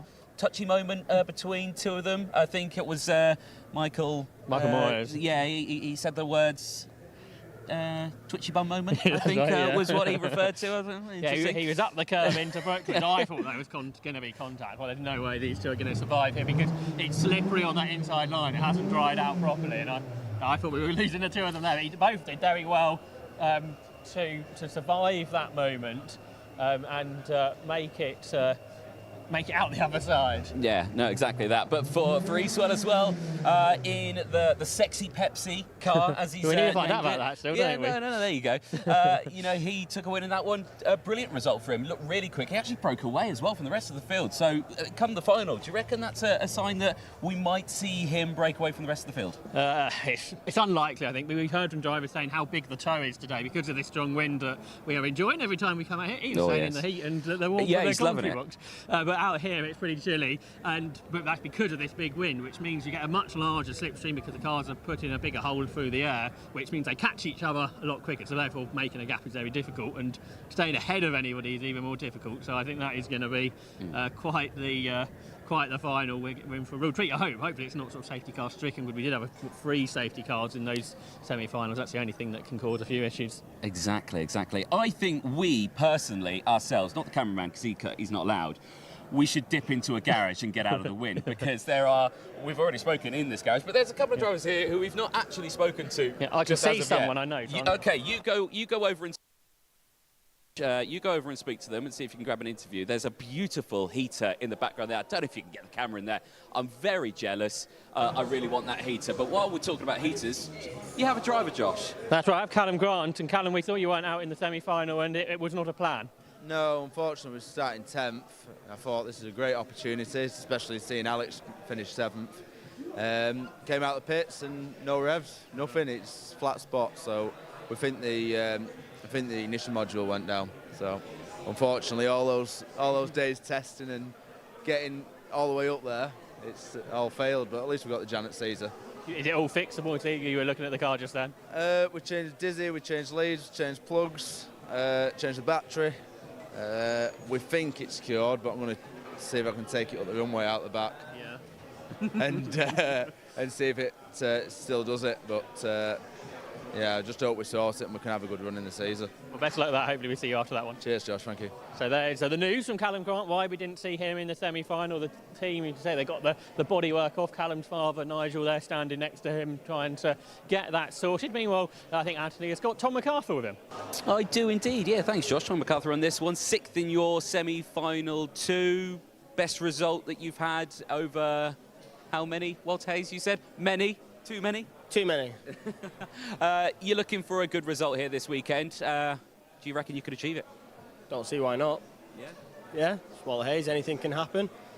Started the semi in 13th, was 4th by the end of lap 1, 5th or 4th. So it goes to show that, just keep your nose clean and people move out of your way quite nicely at some point. Dry track now, that's going to make it a little bit more difficult to try and get those positions done, because yes, it's a lovely circuit here at Silverstone, but there's not many overtaking opportunities, is there? It's not that bad. If you consider it's basically just a triangle, Formula Ford's really good for the toe.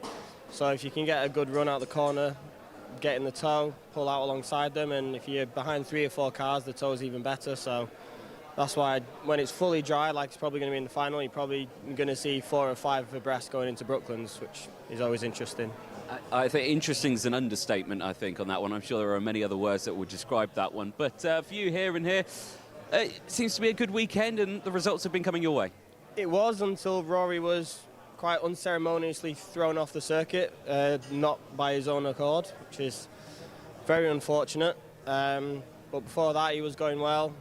I struggled a little bit yesterday, but dragged it home in P7, I think. And Drew was having a really good comeback in that semi-final. He was going to make it, having done the progression and last chance race, but again, not by his own accord. Someone else's mistake forced him off the road and ended his day, really, which is not great. One more race to go then for you guys, and how are you feeling? Are you ready for it? Born ready. That's what we like to hear, mate. Best of luck, Tom. Cheers. Thank you so much. We'll let you crack on. Josh, why were you standing out here in the cold, mate? There was a perfectly good warm garage in there, mate. Honestly, I'd have just cracked on with that one. What have you found out since I was chatting there? Well, there's lots of work going on in various garages. We've got the Wainpool Racing crew next, looking at the Josh Fisher car after that. You've got Ben Mitchell's car also being worked on. Yes, and I had in my ear, unofficially, it wasn't officially announced, Right. but there was a question that there may be a 5-second post-race time penalty going towards Josh Fisher, which would put him down, I think, to about P9, I think, on the grid, Okay. but or in the race result. So that's unofficial. Again, don't take my word for it. I'll get a full update on that in my ear at some point. But yeah, obviously for him, not the results he would be wanting. No, that's right, and it's an interesting penalty, really, at the end of the day. So, yeah, let's see if that goes on. But one of the big things about these end-of-season events is the international interest. And Team Canada Scholarship have brought 2 drivers with them again this year, which is Logan Packer and Alex Berg, and we'll catch up with them to see how they found the race in that semi-final. Alex was pretty dramatic. Yeah, no, I mean, it was fun for P5. It was a fun race, started at P8, but yeah, I was up P5 up with Brooklands right before I had a little bit of contact with another driver and dropped down to P7, but you know, that's how racing goes sometimes. Me and Logan, I think we're starting side by side in the final, so that'll be interesting, just like Brands Hatch over at the Ford Festival. But yeah, I'm really happy to be here. And Logan, tell us a bit about how you found the semi-final, because from the outside, there looked like there was a lot going on.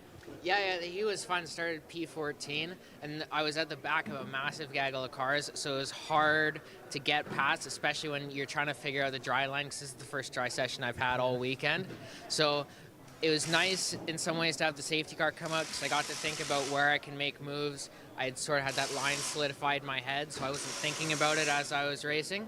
So at that point, some gaps opened up after the safety car. I was able to get in there, and there were some incidents ahead. So I was just trying to make up as much time as I could. I only had like 5 laps to get up as far as I could from, I think at that time, I was in 12th on the safety car. So I got up to 7th, same as Alex, where he finished.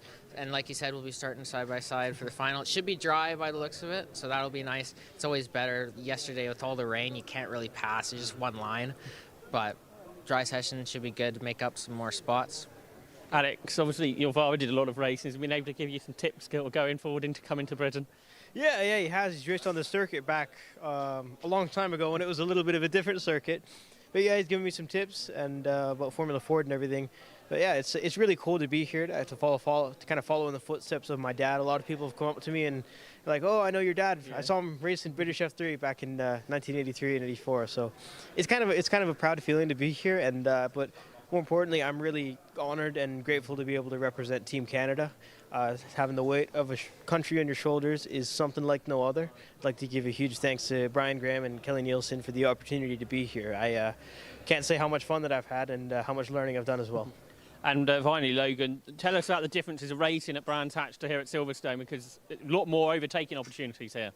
Yeah, there's a lot bigger straights as well, so the draft plays a bigger role. At Brands, it's more reliant on you, but here your track position is really important. Make sure you get a tow. You're all on your own. You're not going to catch up to the pack ahead, so that's a bit important. Also, the differences in elevation at Brands, I think because there's so many like smaller bumps, changes in elevation, there's a lot of different lines. Here, there's really only one place to go because the track's so flat. There's not a bunch of variation and things you can do under braking.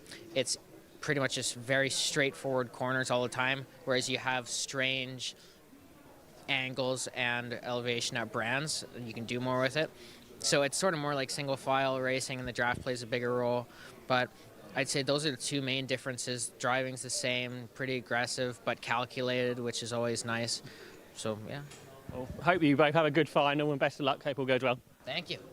So, just quickly, boys, though, before we disappear, what is rule number 1 of racing?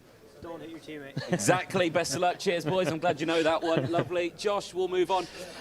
Question for you, Josh. Pit lane or pit lane? Is it 1 word or is it 2? 2, I think. You think 2? That's what I'm going for. I think it's 1. It's a lane that's in the pits. I don't know. I don't know. Pit lane. Couple of drivers here. I might bring the question here. Right, okay, we have here... Josh LaRue. Josh, right, okay, Josh, I'm going to ask this question quickly. Nothing to do with the racing whatsoever. Pit lane or pit lane? Is it 1 word or is it 2? 2 words. You think 2? Well, I think it's 1. There you go. The drama here. Right, okay. Firstly, how's the week been? And are we ready for the finals coming up later?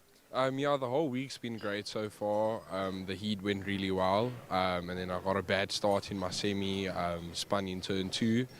Dropped down to 32nd. Luckily, I worked my way back up to 17th. But it's the same position I was in last year. So hopefully in the final, we can just work back up and hopefully get a podium finish. Yeah, that's what we need, isn't it? Podiums here at Silverstone in the World Taste Trophy. Always a fun thing to get. And watching the races, now the track's dry. It's incredibly tense out there, isn't it? And it's very, very close in the times.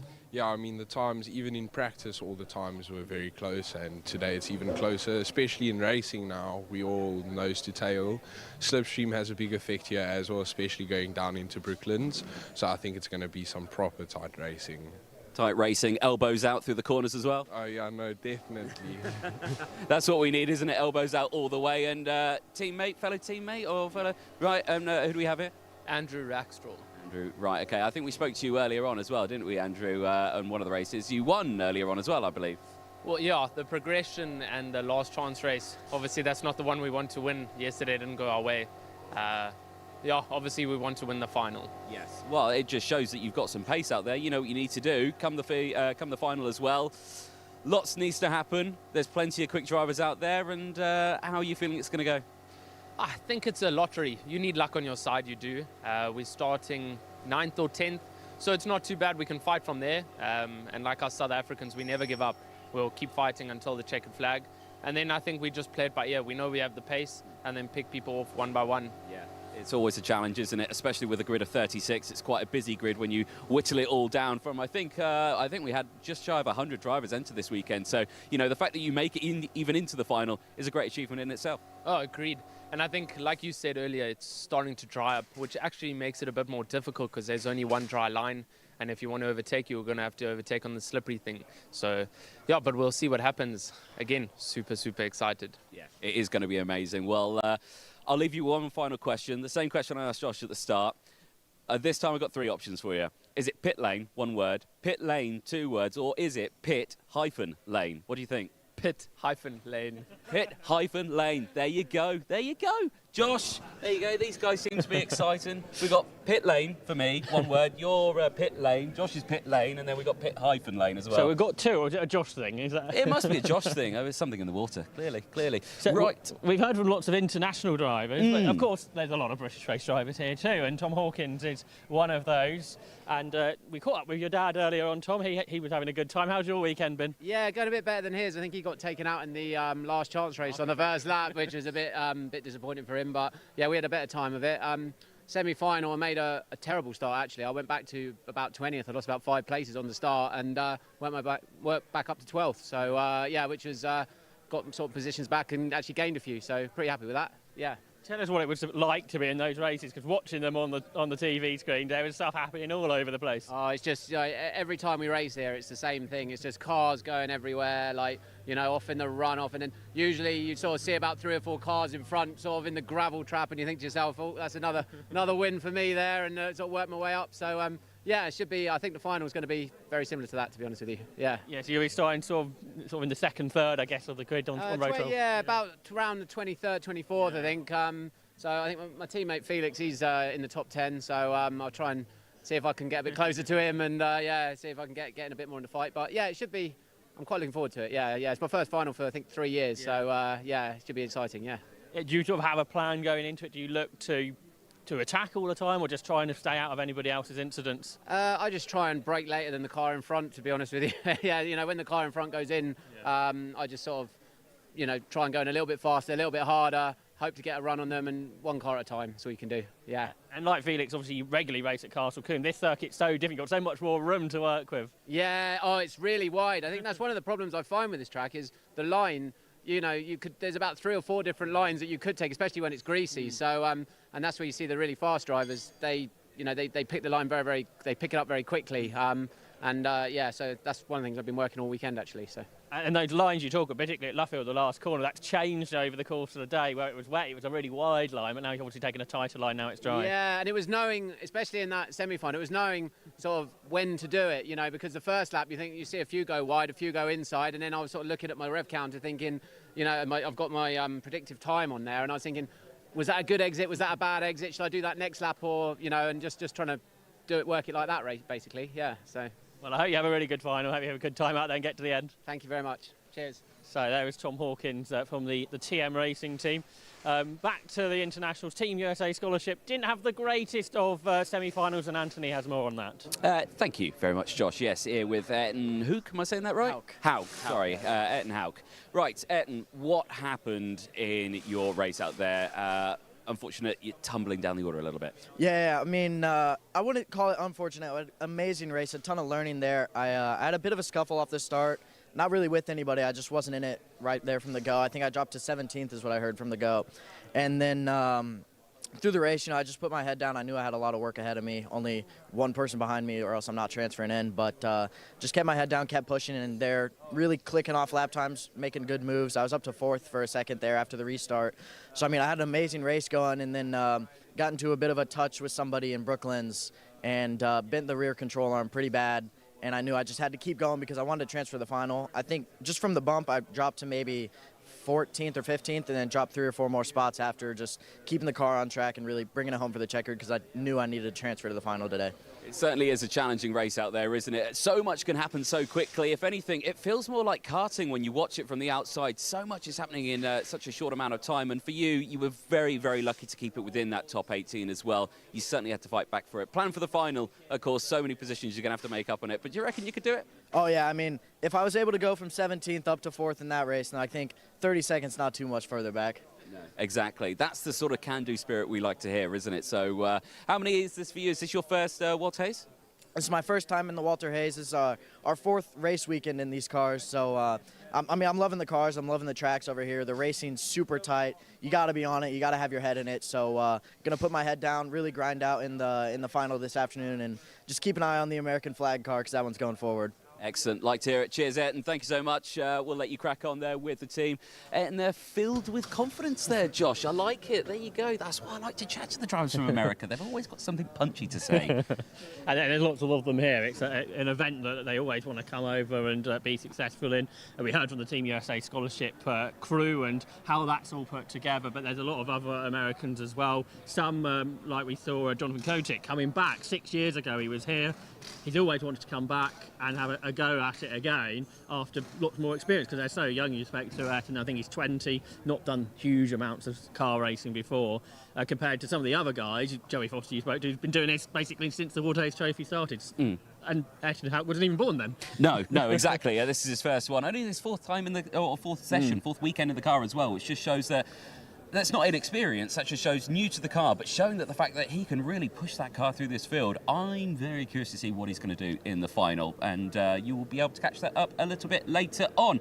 We are going to go back to a break now, but do not go anywhere. We are back in around 30 minutes time at around 10 to 2, so do not go anywhere. We'll be back for the finals for the Walter Hayes Trophy in 2023.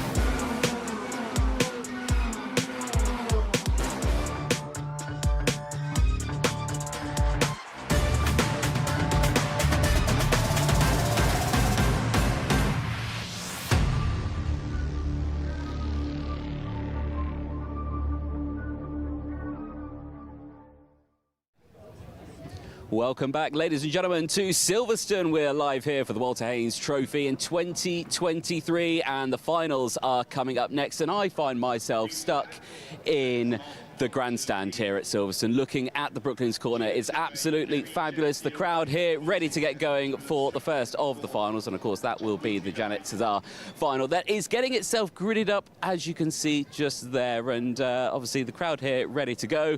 I'm personally ready to go as well, and I've actually found myself sat next to quite a legend in the world of TV presenter. I've got a Channel 4 presenter right next to me from 22 years ago.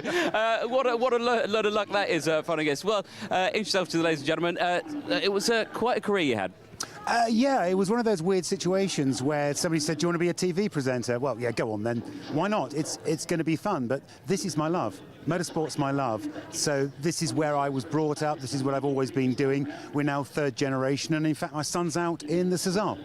Oh, well, there you go. It's brilliant to have it here, and you're ready to watch the Janet CESAR race that's coming up in Lex. Who do you think is going to take the win on that one? To be honest, the guy that took it first this morning, you know, he was class of the field. He was way above the rest. I can't see it changing. The only difference is these guys have gone to slicks. Maybe it'll benefit a quicker guy, smoother guy, but I think as it was this morning. Awesome. Thank you so much for your input on that one. The crowd's ready to go. I'm ready to go. We've got some drivers here, so we're going to leave it as the cameraman nearly falls over on a step. Please do not fall over. There we go. More younger audiences making their way up. Perfect. Right, we're going to break some rules now. Thank you so much to the crowd giving us a wave. Beautiful stuff. They're ready to go. Let's jump in then to the assembly area. I'm going to break the rules. Hopefully the man in the high vis is going to shout at me. Cameraman sneak under as well. Don't worry. He's media man. He's allowed to thank you. He gives us a nod. There we go. Don't want to get in trouble. There you go. Getting told off already. Oh, there's marshals everywhere. I'll move this gate out your way. Squeeze on through. Push it back. There we go. Again. And he can't shout at me because I'll put it back. Right. Walter Haynes, Janet CESAR race about to get underway. Let's chat to a couple of drivers. Starting on the second row of the grid here, James Tucker. He's already here. He's primed, ready. He's tucked into his car. There you go, puns out already. Let's jump into... well, we're not going to jump into it. There's not much space. There's only space for one driver in there. James, you start this one on the second row of the grid. You got the inside line going in towards turn one as well. And it was a good day yesterday as well for you. How are we feeling? Yeah, we're pretty happy. We had a bit of a problem in the semi, which hopefully we've fixed. If we haven't, it'll be a short race for us. I don't think the inside into turn one's going to help because it looks wet on the inside to start, where the outside's got a nice dry run. But we'll give it a go. See what we can do. There's a question looming on the live broadcast in the chat, whether or not it's pit lane, one word, or pit lane, two words. What do you think? Me being the best speller in the world, I'd say 2 words. 2 words? I'd say 2 words, yeah. 2 words? Am I the only one who thinks it's one word? What about the hyphen one? Pit hyphen lane. What do you think about that? That's just too much ink. Yeah, it's too much, isn't it? It is. Lovely. All right, cheers. Have a good one. Mr. Tucker there, getting himself primed, ready to go. Look at that. Nice light-heartedness. Let's chat to James Clark here, who starts alongside. James, we'll sneak in. Lovely blue car you've got here. You can spot it from a mile away. Bit sore on the old eye as well. But you have got a cracking starting spot here. How are we feeling for this final? Yeah, really good. We've been out quite a lot today, obviously, so I should be nice and dialed in. We've had a bit of a punt on setup because this will be the first dry session of the weekend. But yeah, should be all good. I mean, we know roughly where the car will be, so yeah, should be a really good fight with the lads around us, and hopefully we can come away as sort of a 2-time winner. Yeah, well, I'd say that's what we need, isn't it? But it's going to be a challenging race for yourself. You've got a grandstand full of people there ready to watch this race. Is there anyone here cheering you on? Yeah, I've got the usual sort of family and friends. I've got yeah, my parents come to every race meeting, so yeah, they'll be up there.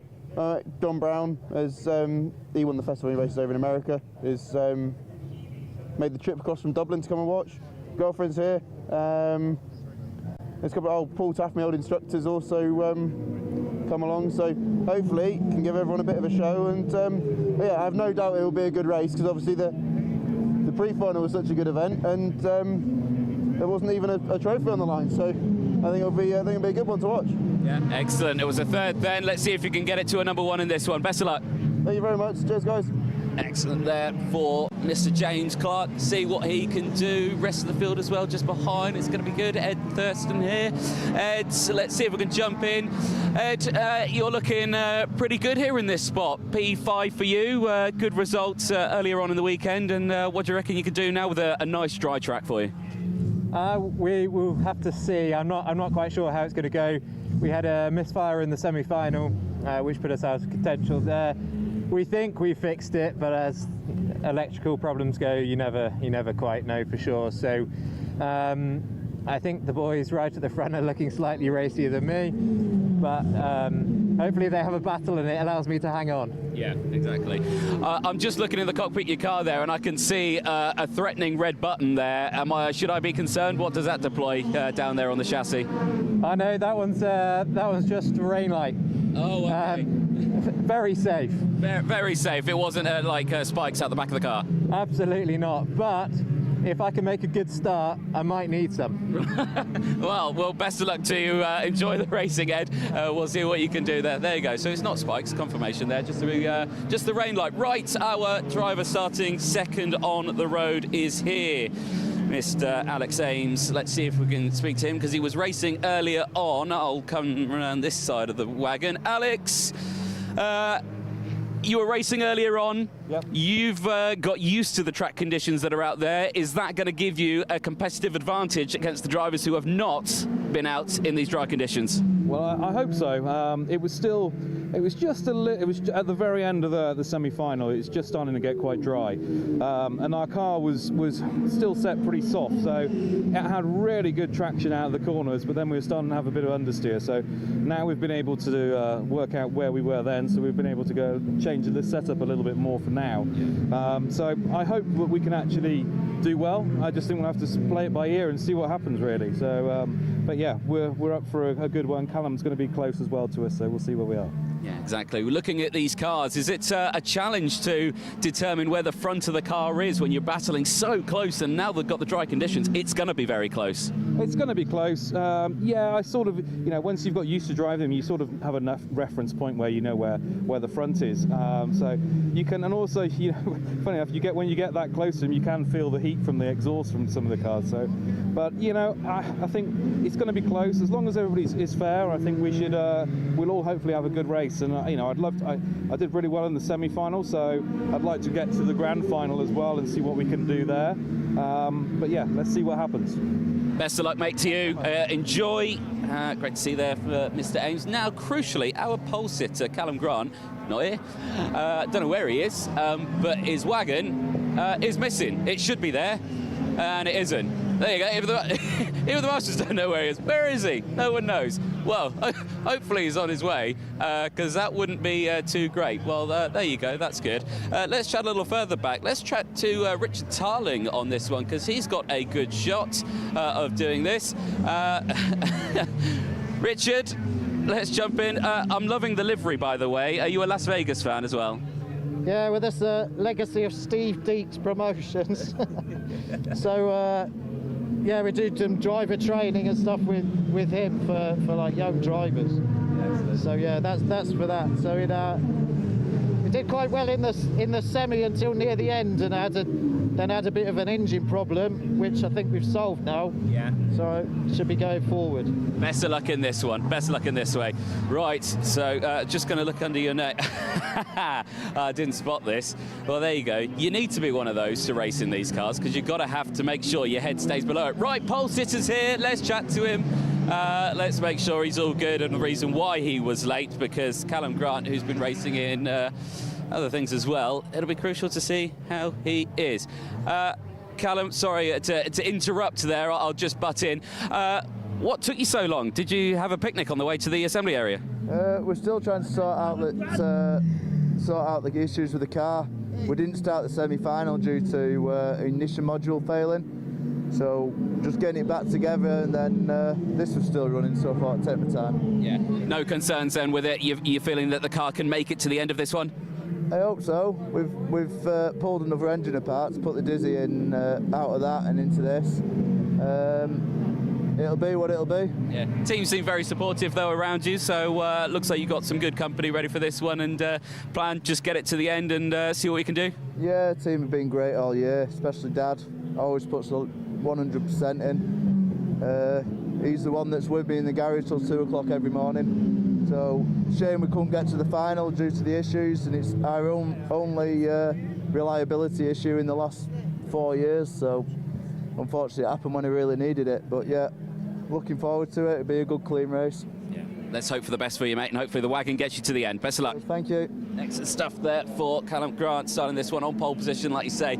Technical issues, they can plague any driver, and for our pole sitter, it is what it is. Right, well, we've spoken to the top 6 out there. Let's move a little further down the order, because I am a big personal fan of this one, and I really want to have a chat with Ryan Campbell. Right, so Ryan, you okay for a quick chat in there? You looked primed and focused, ready to go.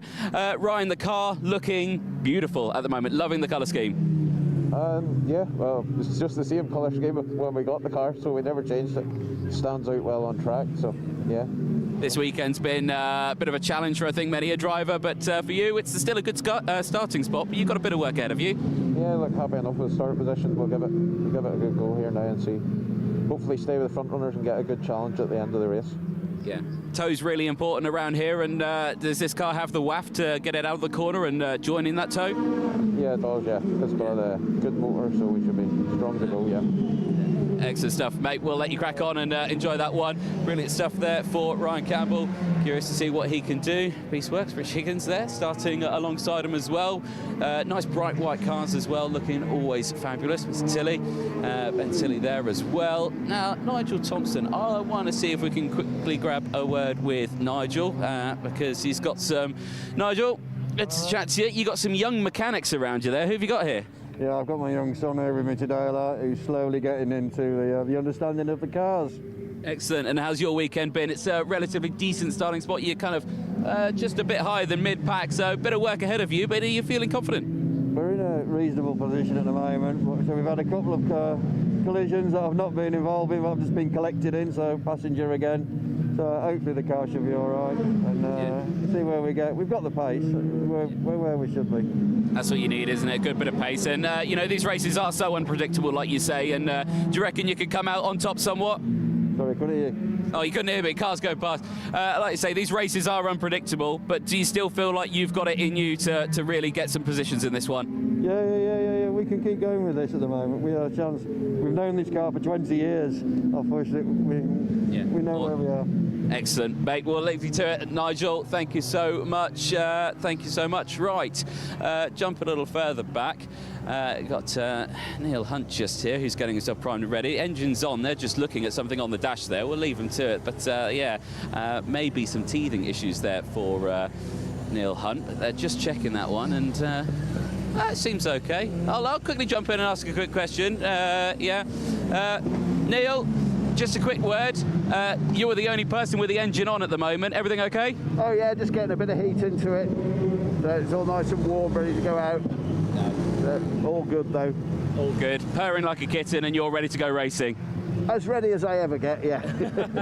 Awesome stuff. It's always a challenge in this one. Very busy, lots of drivers around you. And is there anyone out here that you're particularly worried about, or not too worried about? I think looking at who's around, it's just going to be a living good race, and that's what matters. Yeah, so that's the main thing, isn't it? Right, we'll leave you to it. We'll let you warm the engine up. We'll let you concentrate, because obviously you don't want to get these too hot. You've got to find just that right line of getting it ready. Crucially this time, no one fiddling around with any tyre pressures. Richard Frey getting himself ready as well with the rest of the field, but lots of... Oh wow, look at this yellow. I'm going to call this the banana car, and I'm going to have a chat to the banana car, and let's see if it's got a name. Let's jump over here. Hello. One of our German drivers joining us. How are we? Ready to get going? Yeah, the first races today was very bad for me with crashes, and so I'm have a look for this race. Yeah, finally. Yeah, it's always a challenge, isn't it, Walter Haynes? There's lots of drivers, there's lots of talent out here as well, and are you feeling like you can still make some moves out here? I hope so, but it's a very strong field. Absolutely, absolutely. Yeah, it is going to be a challenge. I'll let you concentrate and focus on that one. Excellent stuff there. Well, there you can see drivers getting primed and ready all the way through the field. Klaus de Hackel there starting somewhat near the back of the field. Dave Porter here as well, also a driver that I think I recognise from other events. Dave, just want to jump in. I'll try to chat to as many people as I possibly can, and I thought I can't leave Dave Porter out. I feel lonely, yeah. Tough weekend for you, but still feeling happy with everything? No, what's happened really is the weather's gone against us, so hence where we are a bit out of position here. It's my fourth time out on the track today, so we've started at 9 o'clock this morning in wet conditions. We're going to be building up to it, but it's just been what it was. In our qualifying, we did it beyond the safety car. So to take the positions from that, well, consequently, we're only as fast as the safety car was. So anything's happening in a race, anything can happen, you know what I mean? So it's not, it's just good fun, just good fun. Like I say, we'll see. Race didn't finish yet, is it? So, no, exactly. It always brings you back to every year, doesn't it? And how many? For 10, 15 years, and I've raced. I've got a radical at home sitting there doing nothing. I've got all sorts of stuff, but I've always come back to this because I started in this when I was 16, and I'm 62 now, and I've come back full circle. So you've got many years' experience in the wagon. Yeah. I've been racing since I'm 60, as I say, 40 odd years now. But the person that can win this race is standing there, and his car's in the back of the truck. But he's got too many muscles. He's got to lose some of his muscles. And that's my son. That's our Joe. Yeah, he would be racing for the win here. Yeah. Next year, we just had a baby a few weeks ago, so he'll be back in the saddle next year. Then we'll be having a bit more fun. Excellent. Well, congratulations. Well done. There we go. Perfect. Lovely. We'll leave you to it. Enjoy the session. There we go. Babies out there as well. Good to see. Right, Andy Clark starting alongside on this one. He's just had some photos and he's been wished good luck there as well by many. You got some fans here, Andy. Yeah. Like I say, what do I need to do to become part of the Andy Clark fan club? Just say I'm the best.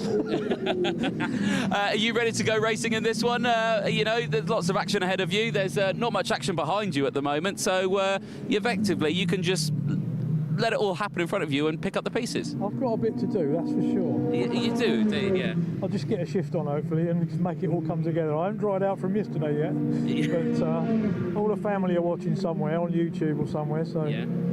Give them a good wave then. Say hello. Yeah. Hi guys.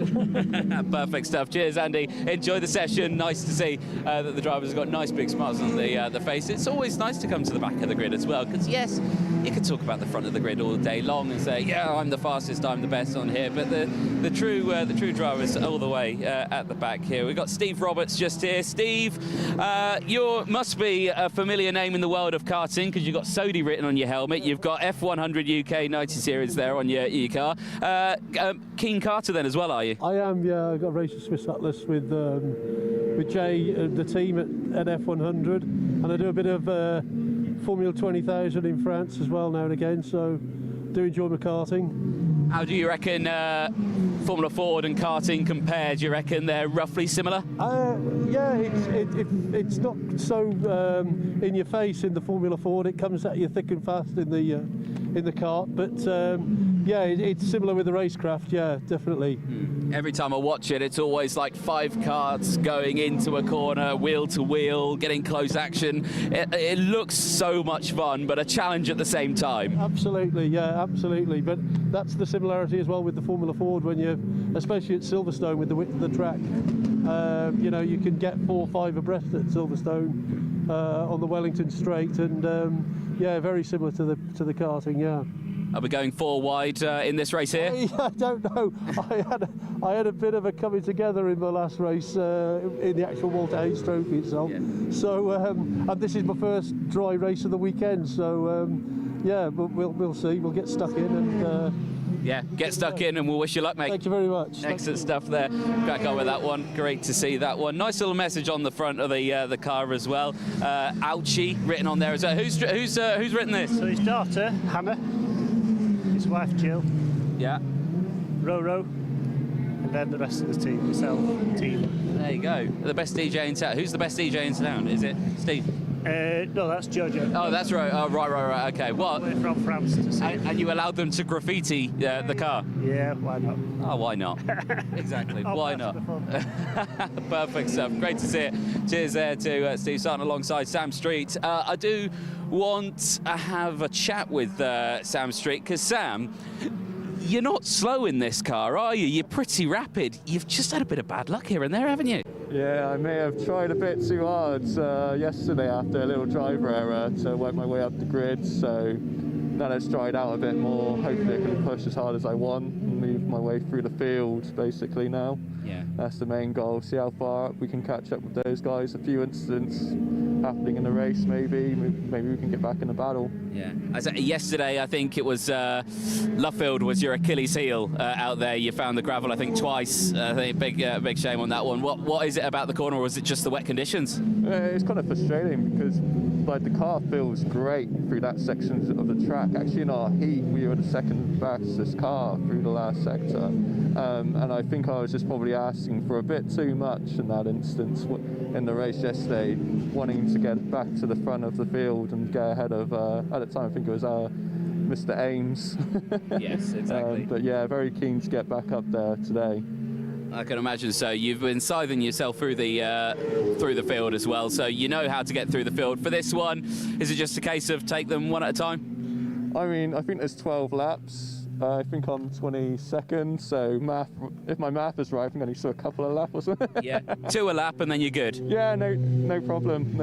Maybe 5 on the first to make it easier for myself near the end. Awesome. Cheers, Sam. Enjoy the race. We'll leave you to it. Perfect stuff. Well, there you go. Well, we got some more drivers back here. Why don't we come back here and chat to our man who starts at the back of the field on this one, 141.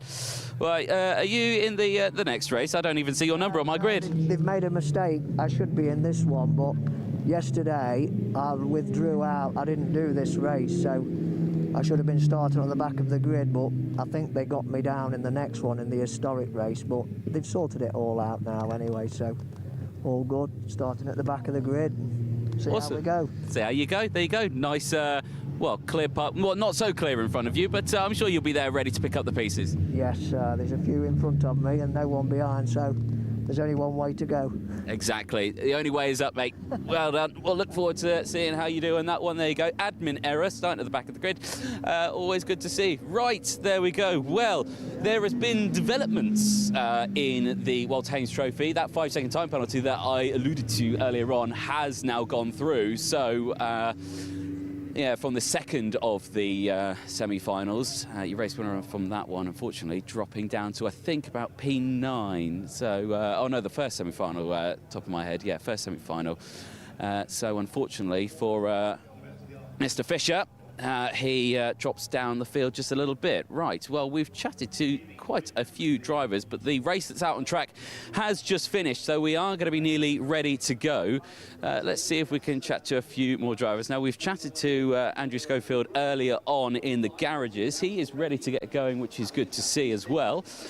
Rich Higgins, who we spoke to as well. Engines being fired up, which is always an interesting thing. It's probably not the best place to stand in the middle of the grid then while we get going, but back of the front, certainly, for a lot of these drivers, they are ready to go. Let's have a look and see if we can chat to some of our marshals here, because again, we love to chat to the marshals all the way throughout. I'm going to ambush you here.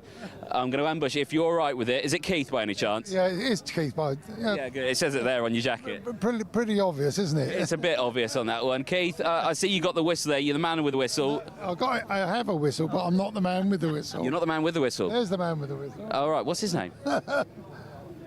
Yeah? What, man with the whistle? He's got a whistle. He's got, but you've got a whistle as well, anyway. But no, for you as well. How have you enjoyed the World Haynes Trophy this year? It's really good. Yeah, fantastic. Yeah. Shame about the weather yesterday, but hey ho. We're all dried off now, aren't we? The sun's been out, but it's actually due to rain at 20 past 3. Don't want to know. I've got to say, I'm not going to lie. I can feel spots of rain on my face right now as we stand here, so that's going to make things interesting, isn't it? Yes. So yeah, but you're ready for this one. You looking forward to the last 3 races? Yeah, absolutely. The drivers have been really good this year. How long have you been marshalling for?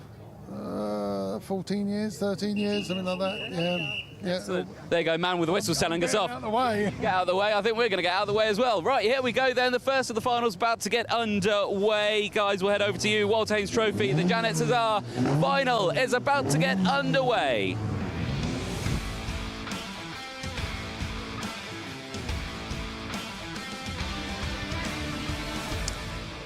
So pre-93 cars on track next then. It is the Janet CESAR Memorial Final. It's going to be a 12-lap race, and the pre-final yesterday was the highlight of yesterday's racing, that's for sure. We've had some pretty good racing throughout the course of the day so far, but yesterday's best race today, without a doubt, the Janet CESAR Memorial pre-final with these cars from the golden era of Formula Ford. And the grid for this final, set by the results in the pre-final yesterday, as you might expect, and more than 20 cars we have on the grid for what should be a very closely contested race. As you can see, the cars now just being released out onto the circuit. Spectators watching on from the hospitality units there at Brooklands, keen to get a good view of the action. Maybe they have drivers that they're supporting or sponsoring in this race as well, and keen to give them an extra loud cheer as they come past at Brooklands every lap. But it's going to be a good racing prospect with a bit of jeopardy possibly, because Callum Grant had that issue which prevented him from taking part in the semi-final of the main Walter Hayes Trophy, but he's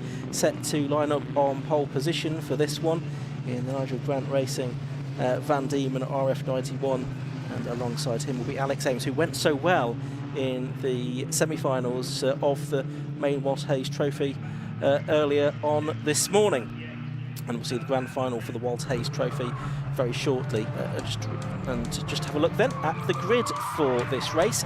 Callum Grant it is on pole position, the Nigel Grant Racing Van Diemen RF91. Besides him, Alex Ames in the Seymour Racing Van Diemen RF90. James Clark, Enigma Motorsport Van Diemen RF90, and James Tucker Motorsport Swift SC92 on the second row of the grid. Then Ed Thurston in the Neil Fowler Motorsport Van Diemen RF92, and Richard Tarling in the Midland Classic Restorations Reynard 89FF on the third row. Then it's another Reynard, that of Ryan Campbell on row 4. He's got Richard Higgins, the winner of the equivalent race at Brands Hatch 2 weeks ago, next to him. Then it's Ben Tilley in the Van Diemen RF86, and South African Andrew Schofield and Kevin Mills Racing Reynard besides him.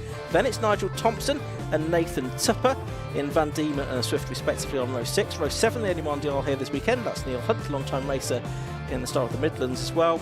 And next to him is Henry Campbell. Richard Frey in the Reynard and Leanne McShane in the Van Diemen are on the 8th row. Row 9 is going to be Klaus-Dieter Hackel and Gerhard Hausreiter.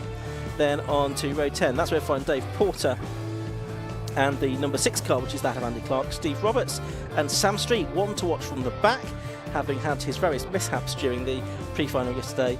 And then Dan Fox, George Ditchfield, the final 2 cars on the grid, although I don't think we saw Dan Fox's car out there. So 23 cars we will have, I think, then for the Janet CESAR Memorial Final. And Janet, of course, the former secretary of the Silverstone Racing Club. This trophy named in her memory. It was first awarded in 2014. It was won by Richard Tarling that year, and it's been won by various drivers, including on 2 previous occasions Callum Grant as well. Josh Barrett back with us in the commentary box. And Josh, I'm looking forward to this one. It could be the race of the weekend. It could be. I think all our remaining races are going to be excellent, aren't they? Our 3 finals, so it all gets even more serious than it already was.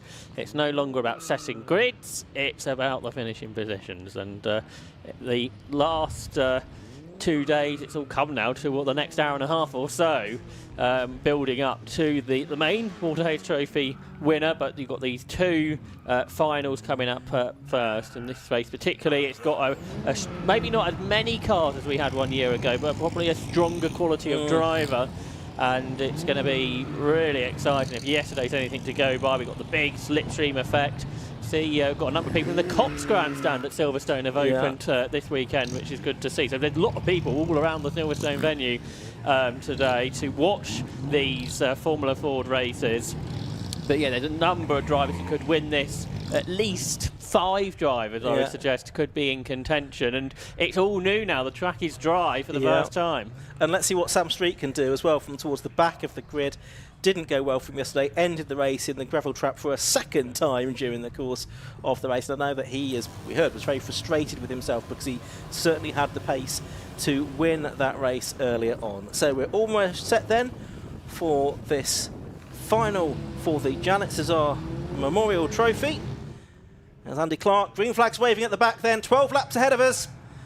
On pole position, it is the car of Callum Grant. Next to him is Alex Ames. Lights go out and away they go then, and it's a good start by Callum Grant from the front row of the grid. He sweeps across in front of Alex Ames there in the Van Diemen in second place. It looks like James Tucker getting up on the inside of James Clark there for third position. Richard Tarling there in the Reynard number 88 is in fifth position. The first five making a bit of a break. Alex Ames trying to get on the inside line for Beckett's. Of course, that's the outside line though, first of all for Maggots. 3 wide for third place. Richard Tarling trying to make up ground there, and he might have done it. I think he has. He's gone third. Nigel Thompson going wide. Gerhard Hausreiter having a spin. And yes, then Dieter beg your pardon, and Dave Porter going around the outside of it. But as they come down towards Brooklands for the first time, it's Callum Grant leading from Alex Ames and Richard Tarling up to third. Yeah, Richard Tarling didn't feature really in this race yesterday. He got a decent result, 6th, but didn't feature in the lead battle. Today looks to be a different situation. He's up there in third, ahead of last year's winner James Clark. Then James Tucker's up next, ahead of Ed Thurston.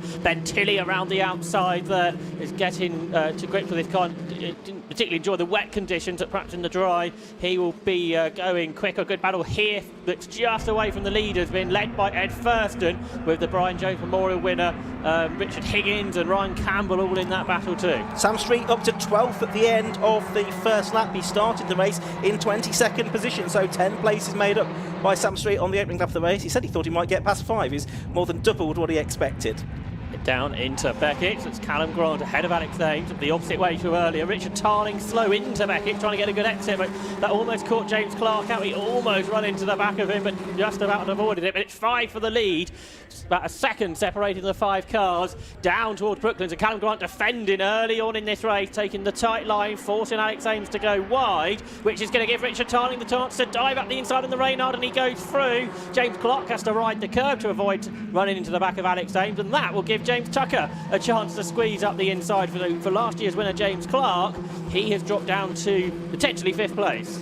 Yeah, well, we'll see how that unravels, but it's Richard Tarling, the man on the move here, the 2014 winner of this race. He also won the Carl Hamer Trophy in 2019 as well. He might well lose second place again down towards Copse Corner though, because Alex Ames had the inside line there, but Tarling determined to try and keep ahead, just a little bit over the curb there on the exit of Copse Corner. That's starting to become more into play now as the circuit dries out, but Ames has got through. Ames back to second, Tarling third, Tucker fourth, James Clark is 5th. It is frenetic stuff. Gap back to 6th place then. That's where we find Richard Higgins now, who's now out on his own a little bit. Yeah, Ben Tilley just squeezed past Ed Thurston into 7th position. Ben Tilley, who started 9th, so he's gained a couple of places. Again though, Grant defending down towards Brooklands.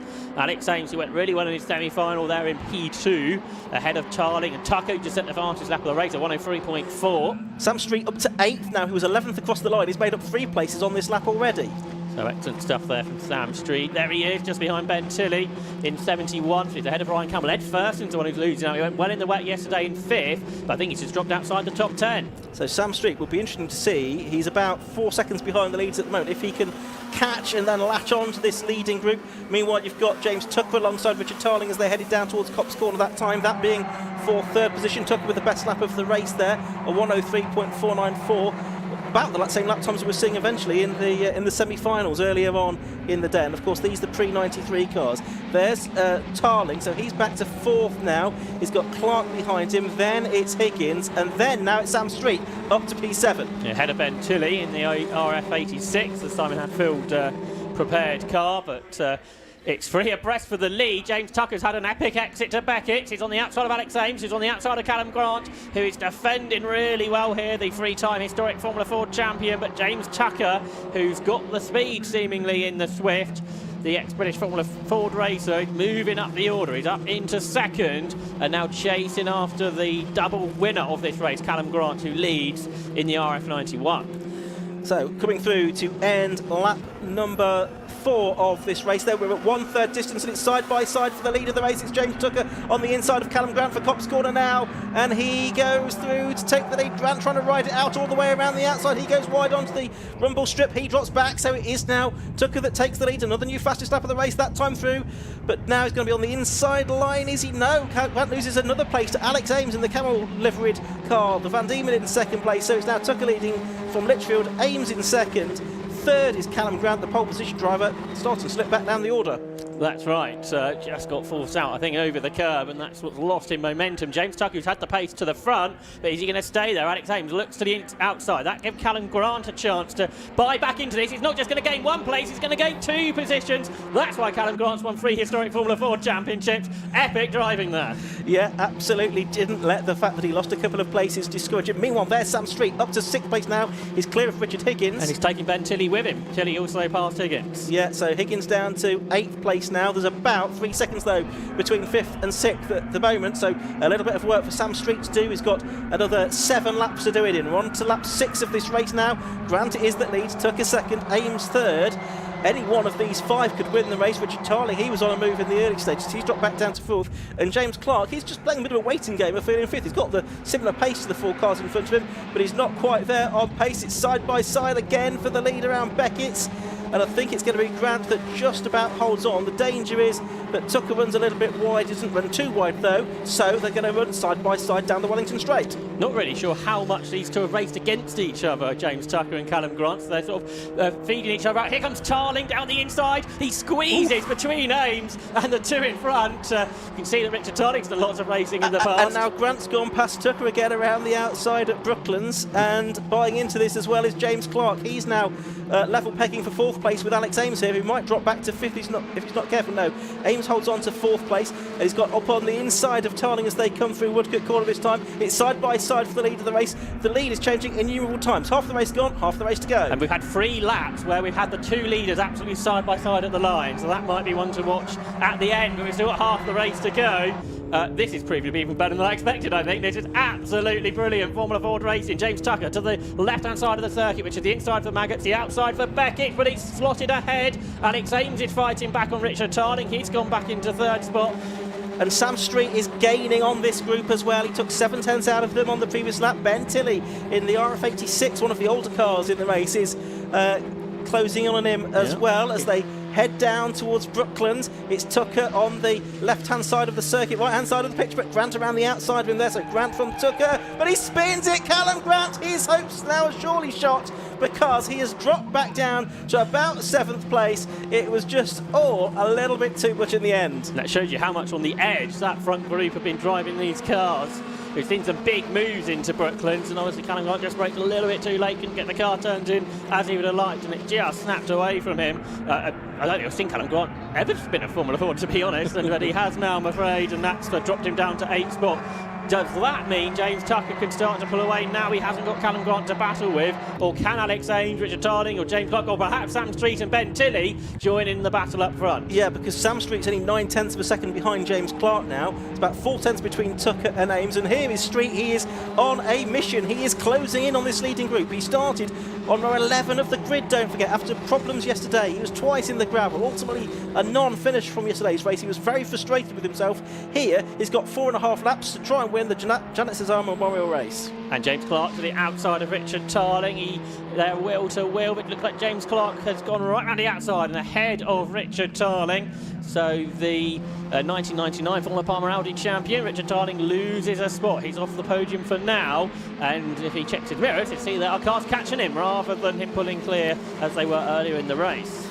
James Tucker with pressure on him from Alex Ames. He's won the MSA Supercar Grand Prix in the past as James Tucker back in 2009. He did some national level Formula Ford racing as well the following year. I think it was something like 11th in the championship that season. Tarling very wide, Street quite wide as well, but not as wide as Tarling was. But Street is now with them. We've got 2 pulling away in the lead now, and we've got 3 for 3rd place. Street might be 4th here by the time they come out of Beckett's corner. He's up the inside of Tarling there. He goes 4th. Brilliant stuff there from Sam Street, the driver who's been his 2nd in Class B at Castle Coupe this year. Probably having the race of his life here from the back of the grid in the Swift Cooper run team. He's looking to the outside of James Clark. Meanwhile, Alex Ames is pressurising James Tucker. Richard Tarling, he's absolutely mighty on the brakes, but too much commitment there. He almost took James Clark out. He nearly took Sam Street too, but somehow they're still on the track. They've all survived. Ben Tilley has closed in on them both as a result of that in the RF86 number 100 in 6th position. So it's 2 for the lead. It's pretty much 4 for 3rd place now. Richard Higgins not too far behind in 7th, and Callum Grant is still there in 8th. Ryan Campbell 9th. Richard Frey rounding out the top 10, but understandably we've been focusing on the lead battle. Not so much of a battle now, though, for James Tucker, because... Yeah. No, it's a back marker in, just ahead of the leaders. Correct, yes it is, sorry. James Tucker still does have a battle in his hand. 0.2 of a second is the gap as they cross the line that time. There's the back marker, Steve Roberts, who does some karting in 22nd position. So Tucker and Ames heading into Beckett's on lap 10 of the race. They do now have a gap of more than a second over the rest of them. James Clark still 3rd, Sam Street 4th, and Richard Tarling 5th. Yeah, of course, that was all triggered when Tarling looked up the inside, and it all got slightly messy, but they all got away with it. Callum Grant catching them all again, isn't he? He's there in 8th. Alex Ames again has a look to the outside into Brooklyn. Here comes Sam Street for 3rd, up the inside of James Clark. Last year's winner, but Clark on the outside line, which gives him the inside line for Luffield. He hangs on into 3rd. There's Ben Tilley, who is in that car that is that bit older than the rest in, and that probably means the car's not as quick, but he's driving that really well. And someone that doesn't do huge amounts of racing compared to some of the others on a real small budget, but Ben Tilley driving brilliantly. Penultimate lap of the race now underway, and we're going to get James Clark and Sam Street side by side. I think it's Sam Street, yes, he has gone through on the run down towards Cops Corner at the start of lap 11 of 12 here. So he goes from 22nd up to 3rd position now. Clark fighting back though on the run down to Maggots and Beckett's. Similarly close to the 2 leaders, so it's Swift Van Diemen, and Reynard in 5th and Van Diemen in 6th. That's the way of it as we work this penultimate lap of the race. Another back marker getting involved. I think that's Andy Clark in the number 6 car. The 2 leaders have cleared him though, and Sam Street about to. And the biggest challenge, this is from Alex Ames, I would suggest on James Tucker, but that Swift is quick in a straight line. It's a couple of years newer too than the RF90 of Alex Ames, but they're both being caught on this lap, I'd suggest, by Sam Street. They turn their way through Luffield. We're about to see how close Street has got at the end of this lap to the top 2. Is he close enough to challenge on the last lap, I wonder? Yeah, and we're about to find out because the last lap about to get underway. Lap 12 of this race, and we've gone all the way through, thankfully. Side by side it's going to be down towards Cops Corner. Tucker in the Swift fends off. Ames in the Van Diemen, the yellow Van Diemen. Former star of the Midlands race, has lots in historic racing now. Ben Tilley in 6th has just done the best lap of the race, a low 1:03. Sam Street still there in 3rd. James Clark still wanting to get back hold of a podium pace on the inside for Maggots, the outside for Beckett's though. These two a few car lengths behind the first 2, but can they pick up the toe down the Wellington Straight? Well, we have to see what Alex Ames can do. How big of a challenge. He popped out though really early, which isn't always ideal, but he is fully alongside. They go under the bridge. James Tucker and Alex Ames almost banging wheels. Ames is nose and ahead, but Tucker's got the inside line, Ian. He has, so he holds on to the lead, and Sam Street now right with them as well. There's no gap from 2nd to 3rd and 4th anymore. These 4 right together. It's James Tucker against Alex Ames. It's all about the run to the line now. Are we going to get a leg change through Luffield and Woodcote Corner for the final time, or is it going to be James Tucker from 4th on the grid that's going to come through to win the Janet CESAR Memorial Race? I rather think that it is though. Alex Ames is going to try and get him to the line. He's going to switch to the inside line as they come over the timing line. And who's it going to be? It is Tucker from Ames by 58 1,000ths of a second. Sam Street 3rd, James Clark 4th, Richard Tarling 5th, and Ben Tilley in 6th position. What a wonderful race that was. And was that not a Silverstone finish? Type finish we just saw? It certainly was.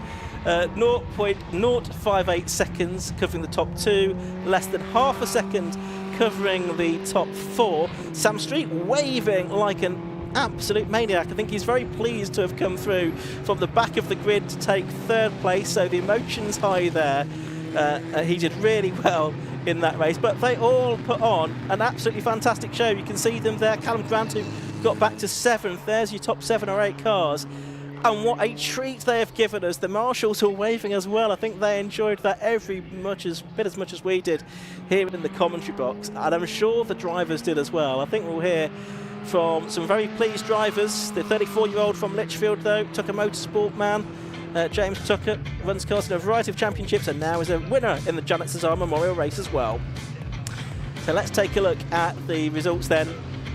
And it was a matter of millimetres between James Tucker and Alex Ames at the end of that 12-lap race. 0.058 seconds between the Tucker Motorsport Swift and the SEMA Racing Van Diemen RF90 of Alex Ames. Sam Street, he was only 4/10 behind the winner in 3rd. James Clark, he was in 4th place, just a few more tenths back. Then Richard Tarling 5th, he was 2nd for a while in the early stages. Great drive from Ben Tilley as well in an older car to get 6th place in the Van Diemen RF86. Callum Grant spun out of the lead uncharacteristically. He got 7th ahead of Richard Higgins. Ryan Campbell was 9th, Richard Frey 10th. And then the rest of them, as you can see, Schofield, McShane et al. And problems as well for 1 or 2. Ed Thurston, I don't think, made it to the end of that race. But we can go down to Josh Barrett in the pit lane. Absolutely epic race that for the Janet CESAR trophy, and our race winners, our top 3, have just made their way down. 58 thousandths of a second James Tucker was the winner by, so we'll just let him take his helmet and his gloves off, then we'll have a word with him. We're conscious these drivers are going to be out in the grand final in about half an hour's time or so as well, so these will be fairly swift. Sam Street, congratulations, James Tucker, the race winner. And James, an absolutely amazing race there for you to come out on top of. Oh, shave my beard. That was a race, wasn't it? That was a proper race. Just great, just hard racing. There was a couple of maybe wheel to wheel, but it's Fords, isn't it? You've got to be racing close to be racing. And in the early stages, you were sort of picking them off one by one. Then you got to Callum Grant, who was a bit harder to get ahead of. Yeah, to be honest, I thought it was Callum Grant's race at that point. We decided to go for a race into the braking zone at Brooklands, and he did what I did yesterday. I went a bit too hard. And then you had Alex, who then put a huge challenge on the last lap. Yeah, I could see him coming, and I just didn't know whether he was waiting for it or he wasn't quite ready to pounce yet. But it was a great race. Congratulations, fantastic stuff there then from James Tucker, our race winner, our first final winner of the day. In second place was Alex Ames, and Alex, again for you, that was an awesome race to be involved in. It was close, wasn't it? It was very close. I was trying to suss out James of where I was a bit quicker than him, and I think I left it a lap too late of trying to put a bit more of an attack on him. But yeah, I managed to get a good run on him, got alongside, but I'm in the wrong braking point now to do this. So, and then I've got a real good exit to try and get alongside him.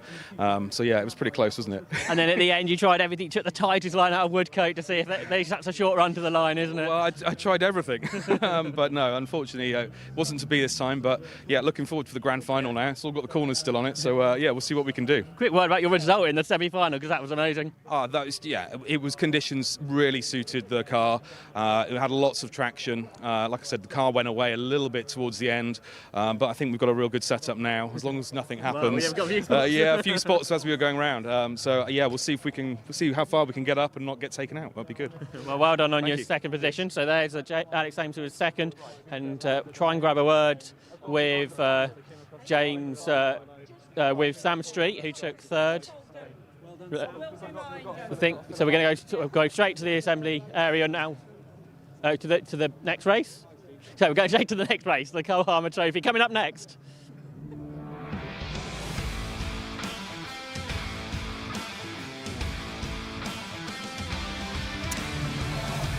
Yes, and this is the Carl Hamer Trophy Final. This is for cars manufactured up to and including 1981, and it's awarded in memory of Carl Hamer, who was Tower Strength of the Marketing Department of Compton Parkinson, a company long associated with Silverstone and Formula Ford 1600 through the 70s and 80s. Joe Armins it is that has qualified for this race on pole position by dint of winning the pre-final yesterday. And he was second in the 2023 Classic Formula Ford Championship. He's there in the Enigma Motorsport Royal 26. Next to him is Matthew Wrigley in the Merlin Mark 11A/20, who set the fastest lap at yesterday's race. Mark McKenna in the GT Motorsport Crosley 35F, and Sam Mitchell in the Wayne Paul Racing with RHE Racing Merlin Mark 20. So Sam Mitchell on the outside of row 4. Then it's Mike Gardner, the former double classic Formula Ford champion of the GT Motorsport Crosley 35F, and Jake Shortland in the Neil Fowler Motorsport Lola T40 440E. Row 4, as you can see there, Simon Hadfield in the Van Diemen RF81 and Rick Morris in the Don Hodgman Automotive Royal RP29. Dominic Mooney in the Midland Classic Racetrations Jayman T2 and Jeremy Kane in the Neil Fowler Motorsport Lola T200. Jack Butterworth in the Neil Fowler Motorsport Lola T200 has Alan Slater in the Swift Cooper Run Nike next to him on row 6.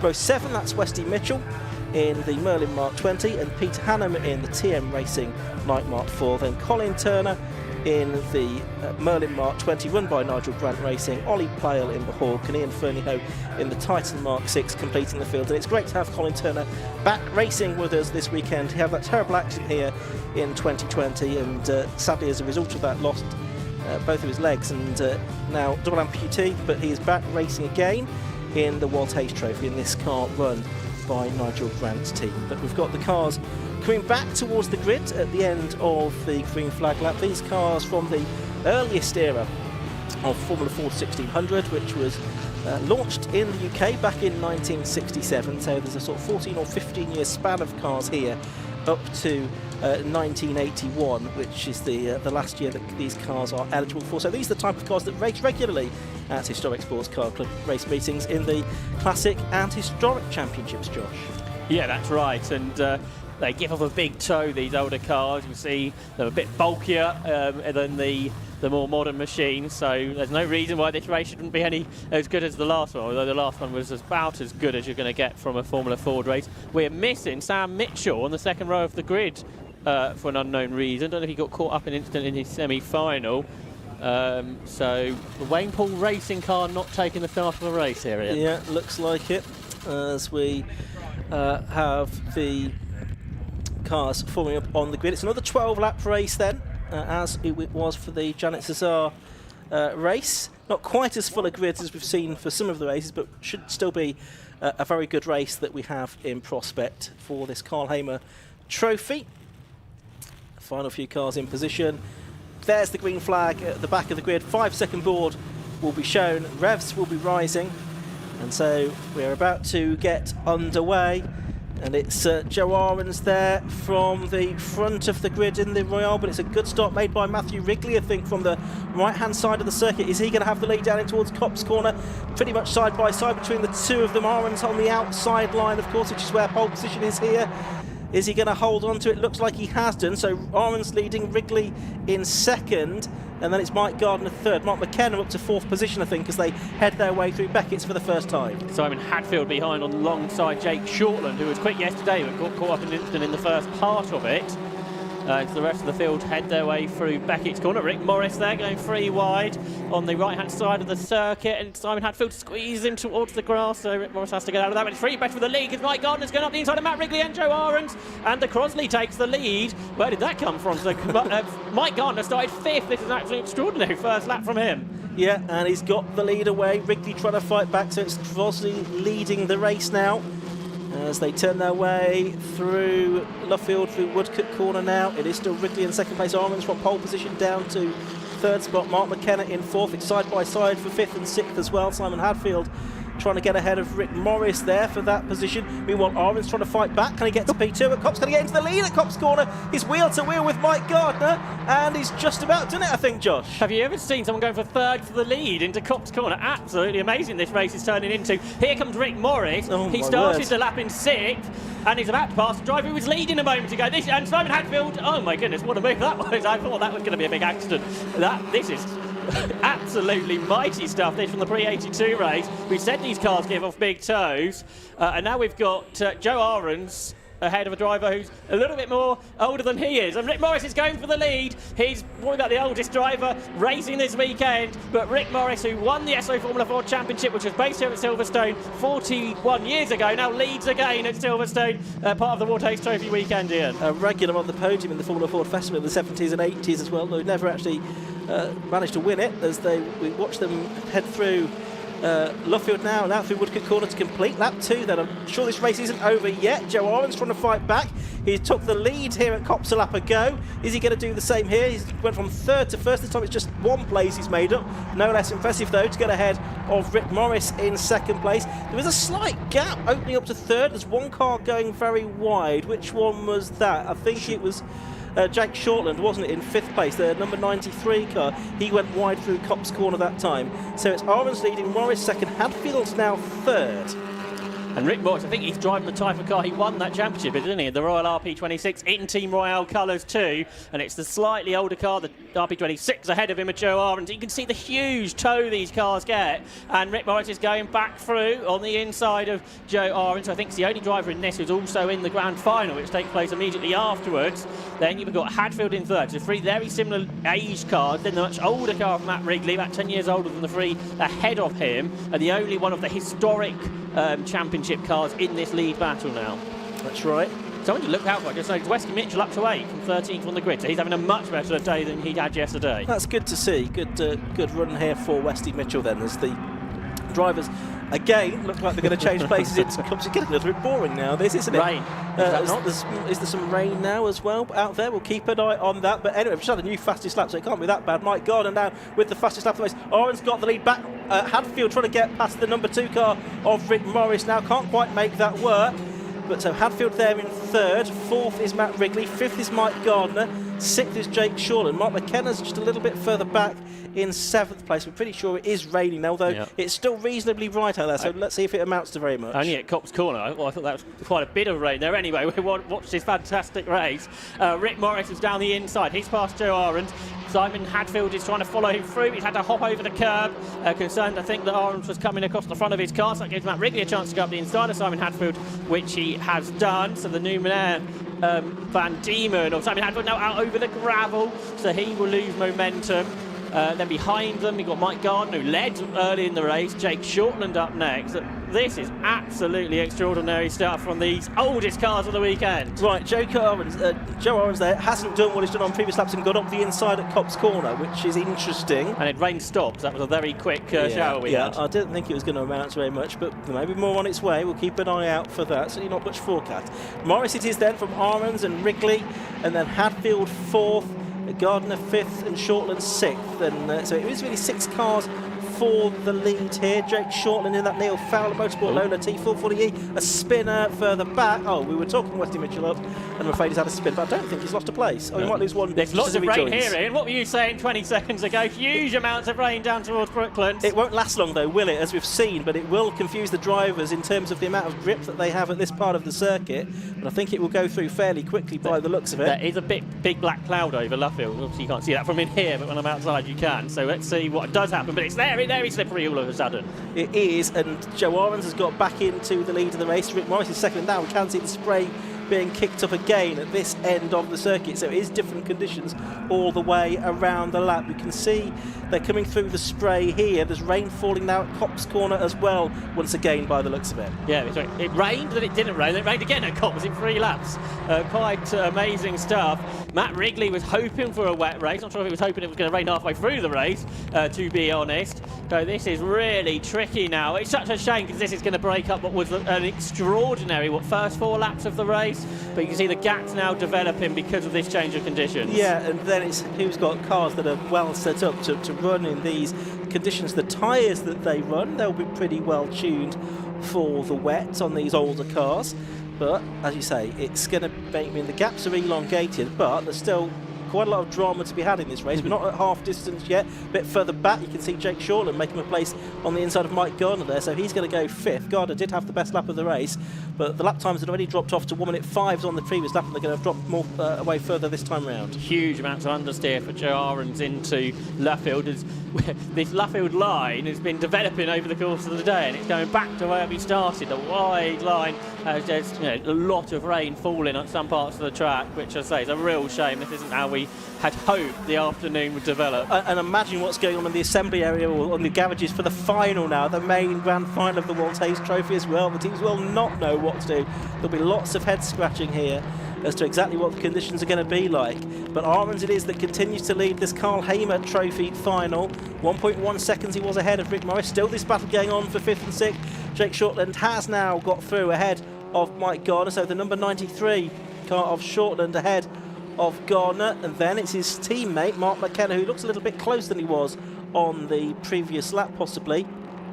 Yes, he was close to about 0.3 of a second on that last lap. Meanwhile, for second, yeah, Matt Wrigley now started to come good in the wet conditions that he wanted, round the outside of Rick Morris, who really starred in those opening laps, but Rick Morris has lost none of his aggressiveness in the last 40 years, but he can't keep Matt Wrigley at bay in these conditions. Merlin going really well in this driving rain that we have around the Silverstone National Circuit. There's 5 laps still to go. He's over a second away from the race leader, Joe Ahrens, but can Matt Wrigley, just like he did yesterday, hunt down that gap? Yeah, so not conditions that these drivers were necessarily expecting in this race. Joe Ahrens has pulled out another 0.4 of a second, I think, on that lap, something like that over Wrigley in second place. Oh, and Gardner well crossed up there through Copse Corner and into the gravel. Now, is he going to be able to get out of that gravel trap? We saw the rainbow forming over Copse Corner. The good news is for the future of this race that yes, he is. So we're not going to need any intervention to get him out of the gravel.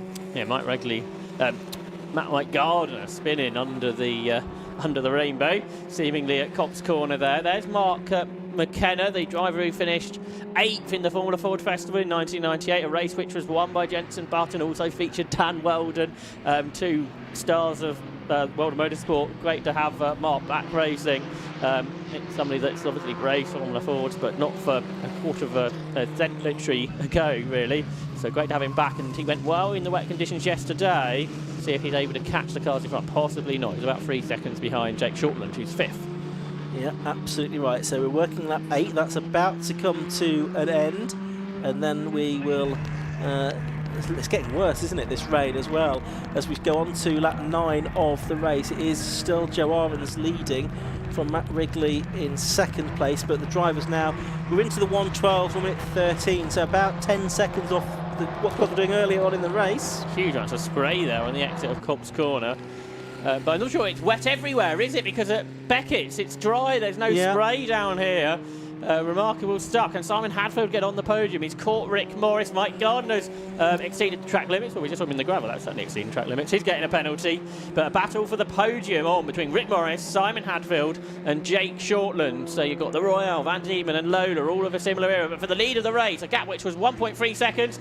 It's more than half before the end of the lap, Ian. Yeah, Matt Wrigley's catching. Down to 4/10 at the latest split. Meanwhile, Shortland up the inside of Hadfield at Brooklands Corner, and I think he's going to go through into 4th place, and now he'll challenge Rick Morris for 3rd position, but the 2 leaders very close together as well now. We'll try to pick those up in just a moment. They're about to come over the line to complete lap number 9 with 3 laps to go, and they're about to come into picture. Here well, that's one of the back markers, that's the Hawk of Ollie Plale from Rascar Racer, but here comes the 2 leaders, and there is 4/10 between them, Joe Ahrens and Matt Wrigley, as we go on to lap 10. They come into Copse, they come into the wet part of the circuit as well. This is certainly the fastest corner. It's the most tricky too in these wet conditions. They come out of Copse and it's dry again basically, and Joe Ahrens is under pressure from Matt Wrigley, who's looking down the inside. Is there grip there? Well, if it's not rained as much, you'd think the inside line would be grippier, but perhaps there's just been enough rain that the outside line is better,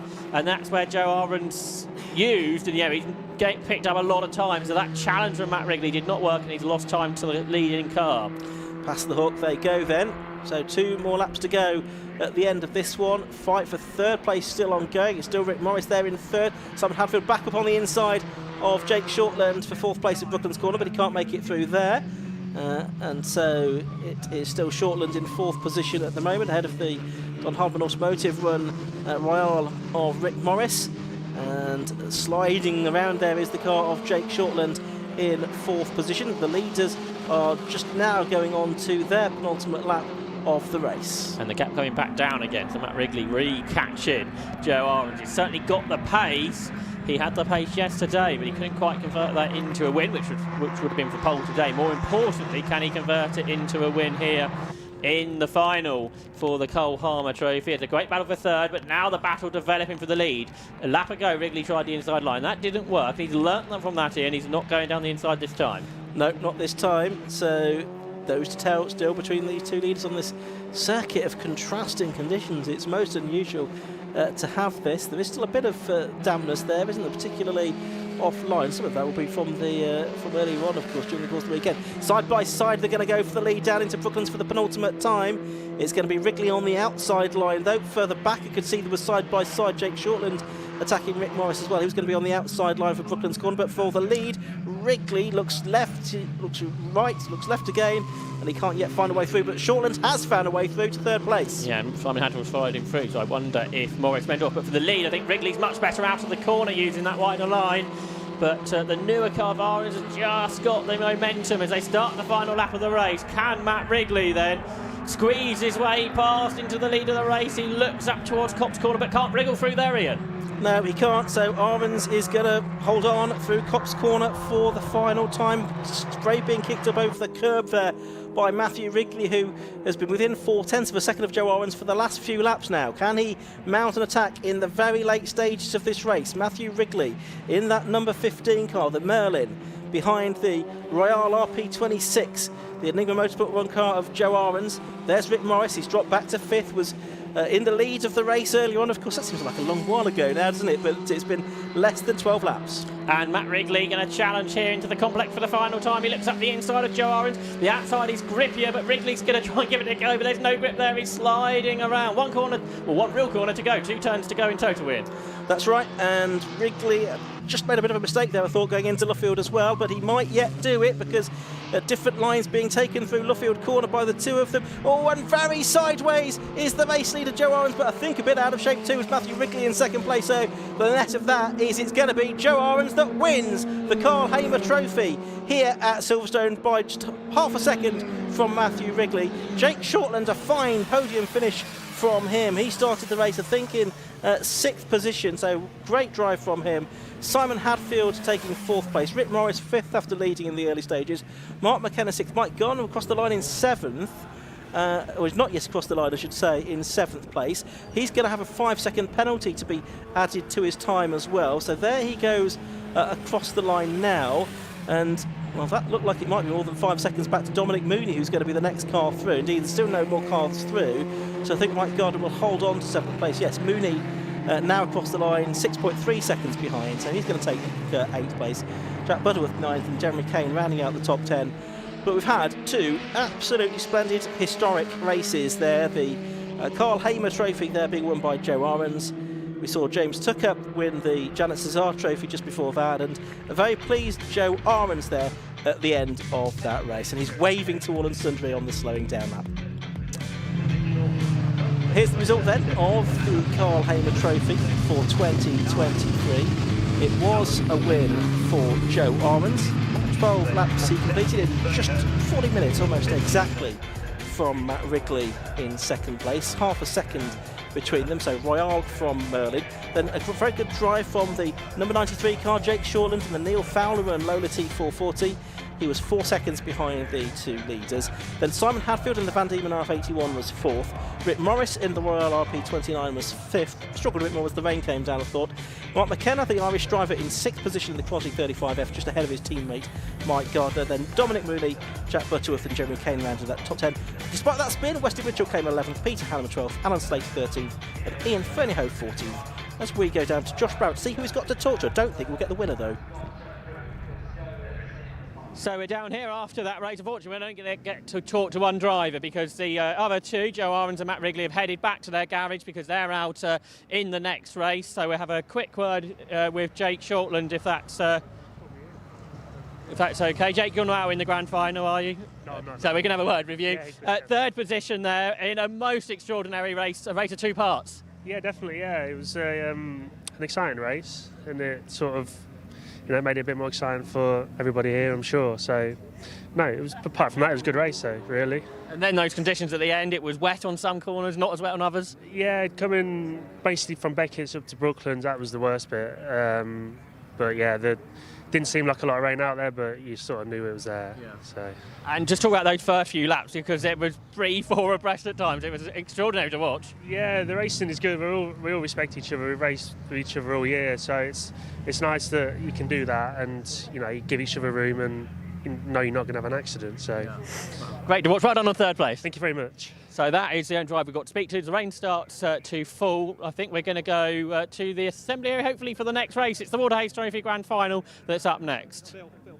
So we're looking forward to that next race, the Grand Final that's coming up in a few moments' time. The team's obviously trying to put the setup on the cars for these new conditions. It's starting to rain here. We got the rainbow just behind us. It's sort of falling away though into the distance as the clouds come over Silverstone and the rain starts to fall. I see someone over. Are we ready to go? We're ready to go to the assembly area, and Anthony Jordan for the Grand Final of the WHT Trophy.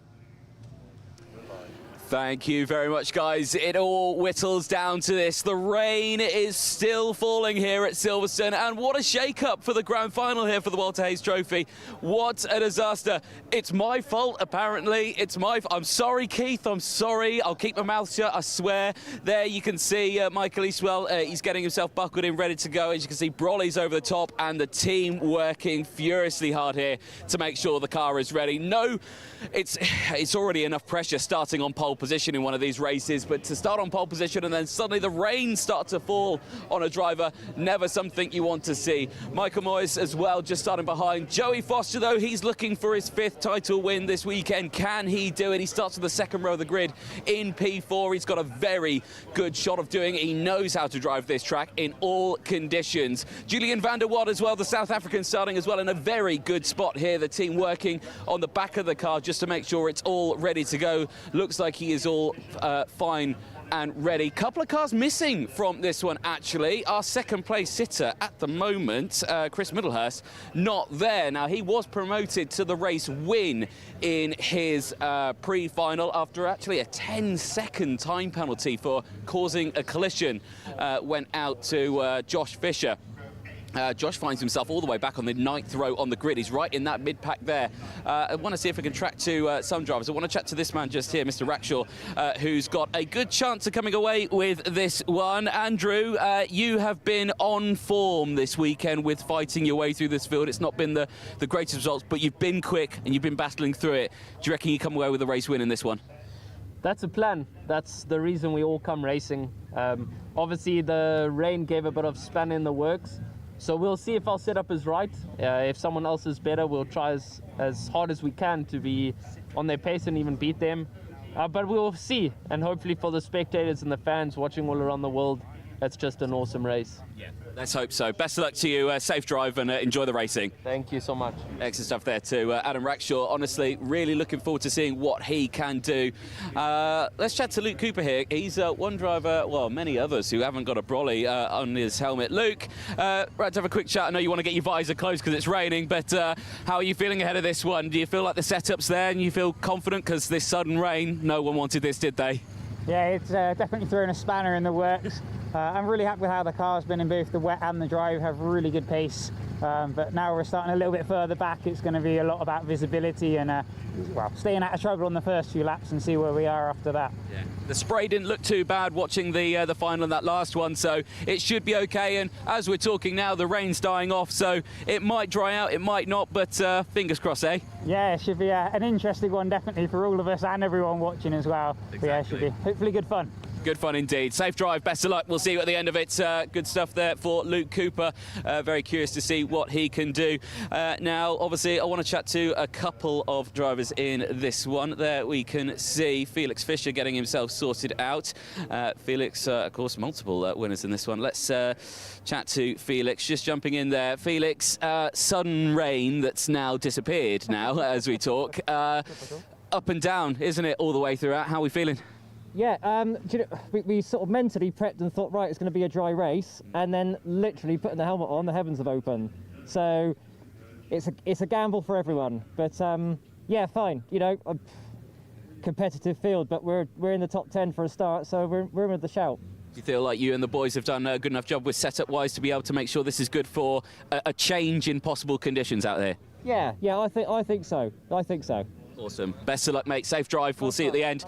There to Felix Fischer. I do want to chat to him. I want to chat to Josh Fisher. He won earlier on.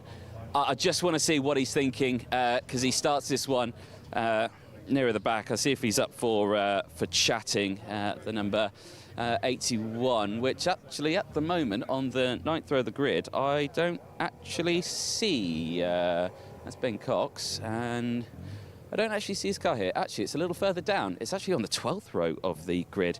So he's a little further back than what it says on my grid here. I want to see if we can have a quick chat with him.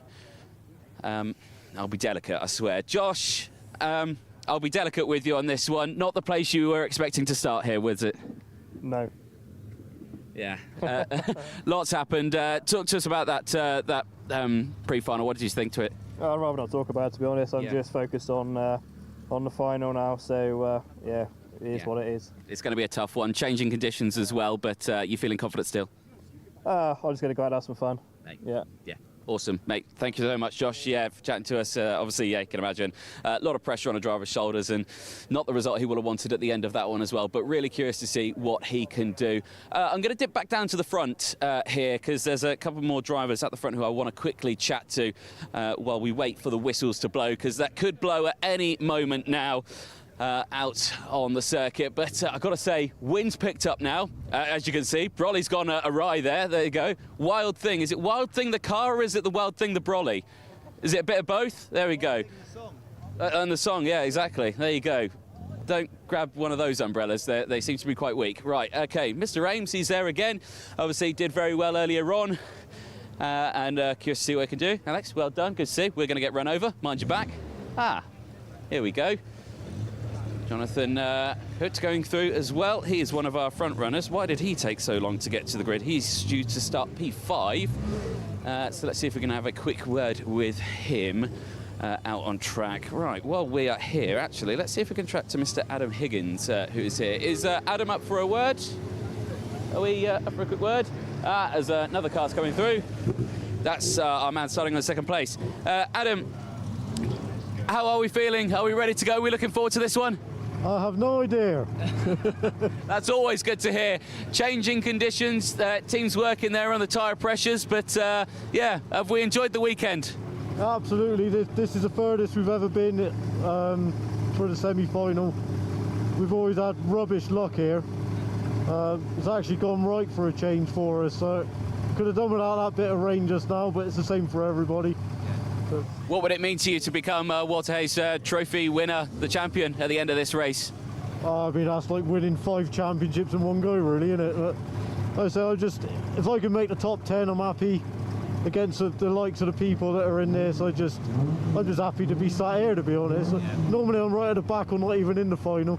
Yeah. No, well, honestly, it's been a brilliant weekend for you. Best of luck in this one. Have a safe drive. Thank you very much. Excellent stuff there for Adam, getting himself ready there.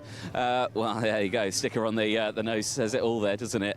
Right, let's jump down a little further to the front. Let's chat to our man starting alongside our pole sitter. Obviously, the sexy Pepsi ready to get going racing. Let's chat to the man who was very late to the grid, Chris Middlehurst. Chris, if I can come in and have a quick chat with you, if that's all right. What was the delay to the grid? Well, we had quite a big downpour of rain, so obviously we were on dry setup, you know, for a dry final, so we had to obviously make some last-minute changes to the car to, yeah, hopefully give us a bit of an advantage. It's hard to know really sometimes in them conditions, but it seemed like they were going in the previous race, you know, sort of 5-6 seconds off, so gives you a bit of an indication as to, like, you know, what sort of setup you want to put on the car. You were promoted earlier on to P1 after the penalty that went out to Josh Fisher, and obviously you will have had a good driver's eye view of what happened there. What did you think? I mean, I was ahead of them all, and basically, you know, Jason was behind me, as in Jason Smith, and then Fisher was behind him, and just looked like, you know, Josh just took him out basically. Probably not necessarily intentionally, but he did take them both out. So obviously he got a penalty of 5 seconds. I'm not sure if that is increased because of the steward's decision and the appeal, etc. But I had to give my sort of, you know, opinion on it, because he said that, you know, that I brakes tested the people behind, which caused the collision, which obviously wasn't the case, because I braked, like, you know, about 3 or 4 car lengths after that incident. So yeah, obviously he's trying to fight his corner, but I think it was the right choice in the end, right decision to give him that penalty. I'm not sure where he is at the moment. I'm just focusing on what I'm doing now. Need to go and get this race won. Yeah, exactly. Like you say, you've got a good shot of this one. You're starting on the front row, and what would it mean to come away champion at the end of this? Yeah, massive. I've been doing it for a long time, as you probably know. So since 2011, on and off. But yeah, I've been so close to winning so many times. 2020, 2021, just literally, like, you know, last lap job. So, but yeah, this time, you know, I'm very confident. But, you know, you never know. It's a lottery, this race. You need a lot of luck as well on your side, as well as pace. And, you know, just got to try to get out ahead and try to break that toe. That's going to be the key, I think, just to try and put some, laps in. We've been testing here Wednesday, Thursday, Friday, so we've got the car right, and we've made some changes there. So hopefully we've got a bit of an advantage with the late entry to the starting grid here, with obviously doing some more change to the car. Yeah, exactly. Well, best of luck to you, mate. Enjoy the race. Safe drive as well. And we'll see you at the end. Chris Middlehurst there, getting himself primed and ready. We spoke to him earlier on. We spoke about him earlier on. Let's speak to him now. Joey Foster, we spoke to you earlier on in one of the pre-finals. We're chatting to you now in the grand final here, and on the second row of the grid, the chance of you coming away with your 5th win in this one, it's looking high here. How are you feeling? Well, we're closer to the front than I thought we'd be at the start of the day, so yeah, very happy to be here. But this rain shower's thrown a bit into the mix, so we haven't quite got our setup we would like on, but I think we can still put up a good fight. Best of luck to you, mate. We wish you all the best, and the same to the rest of the drivers now. Whistles blowing, 1 minute board going up.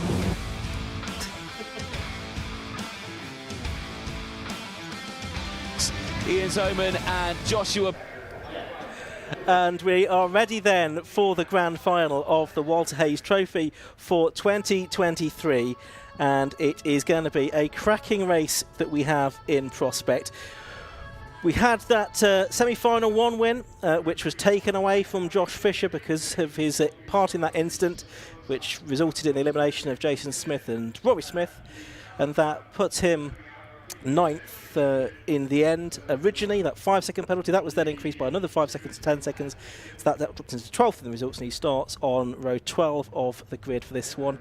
And obviously there'll be differing views about what happened down there on the run to Beckett's, but we're looking forward to a fantastic grand final. Josh Barrett alongside me.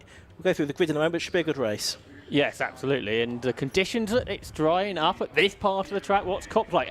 For those who have put those wet setups on, is that going to be any good in 10 to 15 minutes time when we're getting towards the end of the race? Absolutely right. The grandstand, there are a few seats still to be had, but not very many.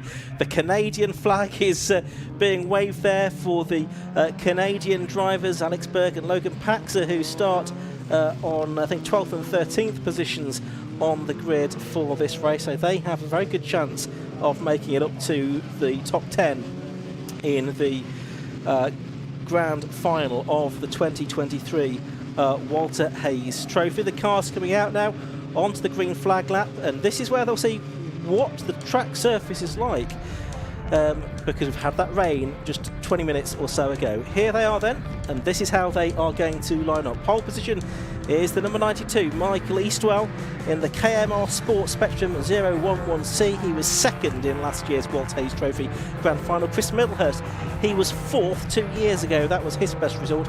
He would very dearly like to get his first WHT win. Michael Moyers has won it twice a few years ago. He's out there in the Simon Hadfield Motorsport Medina Mark II. Next to him is Jerry Foster in the Don Hodman Automotive Furman. Row 3, Jonathan Kotick. He was pretty impressive in his semi-final. He's there in the Team Dolan Van Diemen LA10 next to the leading South African Julian van der Watt in the KMR Sport Miguel. On to row 4 of the grid, and we have Luke Cooper, double Castle Coombe champion, the Swift Cooper Swift SC20, and Andrew Rackstraw, who's been enormously impressive, winning in the progression and last chance races earlier on. He's got through to 8th on the grid for the grand final in the KMR Sport Spectrum. Row 5, Felix Fisher, Coombe champion this year in the TM Racing Ray, and Adam Higgins, a previous Coombe champion as well in the Beastworks Van Diemen JL15. Row 6 is Tom MacArthur in the BM Racing Medina, Alex Berg in the GBR Ray GR15. Row 7 is Canadian teammate Logan Paxer and Lewis Fox in the Team Fox Racing Ray RG14. Then you've got Alex Ames, who had that great semi-final. He's on the inside of row 8 in the Van Diemen, and Jeremy Fairbairn, who has not had things all of his own way this weekend. He is there in the PWR1 Ray GR20. Then it's Charlie Mann and Ben Cox on the 9th row. Row 10 is James Littleton and Chris Acton. Hugh Esterson, who went strongly in his semi-final but fell back. He is there on row 11 next to Tom Hawkins. Tom Bradshaw and Josh Fisher on row 12 of the grid. He's going to be one to watch because he came from 14th to win his semi-final before he got penalised. Brandon McGorgan and Richard Higgins are on the 13th row of the grid. The 14th row is Ben Mitchell and Nolan Aller. Then it is Sam Street, who we saw out in the Janet CESAR race a little bit earlier on. Then on row 16, it's Ayrton Houk, the American driver, next to Richard Tarling, Robert Volk and Josh LaRue, the South Africans, on row 17. And then the final row of the grid is Spencer Schiller and Joe Ahrens, who just a few moments ago, Josh, was successful in the Carl Hamer race. Yeah, I'm not sure they would have time to change his setup, but it may not be the worst thing. We'll have a good look at the conditions when the race gets underway with the cars. Come into the grid, drivers desperately trying to get heat into the tyres, into the rear tyres. Perhaps doing a practice start on the way as well to see how much grip there is out on the circuit. But we said at the beginning of the day we didn't know what to expect because we expected things to dry. Well, they did dry, but it's got damp in places and wetter in other places before the end. So that has all been thrown up in the air. There's setups on these cars that are all different to one another. And is that Alex Ames that's being pushed away? What a shame. It is Alex Ames. So he was due to start on row 8 of the grid, and it's not to be for him. He went so well in his semis, of course, was on the podium in the Janet CESAR race 3/4 of an hour or so ago.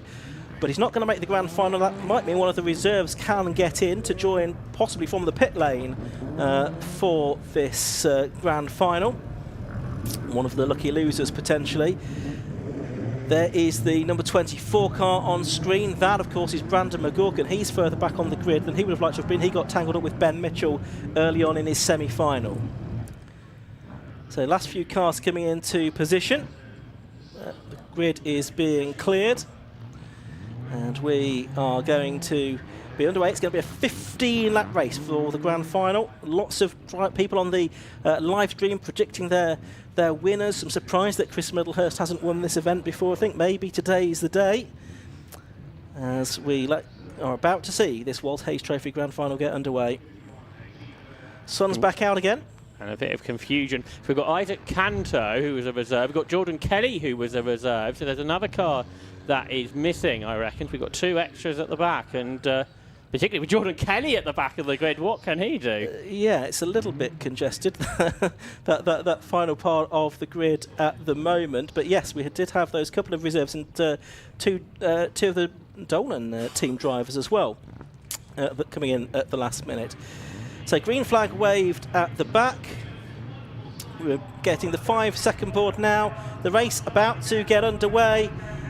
And it does so now, and it's Michael Eastwell then on the right-hand side of the picture, Chris Middlehurst on the left-hand side of shot, but it's Eastwell that goes through into the lead. Middlehurst is second, and it looks like Michael Moyers is there in third position from Joey Foster in 4th spot at the moment. So a great calibre of driver at the front of this field, as we expect in the Walter Hayes Trophy Grand Final. But it is Michael Eastwell that's leading Middlehurst, and Moyers down into Beckett's for the first time. Luke Cooper trying to make up positions around the outside on a greasy circuit there. But is everyone going to get through Beckett's for the first time? It looks like they more or less are. And there is Josh Fisher, who's going to try and make up places from row 12. And for the lead of the race, Chris Middlehurst right on terms with Michael Eastwell. It looks pretty dry into Brooklyn, so we might see some big challenges here. Andrew Rackstraw and his Spectrum going for a number of positions up the inside. He's alongside Joey Foster. He came into that corner at least 6th or 7th, and he may come out the turn in 4th place. Extraordinary stuff there from the South African, who started in 8th position. He's about 5th as they come out of the corner alongside his teammate Julian van der Watt. But for the lead of the race, Michael Eastwell, I believe, hanging on, but only just. Yeah, end of lap 1 of 15 then. Bit of spray as drivers go over the curb at the exit of Woodcote Corner.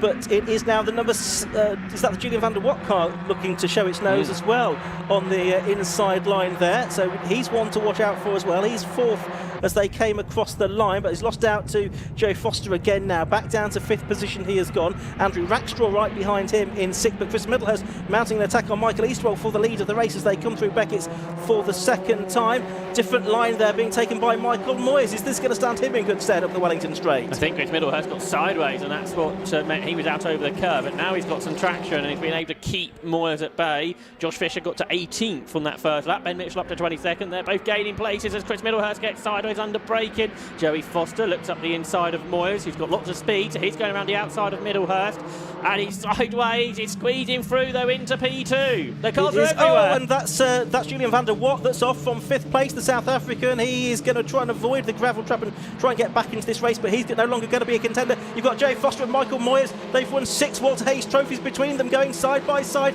and now Chris Middlehurst going to try and make it 3 wide over the timing line, but Michael Eastwell continues to lead here. Who's going to be second though by the time they get to Copse Corner? It's Eastwell leading, and it's Moyes second, Foster third, Middlehurst fourth, and spinning is Jonathan Kotick. He goes round and round and round, and Jonathan Kotick now drops well down the order. Yeah, he was in 6th, challenging Andrew Rackstraw for 5th. I don't think he took anyone with him, and his teammates only now rejoining there. Rackstraw's teammate only just rejoining after his moment a moment ago. So out wide, there is Andrew Rackstraw, who's in 5th position, just ahead of Luke Cooper, just behind Chris Middlehurst, who he lost those positions. All started a lap ago at Beckett's when he got sideways. Joey Foster looks to the inside of Michael Moyes, in towards Brooklands back end, trying to fight the car, and he's almost got into the side of Moyes. They're both, and he's hugely sideways, Foster. That gives Middlehurst a chance. The lines are all over the place. Where's the grip in? Possibly no way is the answer to that. Yeah, I think they're all trying to find it and not really getting anywhere in terms of finding it. Eastwell, meanwhile, is pulling out a bit of a gap here as the rest of them are battling. Moyes in second, and into the gravel trap. That's James Hadfield, isn't it? No, Little John. In James Hadfield's car. In James Hadfield's car, yes, that's right. Michael Eastwell doing the best lap of the race in the lead, a 109.276.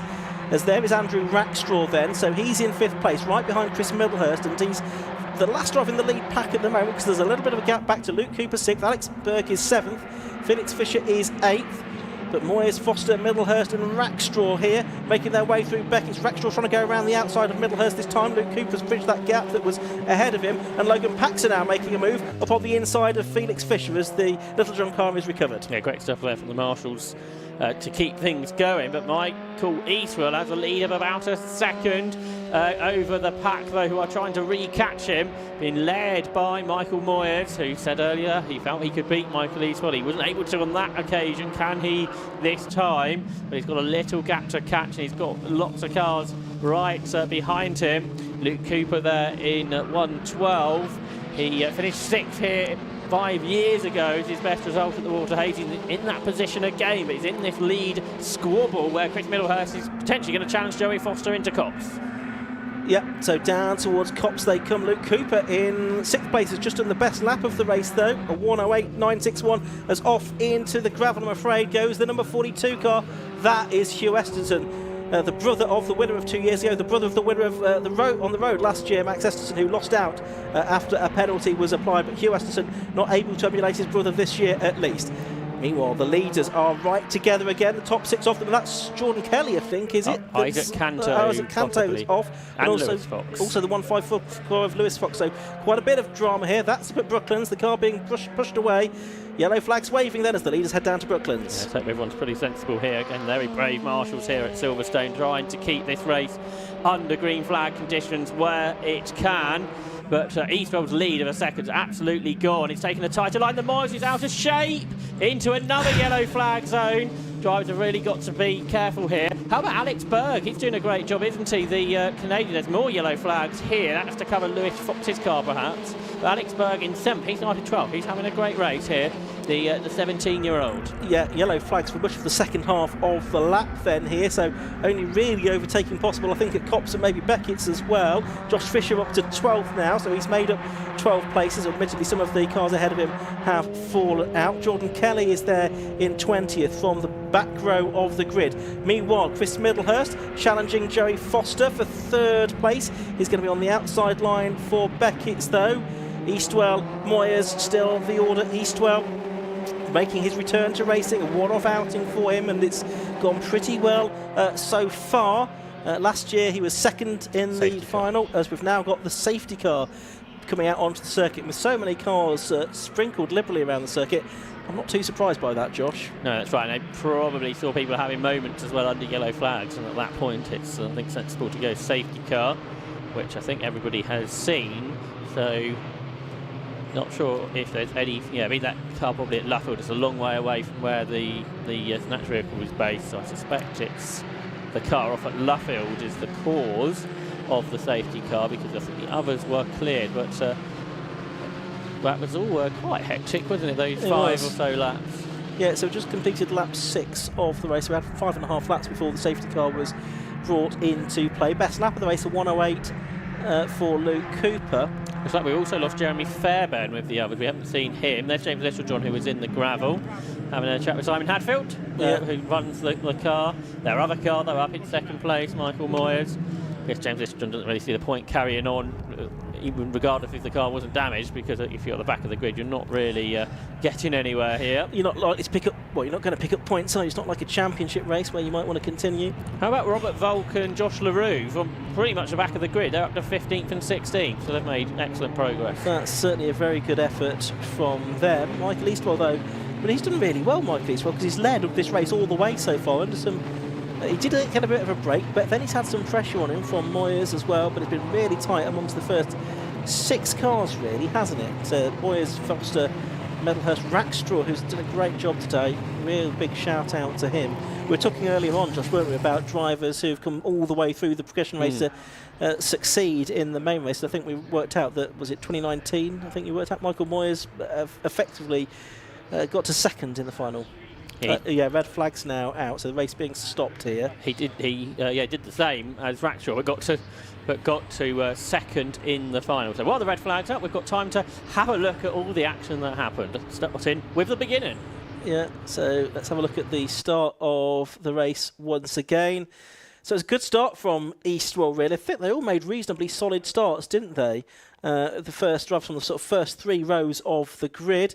Moyers, he was right into the gearbox of Middlehurst there, wasn't he? That's right. And just to mention, the other drivers we lost on that lap was Spencer Shinner as well as Jeremy Fairbairn. So there's multiple cars we're saying out there. So sensible, I think, to go under red flags so we can get as many racing laps following this. But yeah, 3 abreast there. Luke Cooper was aggressive, wasn't he, on the outside line into Beckett's on that opening lap. Josh Fisher was taking the inside option, wasn't he, as he tried to make up as many places as he could. Where was he at the time of the red flag? 12th, wasn't he? So he didn't make up any more places after we last commented on it, I don't think. I think he made up about 7 of those places on the opening lap, though. Then down here at Brooklands Corner, that's where Andrew Rackstraw was really being quite forceful, trying to.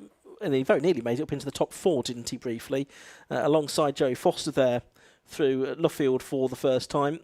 But alas, he couldn't sustain that. And this Julian Vanderwatt, of course, was up there at this point, but later he would end up off the circuit at Luffield. Did he get back on, but right at the back of the grid? Yeah, so end of the first lap, it was Eastwell leading, but only by a slender margin from Chris Middlehurst at this point of the race. And Moyers was there in 3rd and Foster 4th and Julian Vanderwatt in 5th position. And obviously sorted themselves out a little bit then. Wasn't as frenetic as you'd expect as it was on the first lap of the race. But of course they're still trying to figure out the track conditions here, aren't they, on the second lap of the race? Big oversteer there from Chris Middlehurst. This is where his race unravelled a little bit, because that big slide, he came under pressure and he would be passed by Michael Moores and Joey Foster in the next lap or so, and drop him down to 4th position. Just a small mistake, and then again into Brooklands, trying to recover from that braking late. The car really snapping away from him. And that's when Moyers squeezed around the outside, trusting that Chris Middlehurst wouldn't sort of slide into him. That is where Julian Vanderwatt ended on the grass, and the grass is still so wet, Ian. Yeah, it is, and he kind of ran out of space, didn't he, and ended off skating off onto the grass and out of the race as Foster and Moyers went side by side, Middlehurst having dropped down to 4th position there. So it's a busy first couple of laps, and you can see now under red flag orders the cars have lined up, so it's going to be a restart that will be over 9 laps. We'll get another green flag lap, and then it's going to be a 9-lap race. Well, the red flag came out at the end of lap 6, so that's right. Let's hope that no one's gone too tight on their fuel load for this race, because they're going to end up doing probably 1 more lap than they might have expected in total, with slowing down laps and green flag laps and things. And however long this red flag lasts, does the track dry out a little bit? Does it for those who had a dry setup or a drier setup on the cars? Does it advantage them? Yeah, that's right. That's Faye Crook, one of our long-serving marshals here at Silverstone, telling the drivers exactly what is what. And there she's telling everybody else what the situation is as well, by the looks of it. It sounds like we're going to allow one mechanic onto the grid. Something that may have not happened a couple of weeks ago, which caused issues. So obviously learning from that, making sure that an engineer or a mechanic can stay with the cars so we can get everyone fired up when the restart comes. Shame that we lost Hugh Esterson. Of course, he didn't start that well up the grid for that race after the problems that he had in his semi-final, but he's been quick throughout the weekend. He was really quick in the wet, so when it started to dry out, maybe not as fast as the full wet conditions. Now, is that Jeremy Fairbairn on the left? It looks like it, and I know he's had his supporters on the live stream during the course of this weekend, so they would be disappointed to see that Fairbairn is out of the race. Yeah, so on that lap then, it all happened on that lap where we lost all those cars. We lost 6 or 5 on that lap. We lost Alex Ainsley before the start, and on that lap we lost Jeremy Fairbairn, Lewis Fox, those two were battling. Hugh Esterson, I think, probably went off by himself, and then Spencer Chinner and Isaac Cantor were a bit further back, but again, they were close. I think we had 2 separate, 3 different incidents potentially on that lap. Yeah. So yeah, a few things going on there. As I don't know, the track conditions are at their most difficult, aren't they? Here with the greasy conditions that we face. Yeah, see who you can spot at home. Any famous faces in the BRDC clubhouse. It looks like it's full today. It's probably outside of the Grand Prix. Probably BRDC clubhouse is almost as busy as any other meeting here this weekend. Yeah, no, it's great to see some of the great and good of British motorsport here to enjoy this final event of the racing season here at Silverstone and support the teams and drivers in the World Taste Trophy. And they know they're guaranteed a very exciting race meeting to conclude the season. And for the moment, they'll be watching the marshals do their work as they're trying to recover the cars. I think that's Jeremy Fairbairn we are seeing. So potentially involved in an incident with Lewis Fox on the exit of Laffield Corner. And that's how light a Formula Ford is. If you've got enough marshals, you can lift at least half of the car up. Just manhandle it out of the way, and that's going to look to be what they're going to try and do. So that's the PQR car. And that's a shame for Alex Berg. Now he is being pushed off the circuit. He was 7th at the time of the red flag. He was still running though, but it looks like he's out of the race, I'm afraid. Is that some steam coming from the car? Has it overheated, I wonder? But a real shame for Alex, as he was having a starring performance up there in 7th position in the Graham Brunton run Team Canada scholarship car. Absolutely, so that's going to be a potential hole on the grid. Michael Eastwell is going to be on pole position for the restart. He's had a clean sweep so far. He won his heat. He got fastest lap in that as well. He also won his semi-final too. As we watching the Jeremy Fairbairn car, that's the number 8 car vegetarian. That was smoking, which is why that's been pushed off the grid. The Alex Berg car. We're watching Jeremy Fairbairn's car being pushed down the pit lane now. But Michael Eastwell, we were saying, clean sweep so far. Last season, when he was 2nd, he was 7th in his heat and 3rd in his semi-final. So arguably he's had a more straightforward run to the front of the final this time around as Michael Eastwell in the KMR Spectrum. For the restart, it's going to be Michael Moyers that's next to him. He was 3rd on the original grid. He's being run by Simon Hadfield for this season in the Medina Mark II, a car of 2022. He was 10th in the final last year, but of course won it in 2018, and he did a clean sweep that year, like Michael Eastwell was targeting this year, winning in the heat, semi and the final. In the previous year, when he also won it, he was 2nd in his semi, but won his heat and the grand final as well. And Michael Moyers did BRDC junior single seats, I think, as well in the past. That must be about 20 years ago that Michael Moyers was involved in that category. 3rd on the grid for the restart, that's going to be Joey Foster. He needs no introduction. The 4-time winner of the event. He was the first to win it 3 times when he won it in 2005. He won it 3 years back to back in 2003, 2004 and 2005. Then it was not until 2022, last year, when he took his 4th win, not on the road, because Max Esterson won on the road, but there was an incident with Tom Mills last year, and Foster was the beneficiary when Esterson was penalised, and he also had a clean sweep of heat, semi and final win last year as well. Did Joey Foster. Of course, he's done British Formula Ford. He was 2nd in 2003 in British Formula Ford. He did Formula 3 in Australia. He's raced sports cars as well. Has had a couple of bad accidents in his career and had some very severe injuries that he's had to battle back from over the years, and these days spends not so much time racing. It's his first race in 12 months, the Cornishman, but supporting and coaching others as well on their careers. So Joey Foster he's going to line up third on the grid for the restart. Then it's Chris Middlehurst in the Team Dolan, Van Diemen LA10, Bernard Dolan's team, and he was 23rd in the National Formula 4 Championship this year. He won it though 2 seasons ago. He was the BARC Formula Renault champion a decade ago, by which time he'd already done some Formula Ford racing up in the northwest, and he'd done his first Walt Hayes trophies by that point. His best Walt Hayes result was a 4th in 2021, so just 2 years ago, but he's been in the final since at least 2016, every year since, so he's a regular at the Hayes. See Luke Cooper there, who had in that front battle, wasn't he, sort of towards the back of it, but he'd been there all these last 2 weeks, hasn't he, at the Formula Ford Festival and now at the Walter Hayes Trophy. He's been there or thereabouts, which has been a really good couple of weeks for Luke Cooper.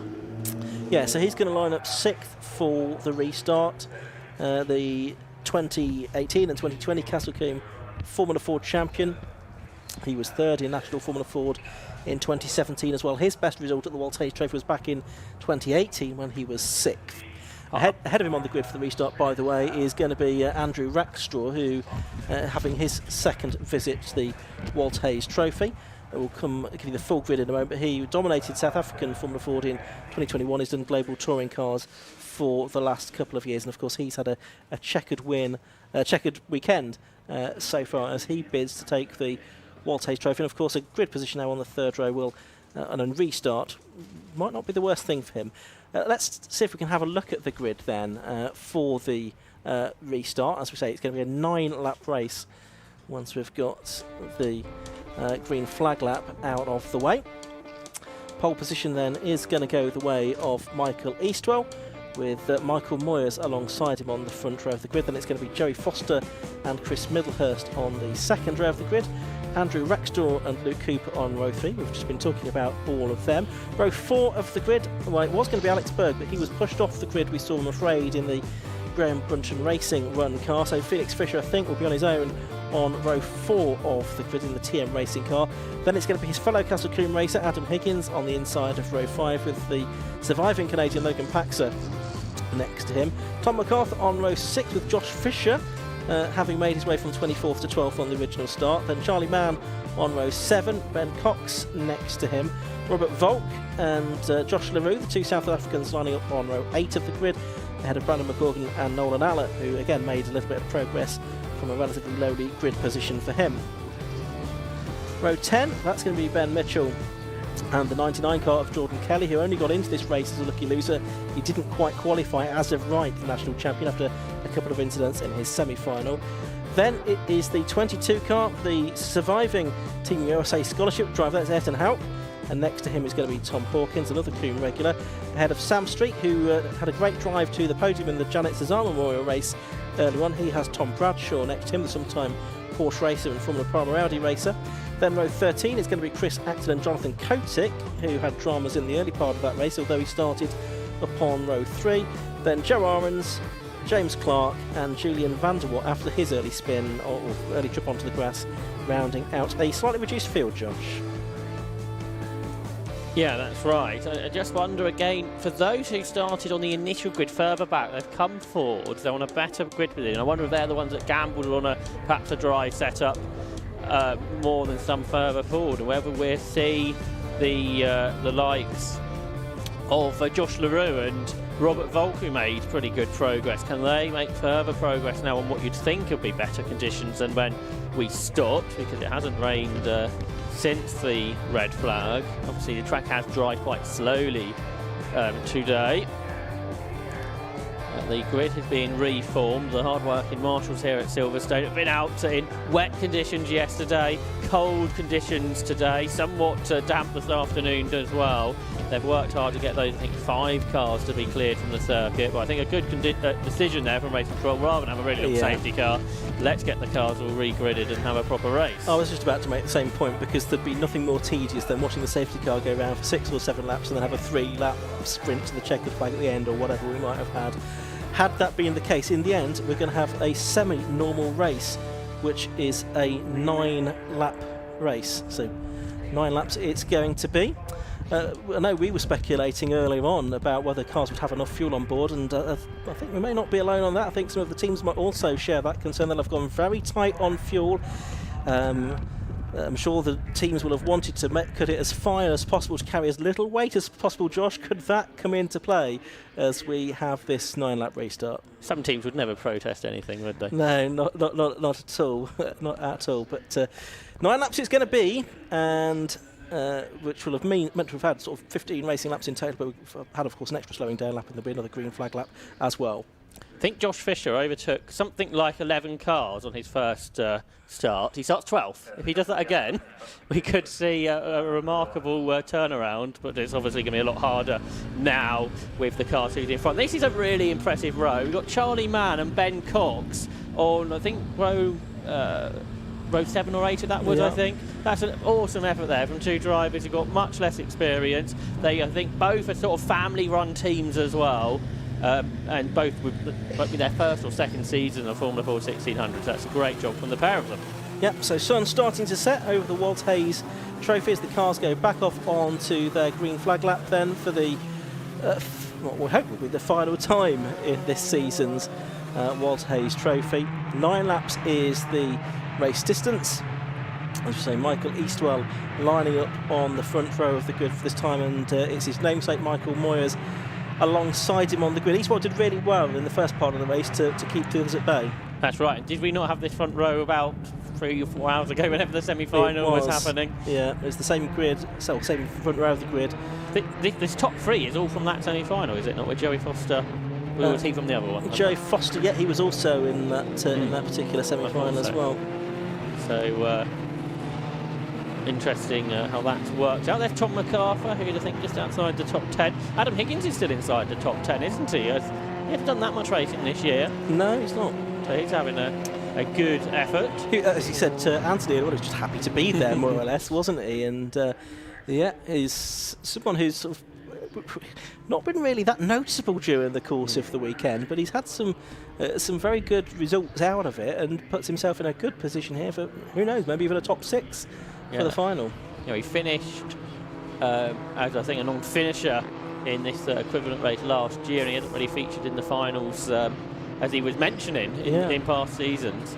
So what can he do? Lots of weaving around, trying to get temperature back into these Avon tyres that all the cars run on again, this mixed track surface. We've got a very different looking grid to what we had 15 or 20 minutes ago, and the many spectators of various places around the circuit looking on to see what is going to happen over this 9-lap race. Absolutely an intriguing battle we have ahead of us. The drivers have got a better idea now of the grip levels from that battle that we had early on. Oh, look, there's Luke Cooper and Felix Fisher. They seem to find themselves together on a few occasions this weekend after so many years battling. Yeah. And of course, they will be able to trust each other probably better than others when they're racing each other, because they know each other so well. They know each other's driving style much more, don't they, than potentially some of the others do.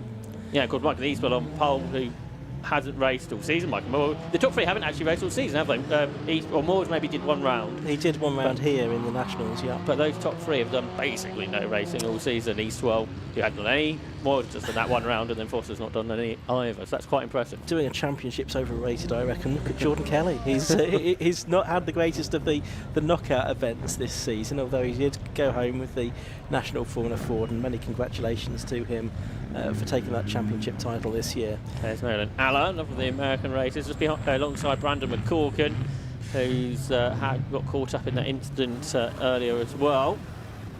So we're missing that car from row 4, Alex Berg, but everybody else we're expecting, I think, is there. So something like 28 cars for part 2 of the grand final. Alex Berg, we're hearing he's going to start, but from the pit lane, green flag waved at the back then. We're ready for the off. 9 laps of action for the WHT Trophy grand final, and it gets underway now, and it's a pretty good start from Michael Eastwell, I think, but has Michael Moyers got the run on him up to Copse Corner this time? No, he's not. So it's Eastwell ahead of Moyers. Then I think it's Foster third, Rackstraw fourth, and Josh Fisher had made up quite a bit of ground as well by the looks of it. He's on the inside line as cars come through Copse for the first time, but it's Eastwell leading from Moyers, and then Foster, and then it is Rackstraw in 4th position. That's right, and they're going wide into Beckett's, and 2 wide for Michael Eastwell. So to the inside comes Michael Moyers, the 2 of them almost wheel to wheel, but that wider line still has better traction off of it, so up the gears. Michael Eastwell is good to stay ahead, but then everybody else is going to get a big tow here up towards Brooklands Corner, so we're going to see a challenge in. Yeah, there's Alex Berg starting. Here goes Moyers for the lead of the race on the inside line at Brooklands Corner, and he's gone through to take the lead. And Joe Foster on the wet stuff now on the exit of Brooklands Corner, and Eastwell trying to fight back on the inside line. You've got Andrew Rackstraw going around the outside line. Chris Middlehurst back in 6th. He was a big loser at the start, going back from 4th to 6th position. It's Moyers who's got his car in front as he's going to try and sweep across through Woodcote Corner. Not much room being left there for Michael Eastwell as they come through to end the first lap. Eastwell out of shape, but still halfway alongside. They must be millimetres apart, the 2 wheels of the drivers there. The inside line. Oh, they have clashed this time. Up in the air goes Michael Moyers. He's off. He's in the grab and he's out of the race. He certainly is, and Joe Foster ran wide as well there, so he has lost ground.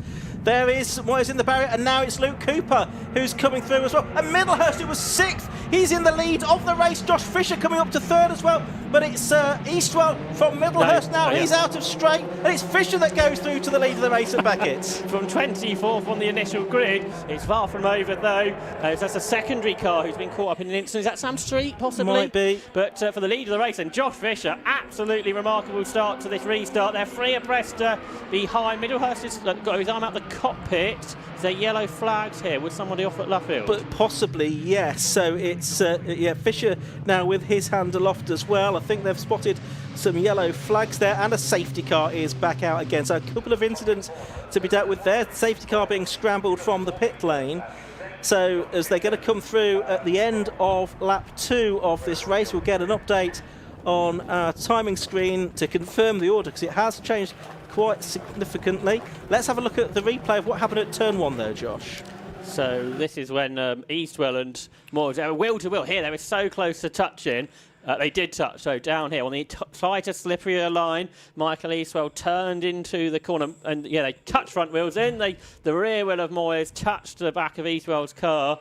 Very hard to report any blame there. It was tricky conditions. They were right on the edge of the car. So Eastwell did carry on, but whether that car's damaged, Moyers' car certainly is. He's out of the race after such a good effort. So his sponsors, his fan club there, be disappointed about seeing his car not come around. Joey Foster got caught up in that, did he not? Yeah. He's down to 12. Yeah. So he lost a lot more than Michael Eastwell did. He went very wide, didn't he, through Copse Corner, and dropped back quite a long way because it was such a tightly bunched pack, of course. And then, of course, Josh Fisher, he's come through to take the lead of the race, and that's from 24th on the original grid. Don't forget, he won his semi-final. He went from 14th on the grid to win that. He was going to be on pole position for this race, but was pushed back to row 9, then row 12 with penalties for an incident that happened in the semi-final, and he has come through to lead this. It's a remarkable story. Then second, Chris Middlehurst now. Third is Andrew Rackstraw. He's now ahead of his KML Sport teammate Michael Eastwell. Luke Cooper is 5th, and Tom McCart up to 6th. Adam Higgins 7th, Josh DeWay 8th, Logan Patchen 9th. Charlie Mann completing the top 10 as I think that's Sam Street's car being recovered. I mean, Josh LaRue started basically at the back of the initial start, didn't he? He's up to 8th. Extraordinary stuff there from the young South African. So he is one to watch. It is Sam Street, the second car that was involved in a different incident at Copse Corner. So that car is being taken away. We're down to 27 vehicles in this race, but absolutely remarkable stuff.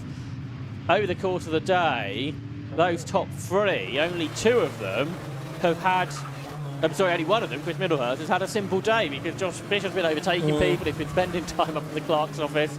Andrew Rackstraw's been overtaking people all day long. I don't think anyone's overtaken Andrew Rackstraw all day.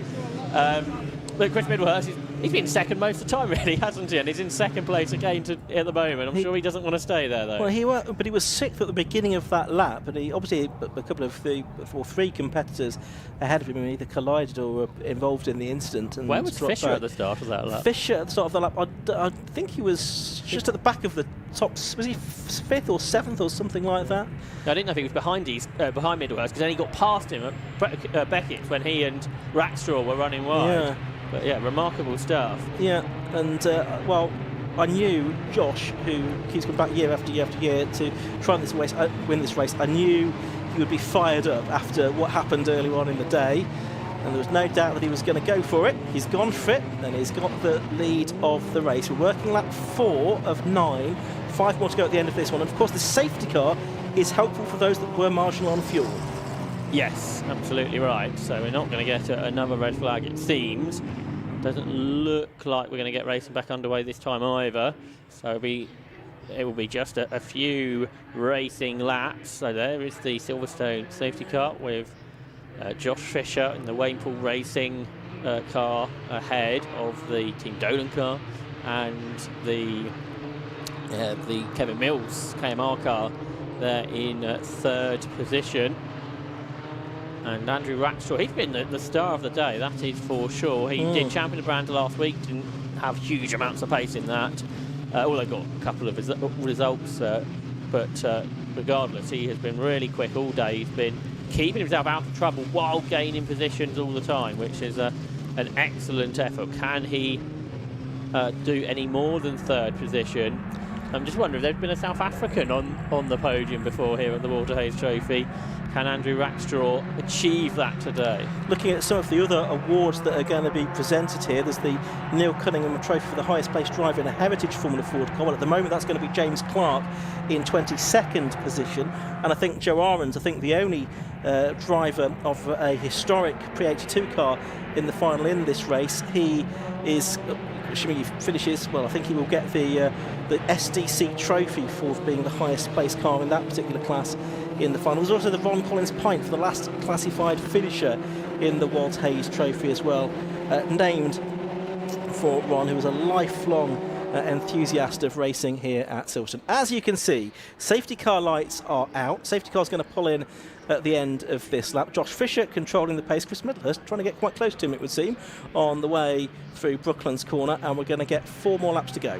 No love lost between these two drivers, I don't think either, although they weren't in the incident together, but as we heard on the pre-grid, they don't particularly sound like they have similar views of what happened. No, and of course it's Chris Middlehurst from the Dolan team was badly affected when Jason Smith was eliminated in the semi-final. Anyway, racing gets back underway for 4 laps here at Silverstone, and it is Josh Fisher leading, Chris Middlehurst in second as they head down to Cops Corner for the 6th time in this race. Rackstraw ran a little wide, he's run very wide, he tried to get around the outside of Middlehurst, they almost banged wheels, so he had to go wide and may lose a position because of it. Yeah, and he's got his teammate there with him as well, that's Michael Eastwell. Luke Cooper is right there in 5th spot as well. Different lines being taken by the 2 Spectrums there through Beckett's, running a bit wide there on the exit of the corner was Rackstraw, as it's going to be side by side for the lead of the race down Wellington Straight. On the left hand side of your pictures it is Chris Middlehurst, on the right hand side of your pictures it is Josh Fisher as they come into the turning area for Brooklands, and it's Middlehurst that gets the lead, but he's going to run wide over the exit of the corner. Does this allow Michael Eastwell to try and find a way through between both of them? Well, it's Fisher that's holding on at the moment. Yeah, quite remarkably, they were in the same order roughly than what they turned into the corner, and they were all sideways skittering around the circuit. There's 3 laps to go. Luke Cooper got a position. Apparently there's a black flag going out to Alex Berg. Perhaps he wasn't allowed out into the race. Anyway, that's not a problem for the lead, where Chris Middlehurst is right in the wheel track. So Josh Fisher, as they turn into Cops Corner, you've got Eastwell there in 3rd. Luke Cooper trying to get himself up onto the podium. There's Spectrum wherever you look. Josh LaRue is up to 6th from what was originally basically the back of the grid. This could be quite the result. He has lots of pace. 3 Spectrums inside the top 6 then at the moment. It's still Fisher from Middlehurst. Fisher goes quite wide there. They all take a similar kind of line there. Luke Cooper in the middle of those two spectrums at the moment. Just behind them, you've got Adam Higgins and Tom MacArthur there. Joe Foster did the best lap of the race. He's now up inside the top 10 as he recovers. So similar situation to the previous lap, but this time we've got Michael Eastwell up the inside of both of the first two, and he takes the lead of the race at Brooklands Corner. But does he stay there on the exit of the corner because they're coming back at him? Chris Middlehurst is going to claim the lead for now, but then Josh Fisher on the tighter line will get past. How many lead changes there been in two corners there? I don't know. Absolutely extraordinary. There's cars sliding around. This is Andrew Rackstraw trying to fight back into it. This is all going to allow Chris Middlehurst, who's not won this race yet, just to get a slightly bigger lead than we've seen all race long. Yeah, 4/10 it was as they came over the line that time between Chris Middlehurst and Michael Eastwell. And then it looks like it's Josh Fisher in third. The top 12 are separated by 2.2 seconds. Yeah, remarkable stuff. Julian van der Watt's now done the best lap of the race. Not sure where he is. 19th, well down the order.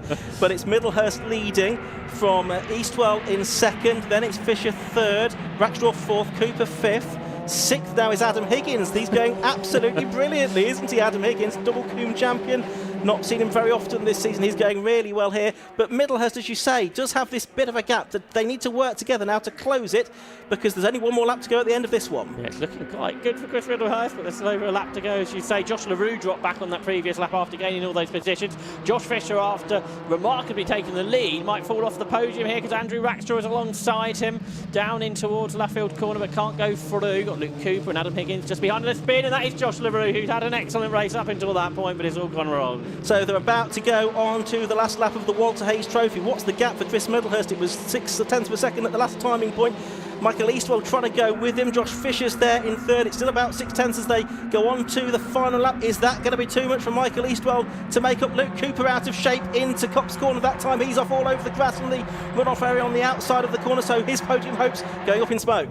Yeah, that's right. And Adam Higgins has got Joey Foster trying to come past him too, but they're not in the contention for this victory. The gap came down by 1/10 in the first sector, so Michael Eastwell throwing everything at this, and Andrew Rackstraw's got third away from Josh Fisher then, so he could get the South African onto the podium after all.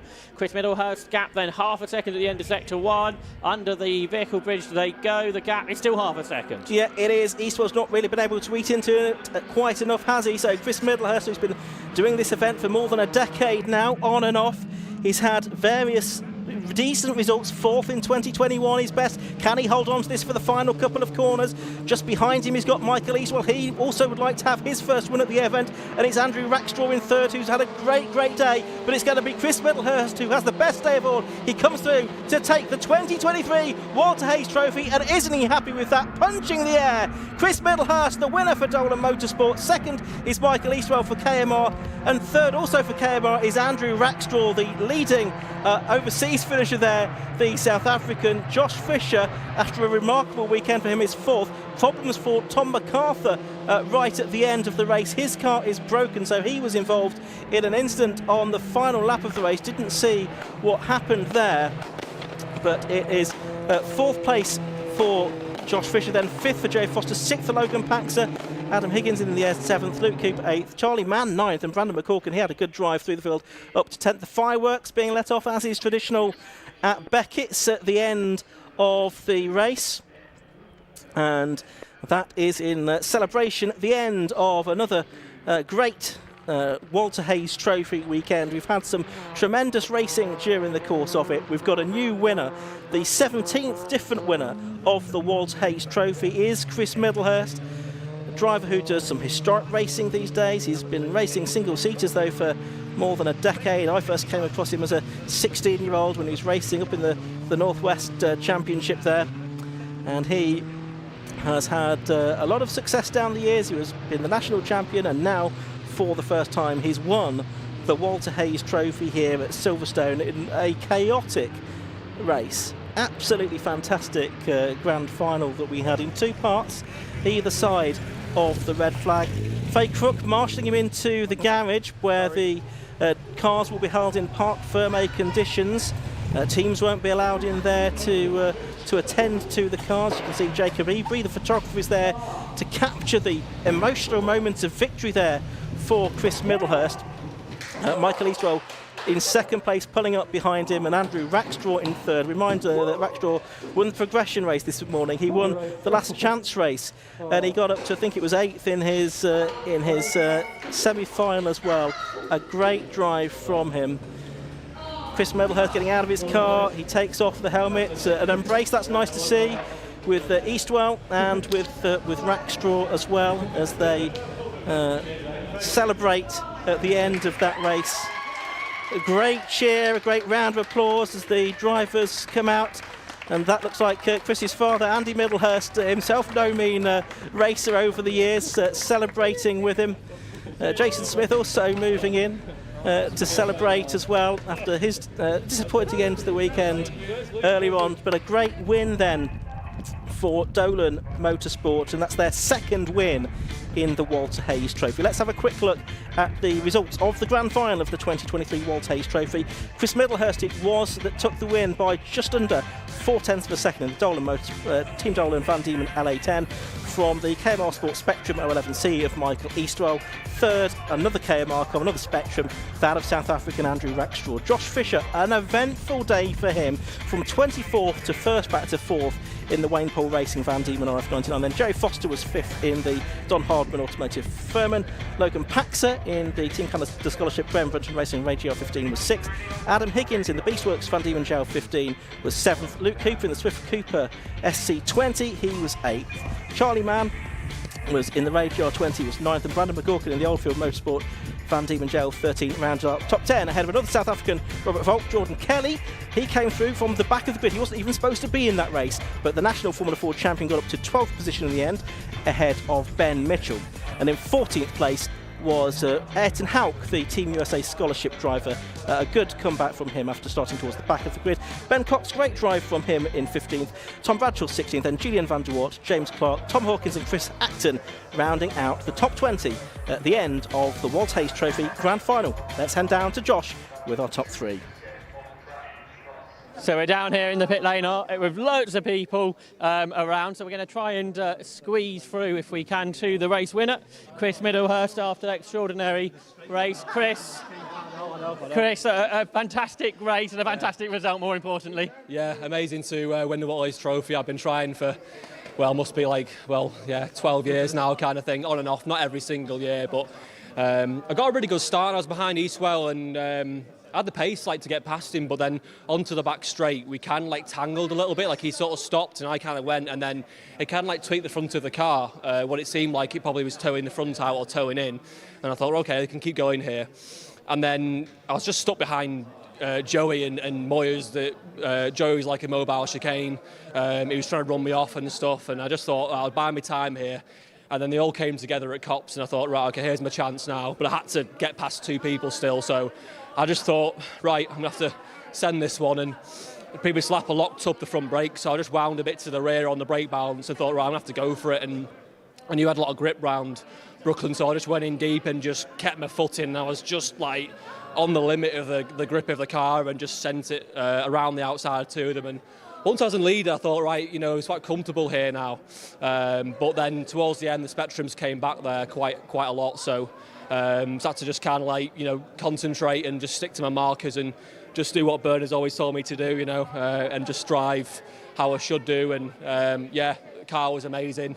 We gambled it was going to be quite wet, which has kind of worked in our favour. I think we had a lot of grip. So, I couldn't have done that without Team Dolan there. We were in the garage and my dad was shouting, get down to the your starting grid, and we were just still working on the car. And the amount of hours these guys put into this car is absolutely amazing. They were here till 1 on Tuesday, midnight every single night, always on and off the flat patch, always doing this, always doing that, tinkering. Luke, Bernard, a whole team, everyone just mucks in. It's like a real family. So I couldn't do it without them.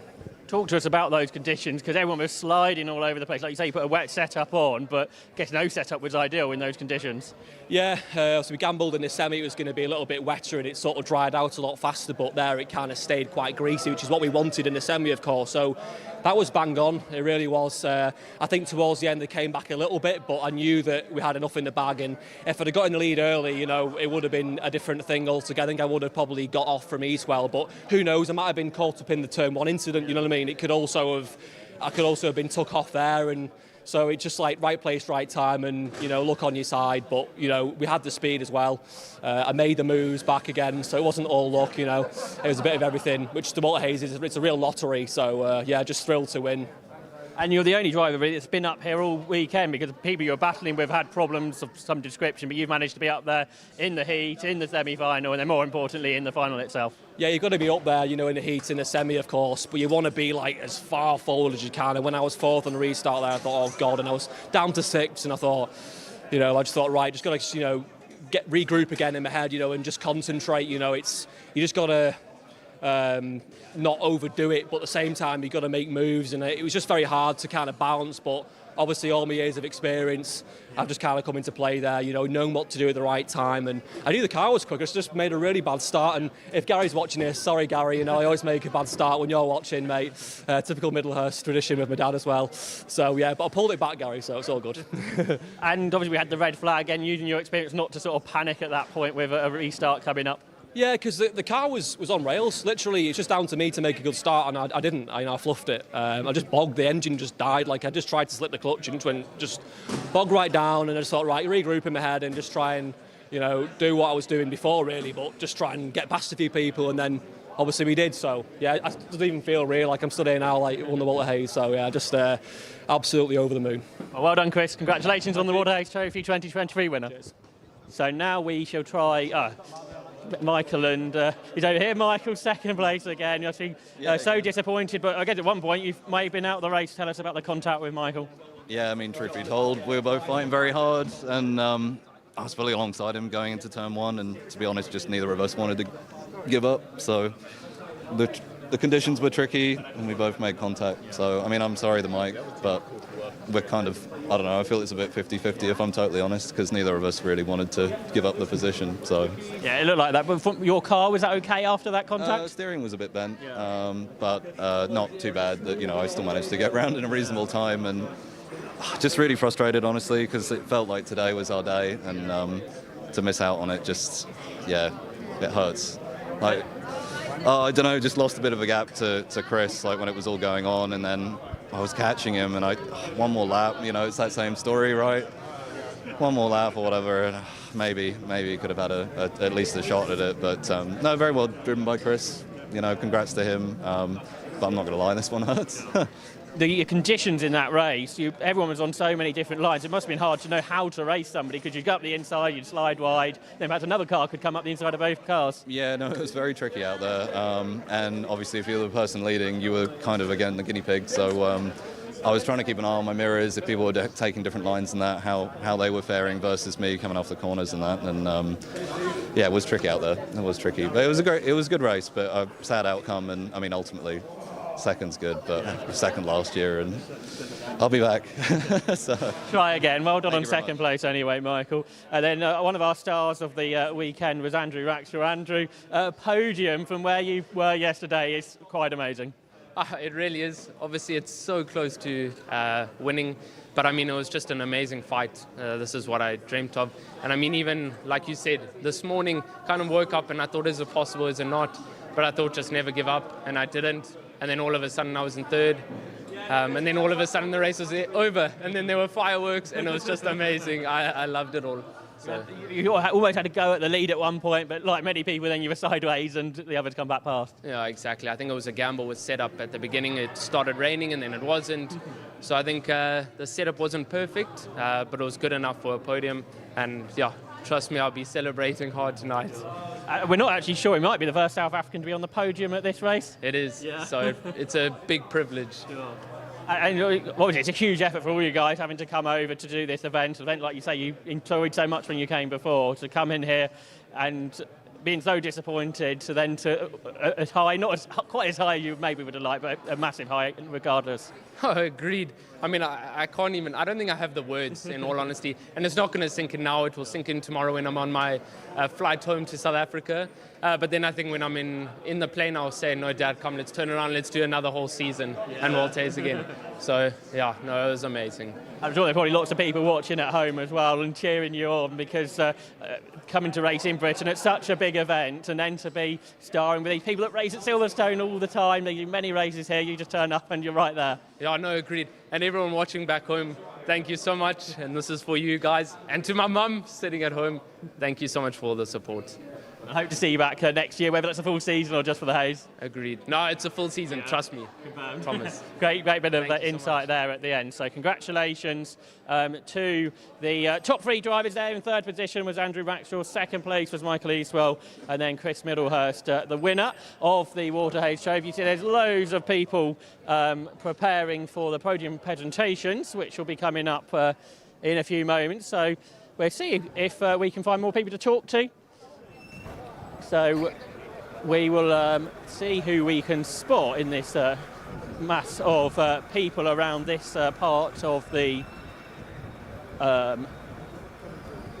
which I see Joey Foster was involved in one of those incidents. Joey, are you all right for a quick chat? Tell us about that crazy race. Yeah, it was quite up and down the field really. I think yeah, I had the pace to win, that was for sure, and I didn't really think we would because we had quite a setup aimed towards the dry, and it was very slippery. But the car was so strong right from the beginning, and had a couple of close moments with Michael. I knew Michael Moyers. I knew I could get by him and get towards Eastwell, but he defended pretty robustly, so I couldn't get by. And then Eastwell and Michael had a coming together up in Copse. It was right in front of me. I had a Spectrum to my right. I couldn't turn right. I couldn't avoid it without going left. As soon as I went left, it was like hitting ice on the runoff, and I lost 8 places or so. But yeah, we fought way back up to 5th. But yeah, gutting, I guess, knowing what could have been right there behind those two. Yeah, that's it. But it's Walter Hayes. Anything happens in this race, and you just have to have a bit of luck at the same time. So yeah, one of those. I'm disappointed, but at the same time, I've had a good race. Will you be back next year?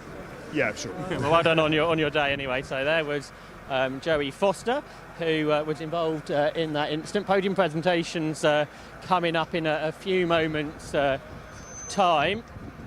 And we've got lots of presentations to be made from the various different races over the course of the day. Just seeing if anybody else is potentially around to have a word with. There's masses of spectators and team personnel and various drivers as well from the various races we have here today at the Waterhays Trophy.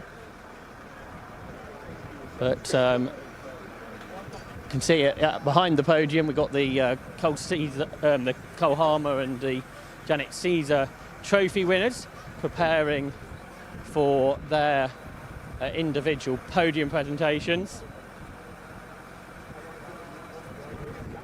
And all the podium presentation being conducted by circuit commentator Alistair Douglas. So that's coming up in just a moment's time here at Silverstone after a great day of Formula Ford racing. And those 3 finals at the end of the day, absolutely remarkable stuff as well. And the rain starting to fall as well, as tradition seems to be at the end of today. The conditions very changeable, and that's what added to all of the races.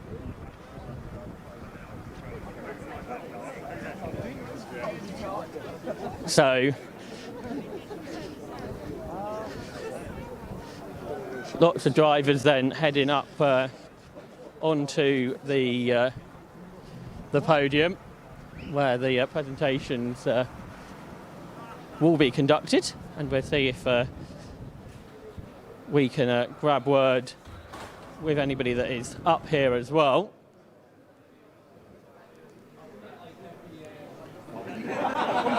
So we'll see if we can grab a word. Lots of drivers around here. I can interrupt, Joe. We didn't get to speak to you earlier. You managed to get the win of the Cole Harmer Trophy. Tell us about the race. Yeah, it was good fun. Weather changing halfway through made it quite interesting. But, I think we're going to have to interrupt that because the podium presentations then beginning for the Cole Harmer Trophy. So in 3rd position in that race was Jake Shortland. So he will be up onto the 3rd step of the podium in just a moment's time. And then we'll have a 2nd position will be Matt Wrigley, and then the winner was Joe Owens. We briefly got to speak to there. 76, 79 and 1980. In third place, we're not sure whether Jake Shortland is here. Jake Shortland.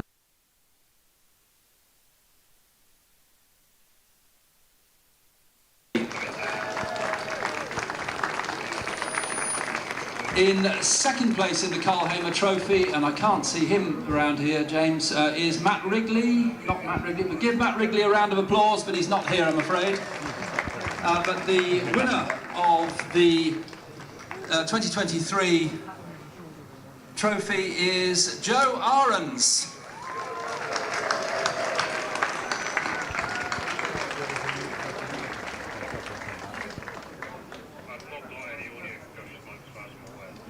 So, sorry, Jim. Yes, Jim's going to present the trophies to Jake Shortland. The winner, who gets 2 cups and a bottle as well. And also the winner's garland, I think, is there for Joe as well, Jim. Jim's had a few of those round his neck over the years. Well done. Let's have a quick chat with Joe. Joe, well done. A win in the pre-82 class, but that was a fantastic race you had. Yeah, it was good fun. It made it interesting with the weather changing halfway through, but managed to keep it on track and keep ahead. And really, really tricky conditions throughout the weekend, hasn't it? Yeah, it's been changing quite a lot, and it's been really, really wet at times, and it's kind of been a sort of a case of survival rather than fastest lap kind of deal, but yeah, it's been good fun. Well done. That's Joe Ahrens who took the win, and in third place, Jake Shortland. Jake, good to see you here. We didn't think you were here still, but nice of you to come up. So again, for you, a really close battle during the race. Yeah, it was a close battle. It was good fun. It's a shame that the front two got away, but it's racing, and it was good. I enjoyed it. So yeah, it was good fun. That's the main thing. You've got to enjoy it. Yeah. Another round of applause for our 2 podium standers, Jake Shortland and Joe Ahrens. And Jacob Ebery is up here, Jim Walsh still here, so Jacob will be doing the official photographs, but a chance for everybody in the pit lane, and there's a really good crowd to take their photographs as well.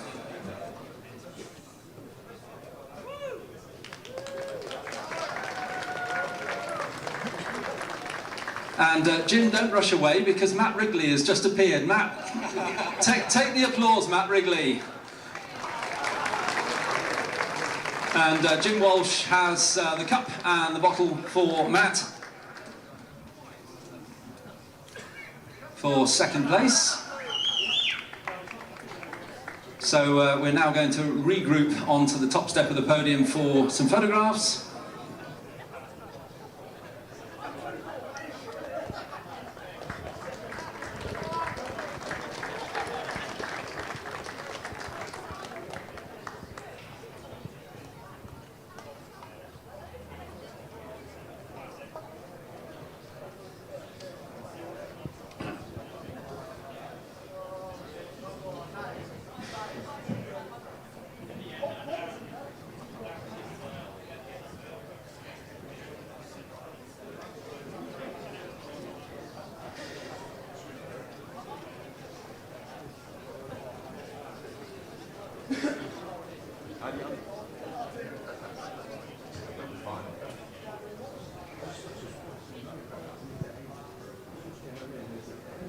So the next podium is for the Janet CESAR Memorial Trophy, which is for cars manufactured between 82 and 98. Janet CESAR, of course, the former secretary of the Silverstone Racing Club, who is a great supporter of the Walter Hayes Trophy. And we're going to ask Jim Walsh once again to do the presentations for this podium. In third position in the Janet CESAR Memorial Trophy, Sam Street.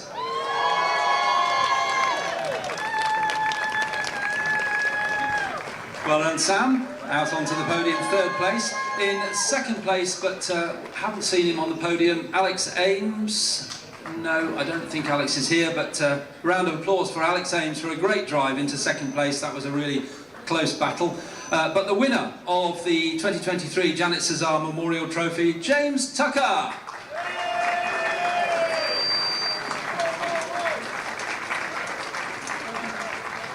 Well done, James.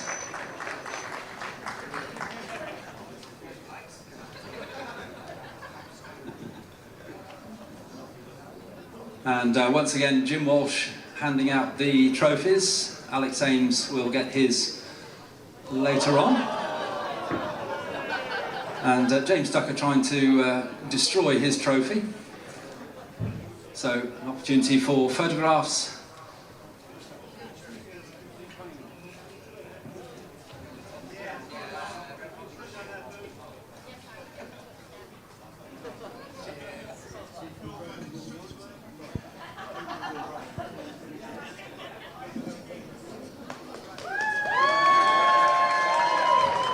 And just a very quick chat with James. James, a win, let me come up here to you, a win for you in the race. I interviewed you after the race, it was a really good, you were so pleased. Yeah, it was a bit of a surprise because after the semi-final I pulled in and I was like, we're going home because we had no engine power whatsoever, but it just turned out to be the throttle cable had started to break. Done that and we were back there. Yeah. Well done, James Tucker, a throttle cable replaced and away he went and won his Janet CESAR Memorial Trophy. Well done, James. Well done, Sam, as well. And James and Freddie working very hard to redress the podium now for our next award.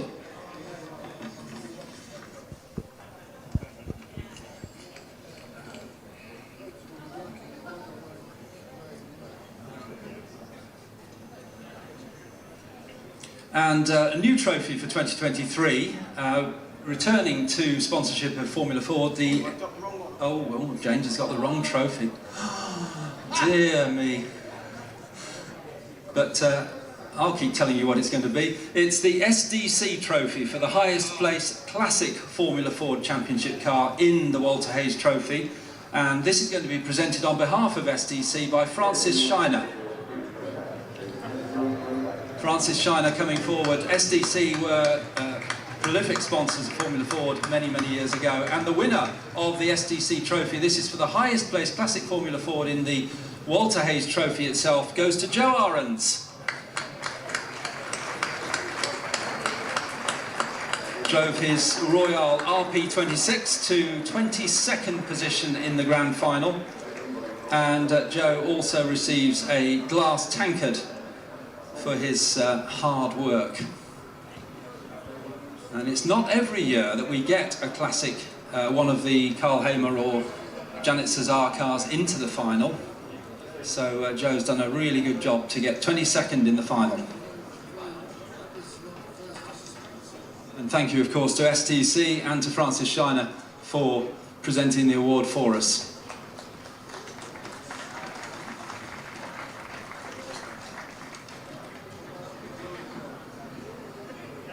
And James Beckett, do you know which one it is next, James? It's this one. It's the next trophy is the Neil Cunningham Trophy, and many of you will remember Neil Cunningham. Rewards the highest placed finisher in the Walter Hayes Trophy annually for pre-93 heritage class cars. Trophy presented is the actual award that Neil won here at the Walter Hayes Trophy in 2005 when he was a class winner in the Grand Final. Trophy supported in 2023 by the man stood next door to me, Jacob Ebery, of course, Jacob Ebery Photography, and presented by James Beckett himself, and the winner is James Clark. Congratulations, James. Very emotional presentation for James Beckett, Neil Cunningham, a great friend. And thanks to Jacob Ebery, of course, for supporting this trophy.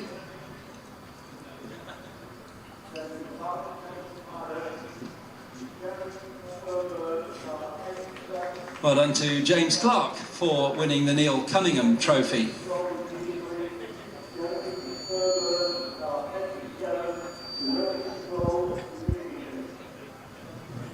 And James working hard here. Next trophy out onto the podium is the Ron Collins Trophy. Ron Collins loved the Walter Hayes Trophy and was another of our many Silverstone faithfuls. Good old Ron traditionally waved to all the competitors in the final race of the day, standing at Luffield. And to recognise this, the Ron Collins Pint is presented to the final finisher in the Grand Final. And this year it's awarded to Nolan Aliyah.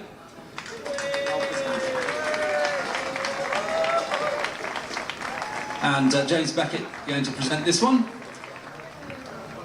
And not only does Nolan get the pint glass, the Ron Collins trophy, but he also gets something to put in it as well.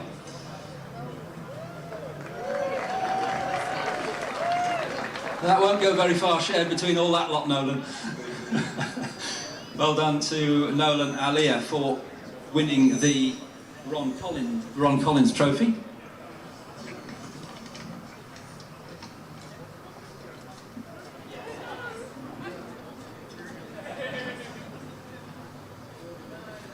And we're now moving to the final podium.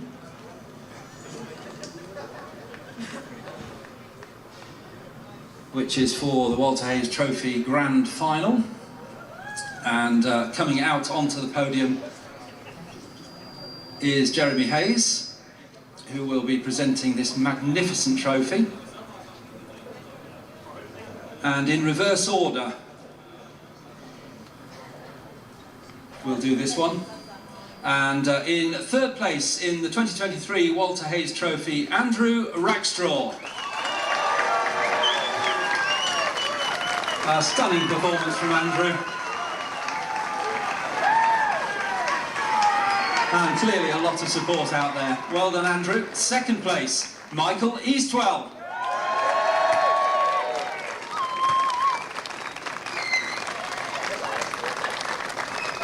And the winner of the grand final of the Walter Hayes Trophy 2023, Chris Middlehurst. And now the national anthem of the winning driver, Chris Middlehurst.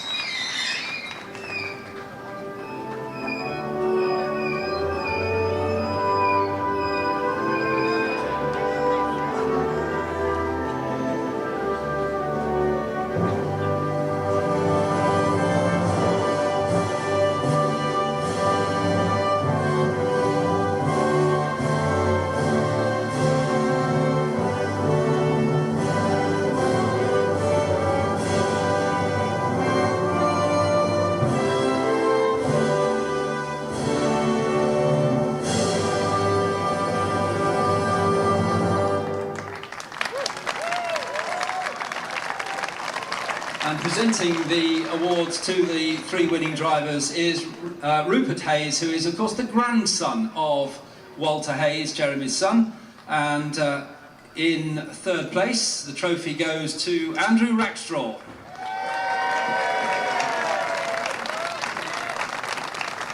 And in second place, Rupert's going to hand the trophy to Michael Eastwell. And finally, the largest of the trophies, the Walter Hayes Trophy itself, and of course the winner's garland, goes to Chris Middlehurst.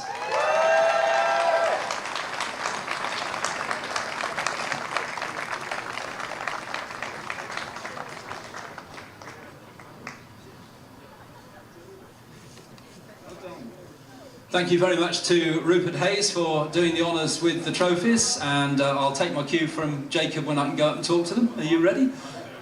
Yeah, right, I'm going to get in there. So let's, the champagne's coming out. I'm going to get a quick chat before you, Michael, don't do it. In the third place, Andrew Rackstraw. Oh no. All right, please, not now. Andrew, what a drive this weekend. Yeah, I mean, it was a dismal day yesterday, but like the whole team said, you can do it, and nothing is impossible, and it's motorsport, so anything can happen. So just keep fighting and doing your job, stay out of trouble, and then you don't know, maybe at the end of the day you have a podium or a win, and we have a podium, which feels pretty good. And can you thank all your South African friends for bringing the sunshine today, for most of the day anyway? I mean, there were so many supporting, genuinely. So all of the sunshine and everything was for them, and then just a little bit of rain caused a bit of chaos in the beginning of the race, but yeah. Well done. Andrew Rackstraw, a brilliant drive through to third place. In second place, Michael Eastwell. We spoke a few times on the podiums throughout the weekend. It didn't quite go your way at the end. No, got it a little bit, if I'm totally honest. I mean, we were in the best position all weekend until when it really mattered. So, a little disappointed, but Chris drove an amazing race, and a huge congrats to him. Fully deserves it, and I'll just keep coming back until eventually it happens. So, yeah. We're glad to hear that because we love to see you racing. Well done, Michael. And if I can just come behind you, Chris. What a drive through the weekend. It really builds up, doesn't it, to the final? Really does, yeah. Obviously getting second place in the heat there, and then starting on the front row after the eventful semi-final. After won it in the end, of course, sort of second on the road. So yeah, made a half decent start in the first part of the race, and then I was all over the back of Michael. But coming out of that, kid's got a bit of a sort of knock on the front steering. He just kind of, as he got on the power a little bit later than me, I just kind of mistimed it and then knocked the front of the car a little bit. But then just kept my head down, you know, kept going. But I got a bit of a bad run to the back straight as a result of that contact, basically. Totally no one's fault. It's my fault, really, for being kind of where I was, but it's what it is. And then, yeah, all kind of chaos towards the end at turn one, and then just thought, right, I've got to make a move here. I can't finish, you know, third or second, so I just thought my only chance really is to try and just go around the outside of Brooklands, and the previous lap I locked up, so I went a bit more to the rear on the brake band to just brake way later and just managed to stick. I don't know how I did it, to be fair, but it pulled off. So yeah, big thanks to Team Dolan. I could not do it without them. You know, I really mean that. You know, Bernard, Tracy, Luke, Aaron, the whole team, literally, you know, they put so much effort into this event, and, you know, the whole season at the festival, you know, here till midnight, you know, they're always the last ones to leave the track, first ones in the morning, so without their hard work I wouldn't be standing right here now, so big thanks to them for that. Yeah, really appreciate it. Great words from Chris Middlehurst to the team. Team Dolan, of course, running him, and I'm going to get out of the way now because they're going to have the champagne. Well done to the top three. Yeah, and Chris Middlehurst, Michael Eastwell, and indeed Andrew Rackstraw enjoying the celebrations there. Thanks to Alistair Douglas for conducting the podium ceremonies for all three of the finals and the special awards there as well. Josh Barrett back with me here in the commentary box as they conclude their celebrations. What a weekend we've had, a great racing throughout the day, including in the grand final. Yeah, that's right. So much happened in that race. I don't remember half of it, I don't think. It was trying to remember to ask the questions a little while ago, what to ask them, because there was so much, as I say, happened to all three of them. But Chris Middlehurst drove really well all weekend, didn't he? And I think was sensible about everything he was doing. He kept out of the incidents in the semi-finals that all happened around him, not what him getting involved. And then when he needed to push in that final, he managed to do so. Michael Eastwell very disappointed to come home second, but Andrew Rackstraw possibly just as happy as Chris Middlehurst, because he has been an absolute star to come through all the races. So he's used his tyres up more than anybody else as well. He's done 4 races today, and to end up on the overall podium, emulating what Michael Moyers did a few years ago, but for Andrew Rackstraw, who's not got the experience here, and he was telling us that breaking news that he is going to be racing in the UK next year. Absolutely. Eventful race for Josh Fisher, went from 24th, 12th on the restart grid, led back down to 4th position, an emotional roller coaster for him, I'm sure. Jay Foster, he's seen it all before, 4 wins. He's taken 5th this season. Logan Pack's a good result for him, top 6 for him, the Canadian, the second of the overseas drivers. Yeah, that must have happened on the last 2 laps, because he was perhaps just on the fringes of the top 10, but came through really well. So great stuff for him. Shame for his teammate Alex Berg, who could have been right up there, but wasn't able to take the restart where he wanted to. And then we had behind him Adam Higgins. I think he would have been delighted to be there.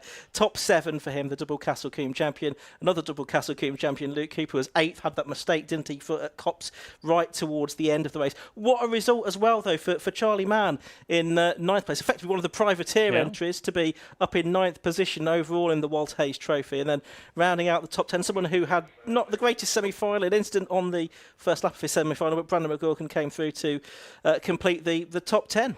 Yeah, absolutely. Charlie Mann, brilliant result, probably his best result in Formula Ford with the type of competition he was racing against. So excellent effort from him. But it was Chris Middlehurst, the star of the day. He still having pictures taken.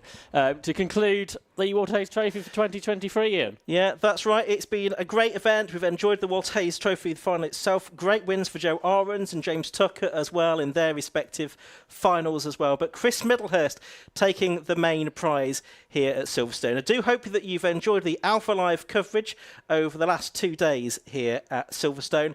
But that's it from Silverstone for another year. Hopefully we're back with you in 2024. But from Anthony Jordan, Josh Barrett and myself, Ian Saban, from Silverstone, it's goodbye.